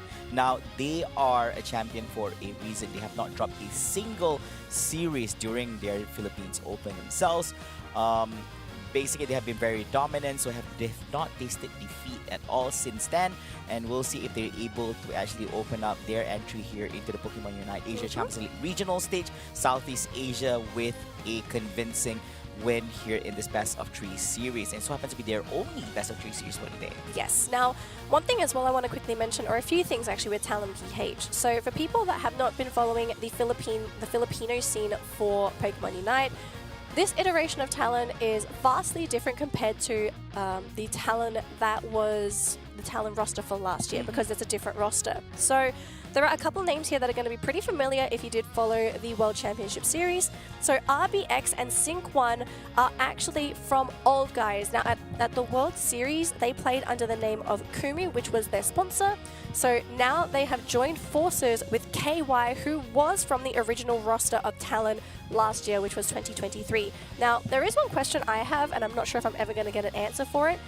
Leb. His name, when I saw it on the list, it was Lebi. Now, one thing I remember is that from last year's roster, I also saw a player there called LeBron, and I'm kind of wondering if it's, the same person. Yeah, if it's the same person, because if it is, then that means that KY and LeBron would have remained on the Talon roster. RBX and Sync1 came on. I couldn't find who Dylan was. I have a feeling this is someone that's changed their name again, so please stop changing your names. But I don't know who this Dylan is. It could be someone I know, maybe it's someone I don't know. Probably I'm not 100% Probably sure. somewhere along the line they got bored of the names. Like, hey, maybe Leb on his own is better, or probably just Dylan on his own is better. But of course, it does get a little bit confusing sometimes. But we do hope we're able to actually get this kind of answers through any means, I would say. Well, I could probably find that answer because I am best friends with the manager for Talon, because the manager for Talon PH used to be the manager for Old Guys, and he's awesome. His name is Bertie. Hopefully he's treating the boys well, looking after them. He's a great manager, actually. So we hung out a lot at the World Championship Series. He was looking after the boys. I was talking to him. Very talkative manager. Very nice as well. But yeah, hi, Betty. How you doing? Hopefully looking after the team. Maybe get all the good stuff from him, and we have Bertie. There's something I want to tell you about Birdie. He is extremely knowledgeable about the Pokemon Unite scene in the Philippines. I love talking to him about the stuff that's happening over there, because the Filipinos, they're already crazy about esports. Their Pokemon Unite scene is bussin'. Like, it's actually crazy. Probably we need to actually pay a visit and actually have a look at their Pokemon Unite scene over there. Yes, let's go. I mean, we're kind of having a little bit of, Filipino fever here on the desk, but I mean, all the teams that are participating, including Talon PH as well, we're looking at the best of the best. And I want to know, how good is Talon PH? Because they've played extremely well in their qualifier, but how are they going to fare against some of these teams within the Southeast Asia region? We're going to find out now, because this is their debut match and it's against Get Together from Thailand. What does Talon PH have up their sleeve? Ooh, this is going to be interesting, and everything will unfold in this best of 3 series itself, and this is their opportunity to show what they have to offer here from the Philippines. And being the Filipino champions, they definitely have a lot to prove here, and it does seem that they are trying to think between either the Absol. I think there was one vote on Absol here. There was one vote on Absol. I'm not sure how the votes. Was it random between two? Or? Well, RBX is the captain. So Yeah, I'm pretty sure exactly. he's like, It all right, don't guys, ma- you follow my bet. It don't matter what you think, it should be bad. Yeah. Yeah. So priority picks here are going to be Umbreon on the side of Talon PH. I mean, Umbreon has been a first pick for a lot of the team in Southeast Asia. It just seems to be the flavor of the month. But also Blastoise is first pick material for a lot of these teams. A lot of squads Great opener. love opening with it, and it's also just a solid Pokemon, right? I mean, it evolves at level 7, does reasonable damage, it's okay at laning. It's not the best, but in a lot of lane matchups, it does reasonably well. And the fact that they banned Buzzwole, they are trying to ensure that Bommy has the best lane possible, because Buzzwole is one of the harder Pokemon to lane against, even as a Squirtle.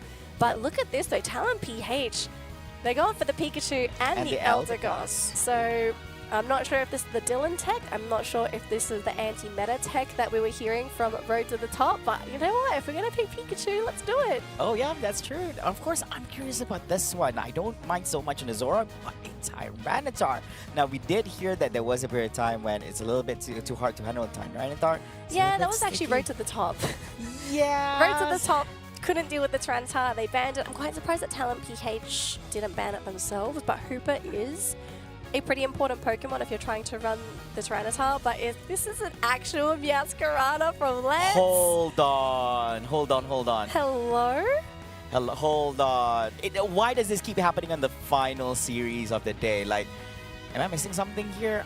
So they're running the Mascara, Leafeon, Eldegoss, Pikachu, and the Umbreon. Alright, this is pretty interesting. So I just noticed, so Talon PH today, they're playing with their substitute. Sync 1 is not with the team, so my guess is that Lance is going to be going central area with this Meowscarada, because Sync 1 is generally the mid laner. So that means LeBron is going to be going into that top lane with the Leafeon, and then that should be pushing Dylan down towards that bottom lane.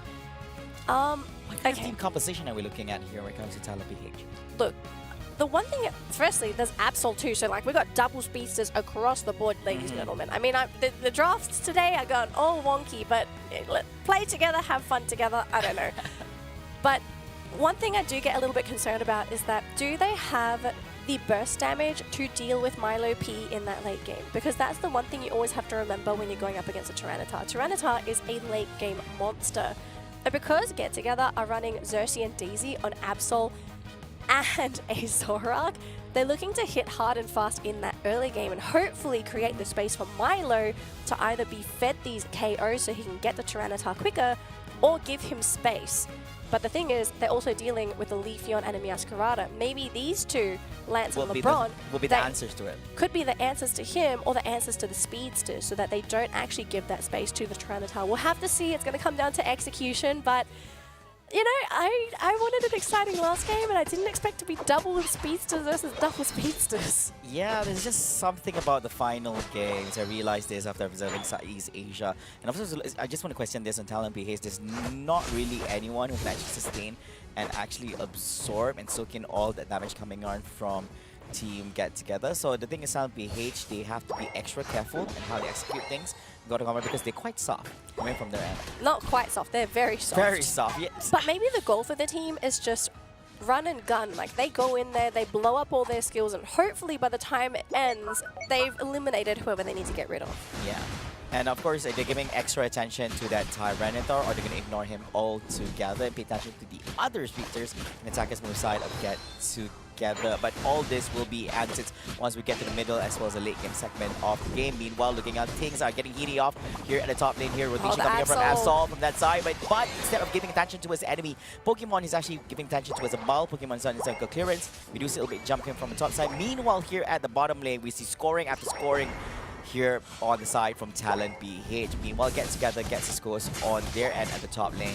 Yeah, I have to say, great rotation coming in from the Absol because they also got the KO on that Leafeon. So unfortunately for Talon, they weren't able to fully reap the rewards of the Leafeon pressure, which is okay. Meowscarada did attempt to help that bottom lane and actually KOing the Absol here. This is going to leave that top lane wide open. But while that's happened though, it looks like Absol might be permanently stuck in this top lane because you can see the Pupitar has taken occupancy in his own central area. But look at this though, Leafeon, he's hunting, steals it! Oh, that's gonna hurt! That It's gonna hurts. hurt, yeah, giving a little bit of space and also holding back Pupitar before actually going on to the final. And look at how many here. Pokemon are there in the central area as well. There are 3 Pokemon camped out in the central area for Get Together. Talon, they're there's also 3 to grouped 4 up. from Talon's side. Yeah. Yep.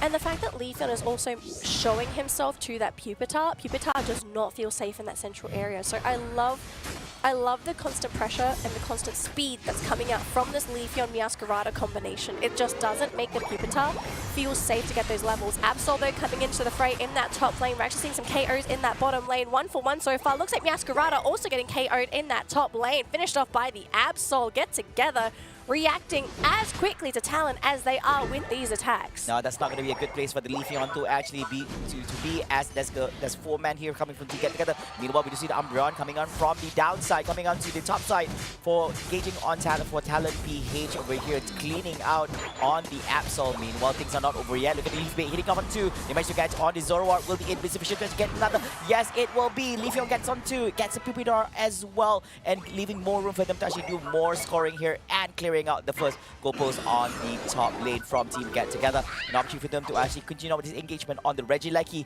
Meanwhile, there is a Reggie here on the bottom side as well. It does seem that Regieleki has been cleared on by the side of Talon PH. So the Absol together with Pupitar will be screening that Regieleki out from pushing into their goal post. Meanwhile, the bottom lane is definitely going to be taking up most of our attention. It's going to be the Umbreon. It's going to be Eldegoss here together with the Pikachu trying to get this last hit in on the Reggie Rock together with assistance from the Meowscarada as well. Where our team members would Get Together, they're going to allow this to happen. Meowscarada is going to get the last hit in, and they're going to be getting special defense as well as the defense buff. It is fine. It is fine because Get Together, they prioritize the levels on their core. So they do have Blastoise. Tyranitar has just evolved as well. So they are fully evolved. They're ready to go, although Tyranitar would appreciate an extra level or 2 before they fight. But Talon PH are not giving them any space at all. We already have a KO. It's on the support too, so there's going to be no more sustain on the side of Get Together. Tyranitar, though, hiding in the bush. Maybe he can run into somebody here. He's not coming out, holding the Ancient Power, wanting to go for the Pikachu, the squishy Pikachu, but the eject button will get that Pokemon out of there. So no follow-up KOs here by Get Together. Talon PH now understanding the situation. They're going to go back, farm up all their wild Pokemon, get their experience, and focus for that next objective. Yep, they're already snowballing in terms of level. They're way, way ahead when it comes to... Look at this, Leafeon at level 11. Meanwhile, not even any members coming from side to Get Together, even at level 10. Tyranitar has just reached level 10.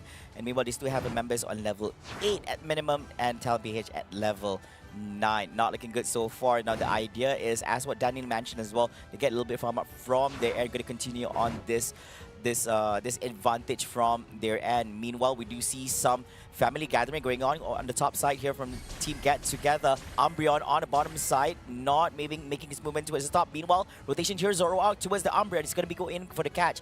Umbreon pushing forward to the top side instead. Blastoise in the back position here. Charging through Meowscarada. He's going to be getting that last hit in, no problemo, taking on a defensive Pokemon here, the Blastoise. Meanwhile, on the top side, Tyranitar taking up and all this. Isolated! Oh, not being able to actually sustain all that damage. Being isolated in between 4 Pokemons here from Talon PH. It's Zoroark here, Leaf Blade. Oh, look at that huge damage. Leafeon with double KO streak, make it that a third, making a full-on team-wide by Talon PH to Get Together. I'm a little bit surprised that Get Together actually tried to fight into that when they didn't even have access to the Hydro Typhoon, because that was one of the big reasons why Get Together, when they ran the Tyranitar against Road to the Top, the biggest reason they won that team fight when they did come in at that power spike was because they had all of their unites. They were able to fully control the team fight because they had the AoE crowd control of the Hydro Typhoon. Yeah, because they didn't have it, Blastoise just got shredded in the middle of the lane. Didn't really set anything up for the team, and because Tyranitar actually got isolated, he was all alone, his team wasn't even with him, he had no chance of getting any KOs, having anyone set up for him, or even surviving that onslaught. So yeah, I'm a little bit skeptical about isolated this move. once again. Yeah, again, just this Tyranitar, he's not as big and tanky as he thinks he is because this level gap is just getting bigger and bigger. We do have the Typhoon, but where is the follow-up damage? Zoroark is just not enough by himself. He gets blown up in the middle of the fray. Absol as well. Tyranitar is coming back into the fight, but unfortunately, again, he's all alone against 5 Pokemon. That jump does nothing. man, that was insane. Multiple isolations happening here from Talent. I don't think it's so much about Talent doing the isolation. I do feel that Get Together, when it comes to the Tyranitar, he was actually off position in that manner. There was nothing that Talent did in any manner to try to separate the Tyranitar away from the team members. It's so painful. He was such in a bad position. He got picked off easily right there, especially when you have multiple Pokemon from Talent PH. And after with a huge pick-off coming off in the top lane, not only they lost every single member from Team Get Together, but they also allowed the goalpost to be destroyed by Team Talent PH from that 5-man movement from their end. Now looking at the scores right here, quite a big gap here from Talent PH, 366 against 99 from Team Get Together. That is going to be 267 points. Different siding towards Team Talent PH, and we are just half a minute away from Rayquaza appearing here. Now, this could be a big opportunity. I want to capitalize on something that you mentioned, that they could actually take advantage of the situation where they actually have the Tyranitar to get the big Hydro Typhoon coming up from the Blastoise as well to create a very optimum situation in the team fight at the Rayquaza pit. But execution-wise, are they able to actually do it? I don't know if they can, because the thing is, Talon, their composition doesn't require them to just be together. And again, oh, that is going to be big. And did he use the Typhoon? I missed out on that one. I thought he had it just now. I hope I'm tripping. No, if he did use the Hydro Typhoon, that's a bad timing to actually be using it over there. But now jumping in 1 minute 45 seconds on the clock. There's no rush here coming out from Talent PH. They don't need to actually do any form of scoring. All they have to do is screen out the team members from Team Get Together from doing any form of goals from their end to the left side or any attempts on the Rayquaza, and they're going to be good to go. Man, without that AoE control, there's just nothing Talon is afraid of. They are so high level. These Pokemon get deleted. Zoro didn't even get to play the game. They're trying to come in there with the backstabs, but even then, they're just taking so much damage, and Get Together cannot outlast all of this burst damage that Talon PH is throwing at them. There are 3 remaining Pokemon. Now it's down to 2. They're having different fights here on the map. I mean, there's nothing that's stopping Talon at this point from just scoring, from winning these fights. I don't even see Get Together being able to shred the Rayquaza to come back. Although if there is going to be a moment to make a mistake, it might be now. Zoro going to try and chase down all of these wounded Pokemon. Actually, Xerxes playing extremely safe. He doesn't want to get punished. Oh no, Leafeon. Leafeon scores 80 points. Still, if they can somehow get that Rayquaza and they all score roughly 40 points, they might actually still be able to beat Talon PH. We do see the Typhoon being used, but there's no follow-up because the team is focused on shredding that Rayquaza. 27 seconds, it's very low. Who's going to get the Rayquaza? Oh my goodness, Talon have stolen it with the Solar Blade! Or it's actually the Pikachu! No, it's actually Pikachu from the Lightning Ball over there. So basically, they did not manage to get the last hit in on the Rayquaza. The losing from front, left, right, and center from their end. A very dominating win here from the Philippines champion, Talent PH. A very convincing win here on this final series for game number 1. I have a theory, and my theory is this Tyranitar got picked too soon. Because Get Together have played this before. They have shown the Tyranitar. This is not the first time they brought it out. So Talent PH, they knew this. They obviously watched Get Together's games. Once they saw the Tyranitar, they decided, let's ramp it up. Yeah, let's ramp it up. Let's go for double speedsters. Let's go for Meowscarada. Let's go for Leafeon as our final 2 picks, because they started with the Umbreon, followed by the Eldegoss and the Pikachu. They kept their cards pretty open. They could do whatever they want for those final 2 picks. But once they saw the Tyranitar, they knew that Get Together was going to play a ramping tempo build, and they just decided, we're going to control the tempo from the get-go. And the fact that they played so fast that they had a 3-level advantage. Over there. 3-level advantage is Which is huge in Unite. Yeah. 3-level advantage over Get Together when Get Together finally had Milo P as a Tyranitar.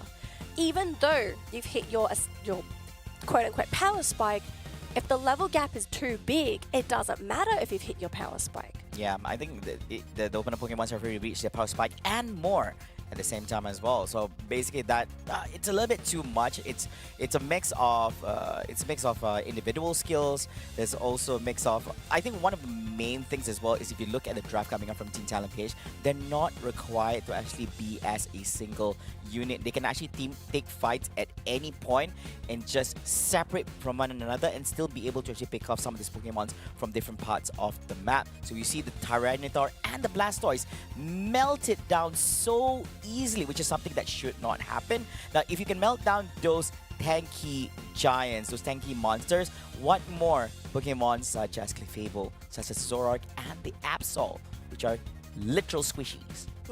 I mean, what could we really expect them to do?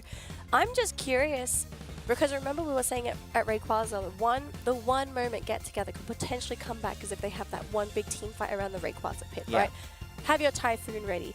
Constantly threaten Talon with that Typhoon. Yes. But they were kind of separated. It's not just the fact that they were separated. I think Bommy used it early.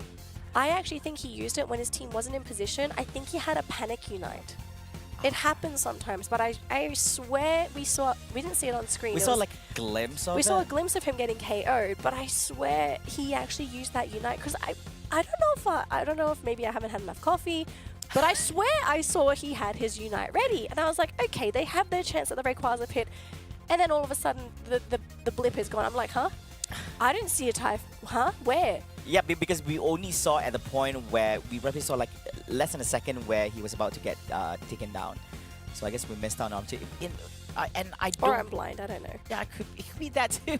But I don't we think. both wear glasses. Yeah, there's no way he would actually make a call to actually utilize his Unite move before the 2-minute mark. I mean, that's I don't think it was before. It was roughly around that period, which is there's no way for you to use that, especially when you want to save it up for a really good team fight, especially when you're way behind in those levels. I'm hoping I'm wrong. I'm hoping it's just me being silly, but I swear I saw that flip and it was almost time for Rayquaza, or it was Rayquaza time, and the team just wasn't in position to actually fight into Talon PH. Like it was very bizarre because we didn't really see Get Together be able to play the game that they wanted because Talon PH did so well during that early game. They were punishing so hard. They leave no room to breathe here for Team Get Together. They were not hasty. They were not greedy. They understood the time when they should not be too pushy when it comes to their pushing attempts as well. So they didn't know when a good time to actually go back as well. So, and yeah, it was very fruitful for them for this game. But of course, this is only the game number 1 in this best of 3 series. We're still going to be witnessing game number 2. We'll get to see on whether or not Team Get Together would be able to actually grab a game here in the series and force a game number 3, or will Talon PH be winning it all 2-0 against Team Get Together? Look, if there's going to be one change, it's got to be the Tyranitar. I don't think you can play Tyranitar against Talon, especially with how fast this team plays. Their tempo is unreal. And Get Together, their signature style seems to be ramp. You can't play ramp against that. Yeah, you can't. And the thing is, if you place a Tyranitar somewhere in the middle, like there's ample amount of time for your enemy to actually plan on how to handle it. It could come as a surprise pick at the end, knowing that the enemy doesn't really have an answer to you. But I guess it's not working for them this time, so they have to understand the enemy knows what's coming. They know what you're gonna be bringing to the table as well. So that is Talon PH bringing their A game here into this final series of the day itself. Great opening for them, knowing that that was the first game of the day here in Group B itself, and definitely showing a very strong presence here in the competition. Definitely a team to be on the lookout for. I mean, besides them being the Filipino champions.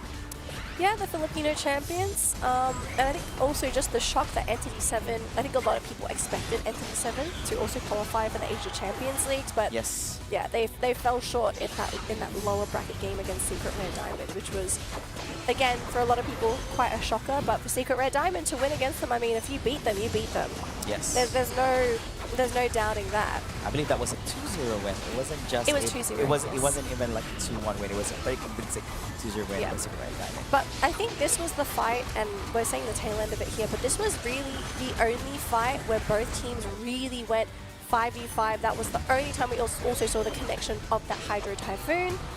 they lost that fight because, again, that 3-level difference. This was the last hurrah, really, for Get Together. And unfortunately, because, again, this level gap is just so big, they just didn't have the damage. They didn't have the mobility to catch out and eliminate all of these really small, squishy glass cannons on the side of Talon PH. And the fact that they even tried to go for this Rayquaza rip, like the composition for this team, it rips Rayquaza reasonably well, but when it comes to the last hitting department, it's going to be in favor of Talon if Talon is uncontested.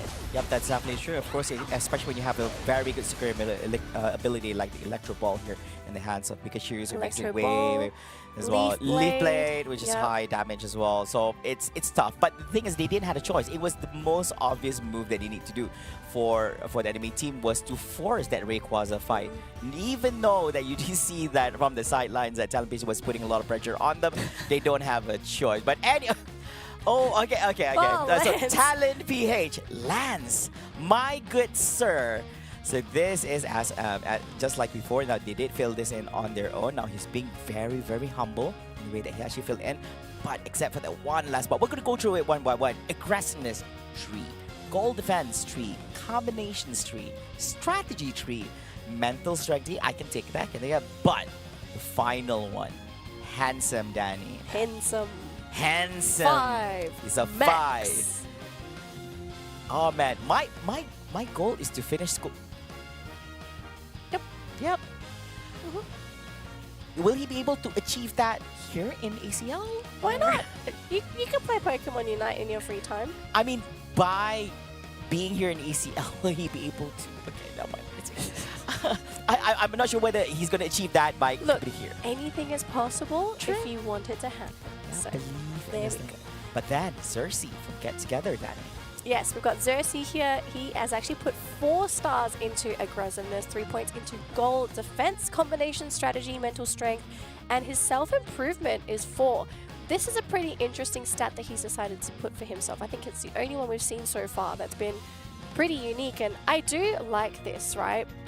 Because one of the key factors on whether someone is a good player or not is how self-aware they are of themselves in the game. Yes. How much are they benefiting themselves? How much are they benefiting their team? How do you become a good teammate? And sometimes it requires you to allow yourself to accept the criticism. Because I think that for a lot of us, it's tough to receive criticism, especially from teammates that say like, hey, we need you to tone down the aggressiveness, we need to do this. Because some people take that as an attack. But ultimately, you're trying to be a good team, trying to be good teammates, you have to listen to each other.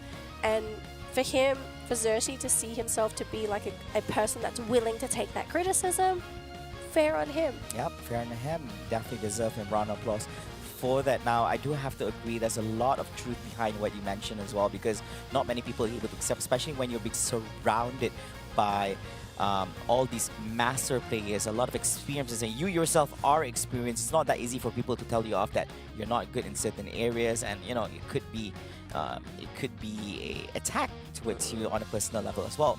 And of course, we also want to say that this is going to be one of our main ones here from Team Get Together, which is Patty. Most frequently used Pokemon, Blastoise 75% and Clefable 25%. Yep, so putting out some pretty decent stats for the team. I mean, so Patty has managed to put out quite a lot of recovery for the team, especially considering that they've been playing quite a bit of Clefable. The damage taken, I mean, if you're playing Blastoise and you are one of the defenders or supporters of the team, your job is to absorb that damage, provide the stuns, not really there to do the damage. So, I mean, so far from when it comes to performance, I think Patty has been performing their role as well as they can, considering some of the circumstances that they've been given. Like, I don't think we've had any games where Get Together have really just popped off. They've had some tough games, they've had some even games, and I think all the players, not just Patty, but all the players in Get Together, they've done the best they can considering their circumstances. Like, way better than the average person, I'll say that. Oh, most definitely. I believe so as well. And I believe they have a lot more to offer here, and they definitely want to show their level best. And also, we do hope they're able to actually translate all that into a victory for themselves as well in the games. But at the current moment, they're a bit behind as they have just lost the first game here in this series. There is still room for them to actually not just improve, but also make it a win for themselves here in the series by winning game number 2 and game number 3 for the series. I will have to say, though, it's going to be a very big ask because after seeing game number 1 and what Talon was able to put forth, game number 2, you're going to have to ask for a complete overhaul of the drafting style for Get Together. Because again, Get Together's signature style, it's a little bit of ramp, it's not as fast as Talon. I don't think we've seen this team play as fast as Talon. Sure. So if they can somehow match that energy, or they can draft something that just essentially stops the early game aggression, then maybe that could solve their issue. But again, we don't know what their level of confidence is when it comes to having a big or small pool of Pokemon or strategies. The draft is ready though, so let's see what's going to be on the table for both of these teams. Are we going to see double speedsters again? Because I didn't expect double speedsters for our game 1 of our last set today. Okay, we do expect a big overhaul coming from Get Together, but Talon BH, now they're comfy. They've run the draft as is for game number 1. It worked out well for them. Now they do have an option. They could actually continue on with that route, or they want to actually go with something different. It's a little bit more of an optional for them, but Get Together, definitely an overhaul is very much needed. Now the ban is going to be on the Buzzwole as well. Is that as a first pick Blastoise? It seems like it, because that's like the most logical conclusion. I've seen people ban Blastoise, pick Blastoise because they banned Buzzwole. Yeah, I mean the main ones is like Koopa, and then the enemy gets a Blastoise or a Clefable. I mean, it's pretty standard throughout what we've seen here in the Southeast Asia draft. Blastoise again, and this time the response, and they're going to be also securing the Slowbro. Wow. Okay. Quite solid. I think no problem with getting those as an early pick for any form of situation as well. It's so sure, to but actually pair them with I'm them. just trying to think, what else does Buzzwole essentially counter? Because you ban the Buzzwole, most teams that ban Buzzwole pick up Blastoise because they want to have that easier lane. Maybe it's to make the top lane easier? You can also ban Buzzwole to also prevent him from actually being a nuisance towards He is a your nuisance, main attacker yeah. cores and all this. So it could be other reasons as well. So Talon goes with Espeon and the Clefable. They have a lot of stuffs here on their end when it comes to sustainability. They have the Blastoise, they have the Slowbro, and you pair that up with the Clefable support from behind with a little bit of regeneration. Now also a little bit of shielding for them. And Get Together matches this up by having a Snorlax and a Trevenant on the back end. For a little bit of damage as well, they have the Leafeon and the Glaceon. Alright, so I do like the damage output that's going to come out from Get Together. This is also a very quick tempo team as well, because you've got the Evolutions, level 4 Eevees, going to be able to get in there quick and fast. But Urshifu, we have not seen this Pokemon in such a long time, Long time. Lance is going to be taking this Urshifu. It's almost long forgotten. It used to be one of the top picks in the previous ACL 2023. And then we have not seen any Urshifus being played out yesterday in East Asia, together with today in Southeast Asia, except for this game. And we're going to be seeing how Lance play this out together with the draft they have from their end. And of course, we have the Hoopa, Glaceon, Snorlax, Trevenant together with the Leafeon going up against the Clefable, Blastoise, Slowbro, Espeon, and the Urshifu from the side of Talon PH. Now it's going to be a Thailand versus Philippines matchup over here. Game number 2. Talon looking for one more game win to make them champion in the series. Meanwhile, Get Together has no room for any form of errors, as they need to win their next remaining games, which is this game and the next one, game number 3, to win the series away from the Filipino champions. I am curious to know, is this the Dark Urshifu or Water Urshifu? Because Water Urshifu was the one that recently got nerfed. Because Water Urshifu was just dealing too much damage. So I'm wondering, are they pivoting to the Dark Urshifu instead for that Wicked Blow, to guarantee that they have a Pokemon that can actually last hit these objectives? Because if we look at actually what's available here for Talon PH, like they have an okay draft, I suppose. Like it's okay, but they don't have anyone aside Urshifu, if it's a Dark Urshifu, that is going to give them that last hit, because Espeon, stored power is not the best when it comes to last hitting. Blastoise, not a great last hitter as well. Slowbro and Clef, yeah. I mean, if they get the last hit, like somebody's making a mistake. So, yeah. By the way, we do want to apologize for the pause. I do believe we are running into a bit of a technical error here, so we do want to apologize. We're going to try and get this fixed as quick as we can, but let's just sort of theory craft about what we're going to be seeing in this matchup here, because I do like the change of pace here. for Team Get Together, right? Like they do have, oh, we're good to go. Let's jump back into the game here. But I do love the change of pace here for our team from Thailand because they did have a very slow composition going into game number 1. So game number 2, much faster, hoping to match that energy with Talon, but are they going to be able to keep up? Because Talon has proven to be a very slick team. Yeah, and the thing is, I think when we're talking a bit about Urshifu, I think personally, I think despite the nerf coming in, it's probably going to be the Water Bear because he's going to have what Snorlax has to offer from the end together with the Trevenant. Yeah, you do want to get the lessons in. Probably just want to focus on just winning team fights when they get lessons in attempts like, for example, like the Reggies, Regieleki and the Reggie brothers on the bottom lane, or even the Rayquaza as well. So just team fight base, you win that, then you don't have to worry so much about trying to compete to get that last hit in. Meanwhile, top looking in quite hot here coming up from both sides. Squirtle trying to make an escape over here. That is a 3-man movement come from Team Get Together. A little bit too late here for Urshifu to actually come to the top lane to actually do anything about it. Yeah, so it looks like Lance has pivoted to the Dark Urshifu, so we're going to be looking at some wicked blows here. This could be pretty scary for Get Together if any of those squishy evolutions and even the Hooper stands a little bit too close here to Lance. Those wicked blows are going to be pretty painful. But if they do keep their distance, Lance shouldn't be an issue.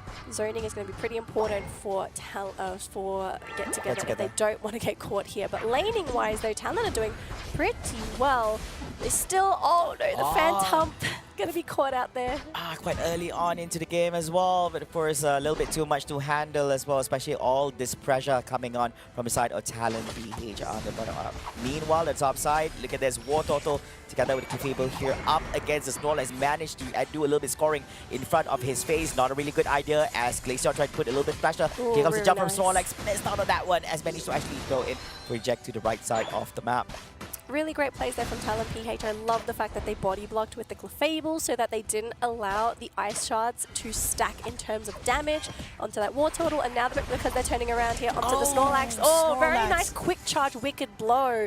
The damage a little bit too much there for Snorlax. Great rotation coming in from Talon PH. Yeah, look at that amazing combo. Wicked Blow plus Throat Chop coming on from this Dark Urshifu gameplay over here. So we're going to see how well this is going to excel for them with this particular draft. I do see both sides bringing a little bit something different for this particular matchup, and Get Together is most definitely looking for a win over here. Meanwhile, you see all this damage coming from Glaceon. Clefable has to make an escape for it. The right side get a little bit shields for themselves from that goal post instead. Meanwhile, Snorlax try to tank things up on the top end. Meanwhile, Aspion also making his way towards the bottom line, probably putting a little bit of pressure on this Hooper, who is currently alone right here together with this Slowbro. This could be a big opportunity for Team Talon PH. Yeah, so as long as the game continues as it is, I think Get Together are not in a bad spot to potentially contest for Talon PH to actually win this game. But they are behind in levels. That is the one concerning thing here. And they have given away the bottom objective for free, so that's free experience to Talon PH. But Get Together, their priority is going to be a little bit different. They decided to go for that Regieleki up top to try and break the goal zone, get as many points as they can. But still, I'm a bit skeptical until we see something happen here. If they maybe can try and go for a KO onto Lance, who's just leaving their central area. The team is all grouped together, but we could also be seeing a Talon sandwich. Oh yeah, that is true over here. It looks like they are sandwiching over to the team members from Team Get Together. All that. Oh, the eject is over there, but Slowbro was waiting from behind. Here comes the jump, hitting off in two, but not enough to do anything. Throat Chop missing out over here. Here, riding off on the surf. Is going to be Blast Boys. Snorlax still surviving through, jumping into the bottom side. Trying to screen the team members. Oh, he does have a little bit shield, but that's not going to be enough to stop this Urshifu to actually take and clear him out. Riding on the surf into the mid area, but there's no one in there. Glaceon hitting on that. Is it going to be enough? No, it's not. They have 3 members here going up against 5. The Moonlight coming out from this Clefable is doing so much work for Talon PH. It's healing up all the damage that Get Together is dishing out to this enemy team. They've only lost 1 Pokemon so far in that Blastoise, but it could have been much worse if they hadn't have picked up Clefable as their support pick. So I agree. Oh god, KYY is laughing this game. That he was just sticking around. I mean, that's what he should be doing. I mean, that's what Clefable should be doing, and he's doing it really, really well. Trust in the team and trust in him. Trust in me. Trust in me, trust in you, everything, all kinds of trust is going on right now. Of course. Oh, up top. top. Up top, that's where all the action is about to happen. And we do see a little bit of family gathering from the village members of Team Talent PH and get together. Of course, try to clear out where from the Altera family at the top side. Oh, they got the Leafeon. Yep, caught out by the Blastoise as well as that Dark Urshifu. The jump. We do have a defense coming in from Get Together. They have the Hoopa Hyperspace Hole in case anyone is in that bottom lane, but they basically relocated everybody in that top lane there for Get Together. Hydro Typhoon connecting onto the majority of Get Together. They are off the goal zone. They don't have that healing anymore. They're trying to break this goal zone with that Blastoise. 5 points to go. They're trying to delay this as much as they can, and I think Talon, they've stuck around for a little bit too long. If they lose Lance here, that will be a pretty big KO. Lots of experience given away. Yep, that's true. But even with all that, Talon PH is still in the lead when it comes to level over here. 11 on the hands of Urshifu and Aspeon. We're looking Slowbro at 10 to get the Blastoise and 9 on the Clefable. Meanwhile, the only one level 11 at the current moment is going to be the Leafeon on the side of Team Get Together. Still behind on levels in this game, number 2 for them. And are they able to actually maintain this small gap, or is it going to be widening up even more in the next course of few minutes? And there we see Glaceon getting on that last hit in on the Regirock at the bottom lane, top side. We do see some team members coming up from Team Talent PH trying to get the last hit in on this Regieleki, and Urshifu is going to be the one getting the last hit, of course utilizing the Surging Strikes from the Dark Urshifu here. Single strike and he's riding on Race, hitting off on the Snorlax by his body blocking here. Big axe in front of his face. But trying to make an escape with his true Pokemon. Oh, holding on with the Unite, holding everybody in place. It's going to be the Aspeon here, but still trying to escape is the Snorlax. Oh my goodness. Amazing plays coming in from Talon PH, especially the Wicked Blow. This is the big reason I believe that they've actually picked up this Urshifu, is to secure these objectives. That Wicked Blow is very, very difficult to contest, especially if you're looking at getting those objectives, and that's just a great example as we saw in that top lane. Not just grabbing objectives, also just catching out those very small, tiny squishies. You catch them out with that Wicked Blow, they lose so much health. Your team comes in to clean up. Game is easy, KOs are easy, you're rolling in money. This should be your game.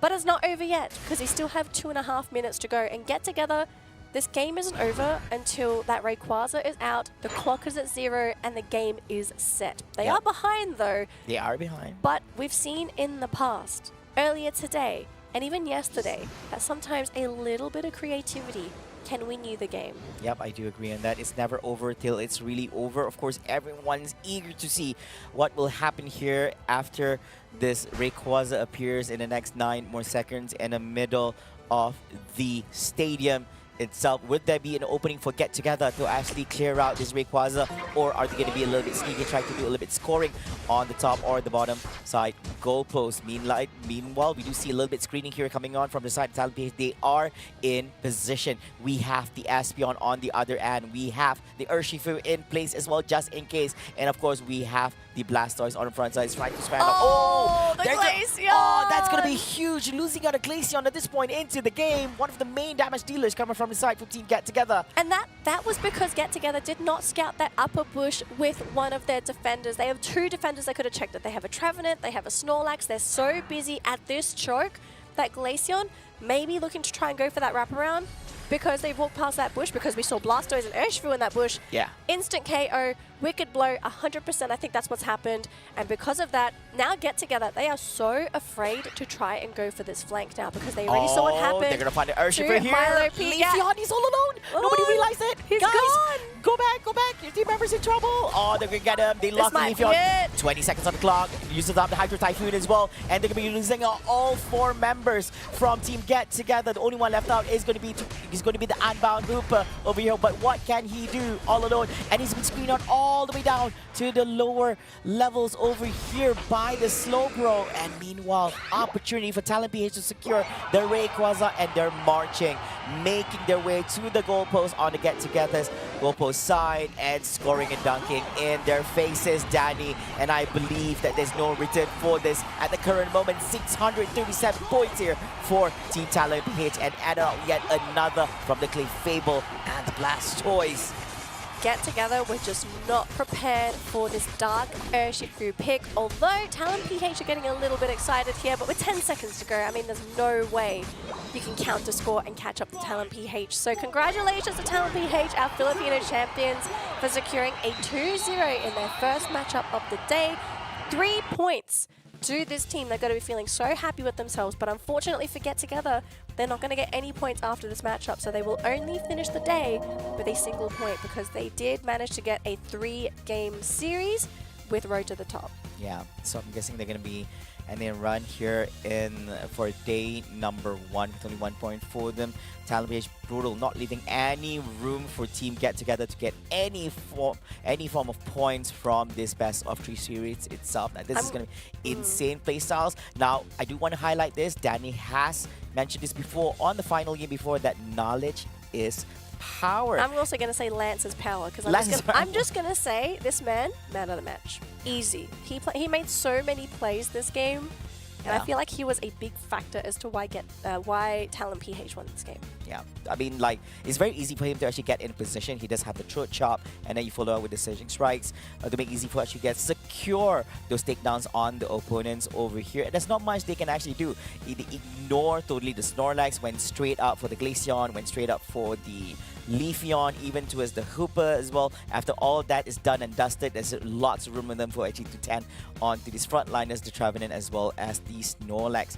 Even so, the damage output is not that high, people argue in it, but that's not really the main case. It was the circumstances that exactly. He dished the damage. It's all about the circumstances that he actually went through to actually dish out all the damage. Because the thing is, it's all about priority. It's not about dishing out a lot of damage. What Espeon can actually offer. Yeah, I mean, Espeon's a consistent form of damage, whereas for Lance, he's an opportunist. You're either trying to lock down those objectives, or you're looking for those squishies like Xerxes or Milo P, which we saw in that last game. You find them, you catch them, you punch them, they're gone. Yeah. And that's going to give you a huge advantage in those late game team fights. I also want to mention, Lance is the substitute for Talon PH. He is actually not the main player. So to see Lance play like this, I want Sync 1 to come back. I want to see what Sync 1 does because he's on the main roster. Yeah, you're going to stay in the main roster. We'll see. Yeah, I guess it's so. It's okay. Lance has he gets a little bit of spotlight today. He gets to play Dark Energy. He gets a little bit of something for him over here, and very much deserving, I would say. But yeah, look at this. Of course, we do see a lot of work from his teammates as well. We see the Clefable over there. 101,000 recovery in this game. That's insane. Look, KY was allowed to do his job. Yes. We always saw in those big team pushes, KY was there, popping off Moonlight, he consistently had between 3 to 4 Pokemon within his Moonlight, so he was always healing somebody.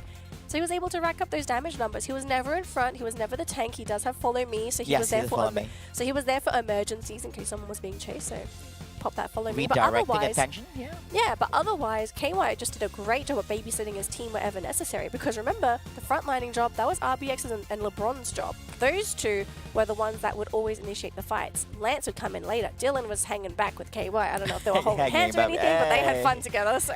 Oh yeah, they're having quite an enjoyable time. But those 3-man movement, the Clefable, the Blastoise together with the Slowbro, that was just magical because it ensured that they were able to sustain throughout the whole team fight they actually have as much as they can. But look at this, there was no room for Team Get Together to get back up on their feet at any point in the game. Basically, Talon PH was leading early, mid, into late game. Absolutely. So congratulations to Talon PH. This is their first game. I'm actually excited to see these guys play next week because we only saw 1 game for Talon PH this week. So next week they'll have the rest of their matches, 2 more matches, and then we'll go into the playoffs. But I want to see how they fare up against, I guess, our top teams within the region. Right? I wanted to say that, but that has to hold on first because they're currently in Group B, meaning they're away from the Giants. They're currently in Group A. For now. For now. That sounds like for now. Well, it really is a for now situation because they will have to play against somebody later on. Yeah, you can't run away forever because once we conclude the group stage round robin segment, we'll be jumping into the main bracket itself and see how these things go against one another from different groups. And of course, let's have a look at the highlights shall we, on what has happened in that recent game in between these two amazing teams, Team Talent BH against Team Get Together. And of course, this is some of the main highlights. So look at that throat chop straight up to the Snorlax, no problem, despite having a little bit of shields for himself. And you know here, the reaction. Okay, this is where Clefable shines, despite them being in front of the goalpost on the enemy side. You're just healing so quickly. Just healing, yeah. Just healing everyone at the same time as well. Hydro Typhoon hitting up, but I like how far forward Clefable is as well, just zoning out the enemy, actually having block because they used the Unite. Yeah. Oh my goodness. Crazy plays across the board here for Talent. I mean, they really pushed it to the limit in this matchup up against Get Together. And yeah, we just saw in that moment Urshifu, classic Urshifu things, grabbing the Regieleki, and you know, even though they got caught in all this AoE, they're so tanky. They are so tanky. They were able to absorb everything. I didn't see much happening even from a Leaf Blade from a Leafeon, and that is insane. He actually landed it in a very nice straight line, hitting off on 4 Pokemons from Team Talent BH and still doesn't do much. Yeah, and this was also, we saw before, right? This was where Lance caught out the Leafeon. 26 seconds out of that team fight, was not going to be present at all, and the rest of the team just completely crumbled. And that's actually the second time he got taken out. The first time was before all this happened, make a 5v4 situation, and then after return he got cleared out once again.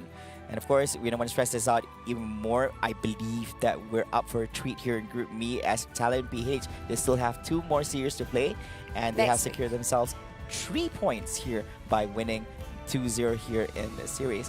And of course, before we go any further, and we're not done yet, we're going to be showing you guys some of the main highlights from our end. I'm going to be pointing out to you in high definition from a little bit drawing from Danielle. My drawings. Yeah. Should be you haven't done any drawings. So I did. Yeah, once. It was horrible. Once, okay. So we're going to be seeing our first clip here. This was Milo P. As you can see off the screen. Okay, we're gonna let's rewind again. Okay, off the screen, you see the moment.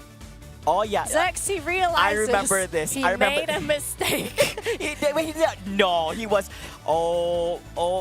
There was like. And the best part, Milo did not hesitate. He kept running. He was like, yeah, no, thank you. I'm not dealing with and this. I was like, guys, turn back. Like, your Leafeon's in danger. No, Urshifu was charging, and he was like, yes. Yes. I mean, if he could have grabbed anyone, it's either he grabs off the Glaceon or Leafeon. It's still a big win for him.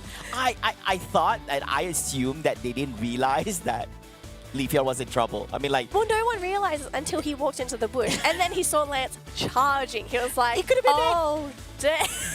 Daddy, he could have stumbled upon anyone here in that. Anybody, but it had to be Lance. And it had to be Lance, man. Right, so we're going to keep playing this. I mean, look at this. That look is just like, oh, his teammates like, yeah, no thanks, bye. I think they have not realized it. I mean, like, all this happened in the span of few seconds. It was a fraction of a second. It was a fraction of a second, yeah. So I think there was a point where they didn't realize that Leafeon was up in the air and getting beaten up by this Urshifu. And at the same time, actually, I wonder if there would have been an opportunity for Daisy to potentially use the hyperspace hole, but Daisy actually used the hole here. So I wonder, because it took a while actually for the Leafeon to get KO'd, if Daisy actually focused this hyperspace hole here, where the Leafeon is, could Leafeon have actually been saved? I believe so. I think it could be saved, but... Let's start from the beginning. Because I just want to see how long it took. Because I remember watching the health bar, and it took a while. Look at that. That was So we saw the final hit. And it did take it took a while. I think it would not have been able to save them with the hyperspace hole. But Glaceon just went straight on. Meanwhile, Hoopa did U-turn back. Tried to do something about it, but... Yeah, so it was a bit of a disaster going into that final team fight. Because we also have to remember how important that Leafeon was for the composition as well. Because the Leafeon was level 13, like the 2 level 13 Pokemon on the side to get together was the Leafeon and the Glaceon. So to lose one of your major damage dealers, that was going to put you so far back in the team fight overall. Even though Talon didn't have Lance, Lance wasn't their sustained damage. The sustained damage on the side of Talon came from these two. Espeon, together with the Blastoise. Yeah, so let's move on to the next clip here, shall we? So clip number 4, I believe we are going to be looking at a couple of clips of Lance here. And we're going to interview Lance after this. Ooh, that's going to be exciting. So we're going to be seeing a montage, I suppose, of Lance just doing his Lance things on this Urshifu. And he was so So annoying. I actually want to go back and pause because this was a really amazing play here. And this is also a testament to how great Talon is as a team. So we're going to actually watch the slow bro. So watch the positioning of that slow bro because as you can see, he was actually quite far from his team. Leafeon tried to jump on the Espeon. Now Espeon actually used the Psychic Soleil to try and protect themselves. Unfortunately, unstoppable because Leafeon, mid-animation, you can't stop. But watch this man. This man, fastest fingers I have seen in the Philippines. Damn. Look, slow beams him. Saves his teammate. Saves his teammate, yeah. Because the thing about slow beam is that you cannot do anything already. It's holding you in position, and you are away from your teammates. There's no one behind who can actually save you. It's just a Glaceon who's dishing out damage. Yeah. And as you can see, we have a Lance here ready to just go bonk. Hey. Send him back to base. Oh bonk. man, this is like worst case scenario. Look at this. You have a Leafeon on one end, you have Glaceon on the other end. Meanwhile, in between, you have 5 team members from Team Talon PH. Yeah.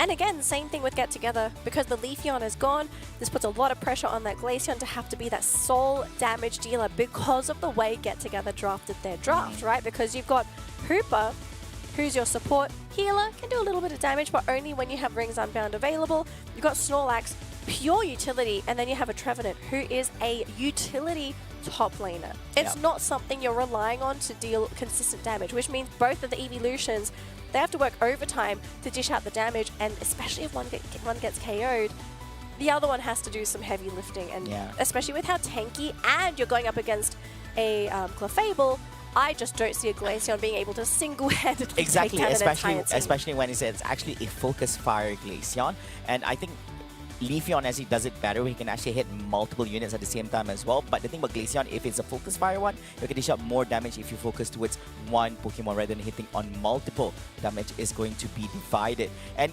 even after all that, they are able to stand still looking healthy. There was one point where they was really low on HP, but Clefable being there, solving all their problems with Talon and PH. Yeah, that's going to conclude my drawing segment. Thank you so much for visiting my TED Talk.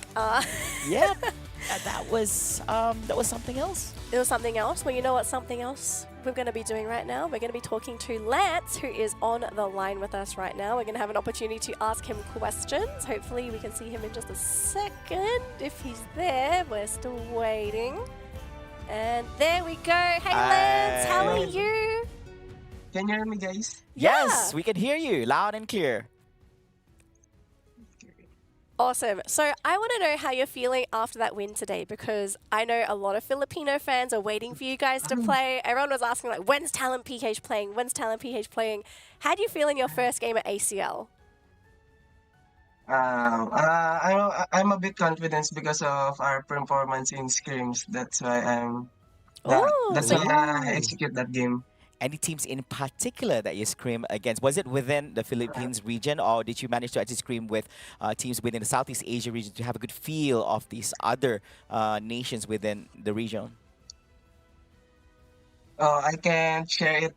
It's a secret info. Secret info. It's okay. It's okay. Okay, I understand. Lance, I'm going to ask you a question. This is probably not secret info. So, LeB on the team, is that LeBron from Talon last year? Yes, that is LeBron. It is LeBron. Okay, see, I okay. told you it was LeBron, but I was like, this man's changed his name. So he changed his name. So his name was actually different in the previous season itself. Yeah. See, he said he wants short name. Oh, okay. I was like, LeBron, too long. I mean, it makes sense. Yeah, it If makes you want to sense. make it shorter, it's easier for us too as casters. Don't make it any short. Could you just pass a message to him? Don't make it any shorter. I mean, like, you can't go no more from left, you know?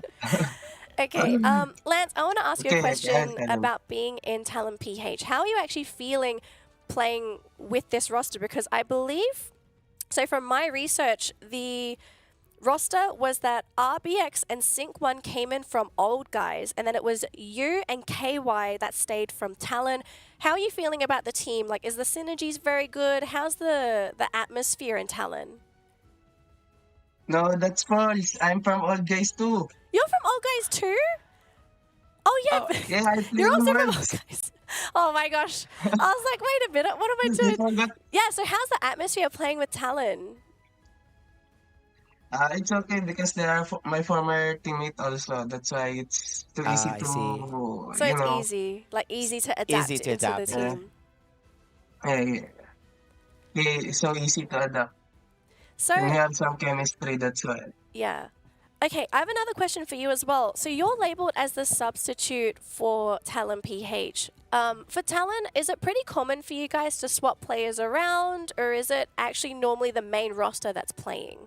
Because I know some teams, they have one solid roster and then they only swap the sub when they're sick, but what's the case with you guys? It's a secret also, we can't tell you guys. Oh, lots of things here. Okay. Okay. Now, of course, now we've had the opportunity to actually see you guys in action here. You guys featured on the last series of the day, and quite an opening, a 2-0 convincing win over here. Now, of course, we want to hear from yourself. Anything you want to say to all your fans in the Philippines who's supporting you guys in the ACL regionals here for Southeast Asia? Keep supporting, guys, even if I don't play or if I play. And shout out to my friends and my family. Shout out to Boss Nate for watching us from Talent Page, and my manager, Boss Bertie, and my teammate Sink, who I sub, and my friends and manager, shout out then. And dito sa amin, sa Bugoy, shout out. That's all. Oh, yeah. super sweet. Wow, that was sweet. That was amazing. Like a whole village. He had a whole list. I'd like to shout out to my friend. He said multiple times to his friends, his families. He made sure he wanted to address everyone and not miss out on anyone. Okay, so I think I'm going to ask one more question and then I'm going to let you guys go and celebrate your win for today. So, Lance, Meowscarada, how is this Pokemon feeling for you? A lot of people have been waiting to see Meowscarada, and you guys put on a masterclass. I think no one is using Masquerada than me. I don't know. I think I'm just good at that Pokemon. Oh, so you just think you're good at it. Okay, interesting. All right. Very simple. Very simple. Very simple. All right, Lance, I'm going to let you go. You can go celebrate with your team and do whatever you need to. We'll see you next week, but congratulations on your victory, and thank you so much for this interview. Thank you. Thank you also. That was a very pleasant interview from him. Now, a few secrets as he's keeping from us. He can't tell us all the juices, but hopefully Well, we should be okay, able to. if you're a pro team, you can't tell everyone That's the true. secrets That's because true. We tried. It's the secret recipe. You don't tell people what's the Exactly, secret. but we tried. I tried to poke a little bit.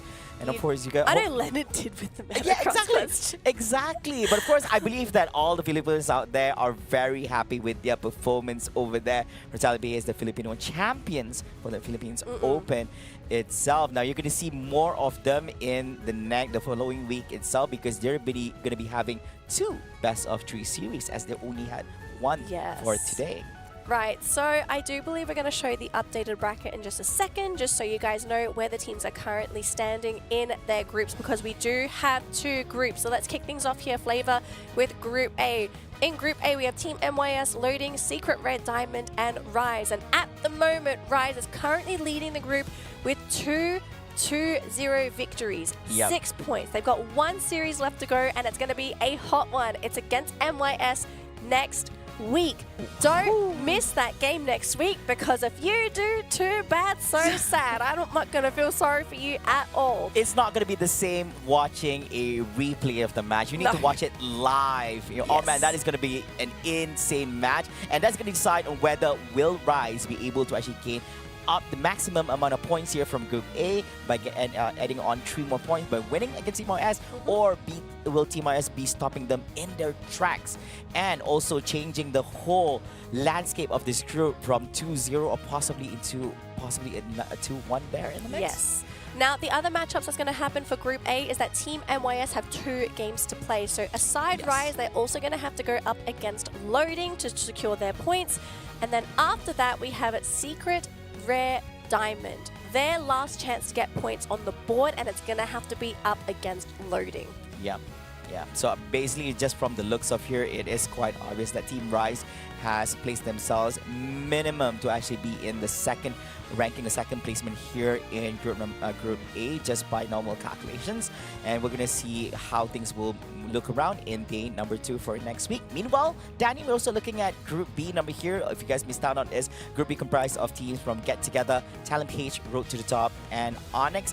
And currently, Road to the Top has 4 points after winning 2-1 against Team Get Together. And they also got 1 point. Even though they lost against Onyx, they were able to actually win 1 game for them. Meanwhile, Talent PH have had one match today, and they won that match. They got 3 points for themselves. And Team Onyx, they did get themselves a win for their match for the day, and so got themselves 3 points. This is the group that every single team at least has a minimum of 1 point. Yeah, it seems much more evenly distributed in Group B compared to Group Group A, A, because yeah. let's be real, I don't think anyone wants to be in Group A, but someone had to be Group Someone A. had sacrifices has to be made. Yeah, although we might see a lot more changes next week, because I do feel like a lot of the lopsided matchups happened for Group A this week, whereas for Group B, maybe we're going to be looking at more of the lopsided matches next week, because Yeah. I feel like the matchups we had for Group B this week pretty even for some of these games, because we saw, I think in Group A it was all 2-0s. We didn't see Yeah. anyone get a 3-game series. This is the only one that actually has a mix. The only one that was not, the only one that was 2-0 was only in between Talent PH against Team Get Together. But beyond all that, all of them are a full best of 3 series. Exactly. So Group B, Group A, regardless of which one you're following, these teams, they're all aiming for the same thing, to get the most points in their group, because they want to have the shortest, the sweetest path to the World Championships, and that means playing less games in the playoffs, because yeah, unfortunately, if you're last, you have to play 4 series in a day. If you place last, or should I say third and fourth, seeding in either Group A or Group B, you have to go through the longest route to make your way to the finals, or even making way to the top 3 here in the Southeast Asia region, together with East Asia region. So most definitely, you would not want that to actually happen. Get the best seeding, get the shortest route, the sweetest route, or should I say, from what Danny mentioned as well. And all the best to the teams in the next remaining match for day number 2. Yeah, so to everyone that is still stuck around with us, thank you so much for tuning in to this week of the Pokemon Unite Asia Champions League 2024. We are done with East Asia Day 1, we're done with Southeast Asia Day 1. Make sure you come back next week on both Saturday and Sunday, as we kick Day 2 for East Asia on Saturday and Day 2 for Southeast Asia on Sunday. We're going to be back at the exact same time, so if you don't know when to come back, just come back now. Honestly, I'd say come back like, what time is it now? It's GMT plus 8, 7. So 7 hours earlier. Actually, 8. Yes, it's been 8 hours, hasn't it? It's been a long time. It's a long day. It's been a long day. But hopefully you guys are entertained with all the Pokemon Unite action that's happened yesterday. And today we do hope to see you guys next week for day number 2 for East Asia as well as Southeast Asia here at the Pokemon Unite Asia Champions League 2024. Till then, get well rested everyone, and we'll see you next week and in the next one. Good day.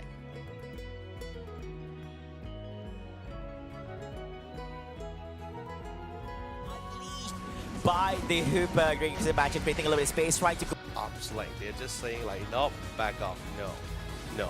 go in for a little bit of scoring. No but getting way. pushed out here by team members with Secret Rare Diamond. Are they able to actually do it with Travis and tanking out, soaking up into all this. Here comes the Gauntlet Puzzle. It's going to Hydro type and utilize as well, but for providing us with that particular information. Meanwhile, it does seem that Rise is going to be the first one to actually initiate on the Rayquaza. But will they be the ones which are able to actually secure the last hit on this, as we are only 45 seconds away? And it does seem that Team Rise was able to do a little bit of scoring by the Blastoise here at the top lane. Diving in, now we're panicking. Everyone is just running in full disarray. Everyone is just like pretty much like, I think them at 304 points right now, Leonard.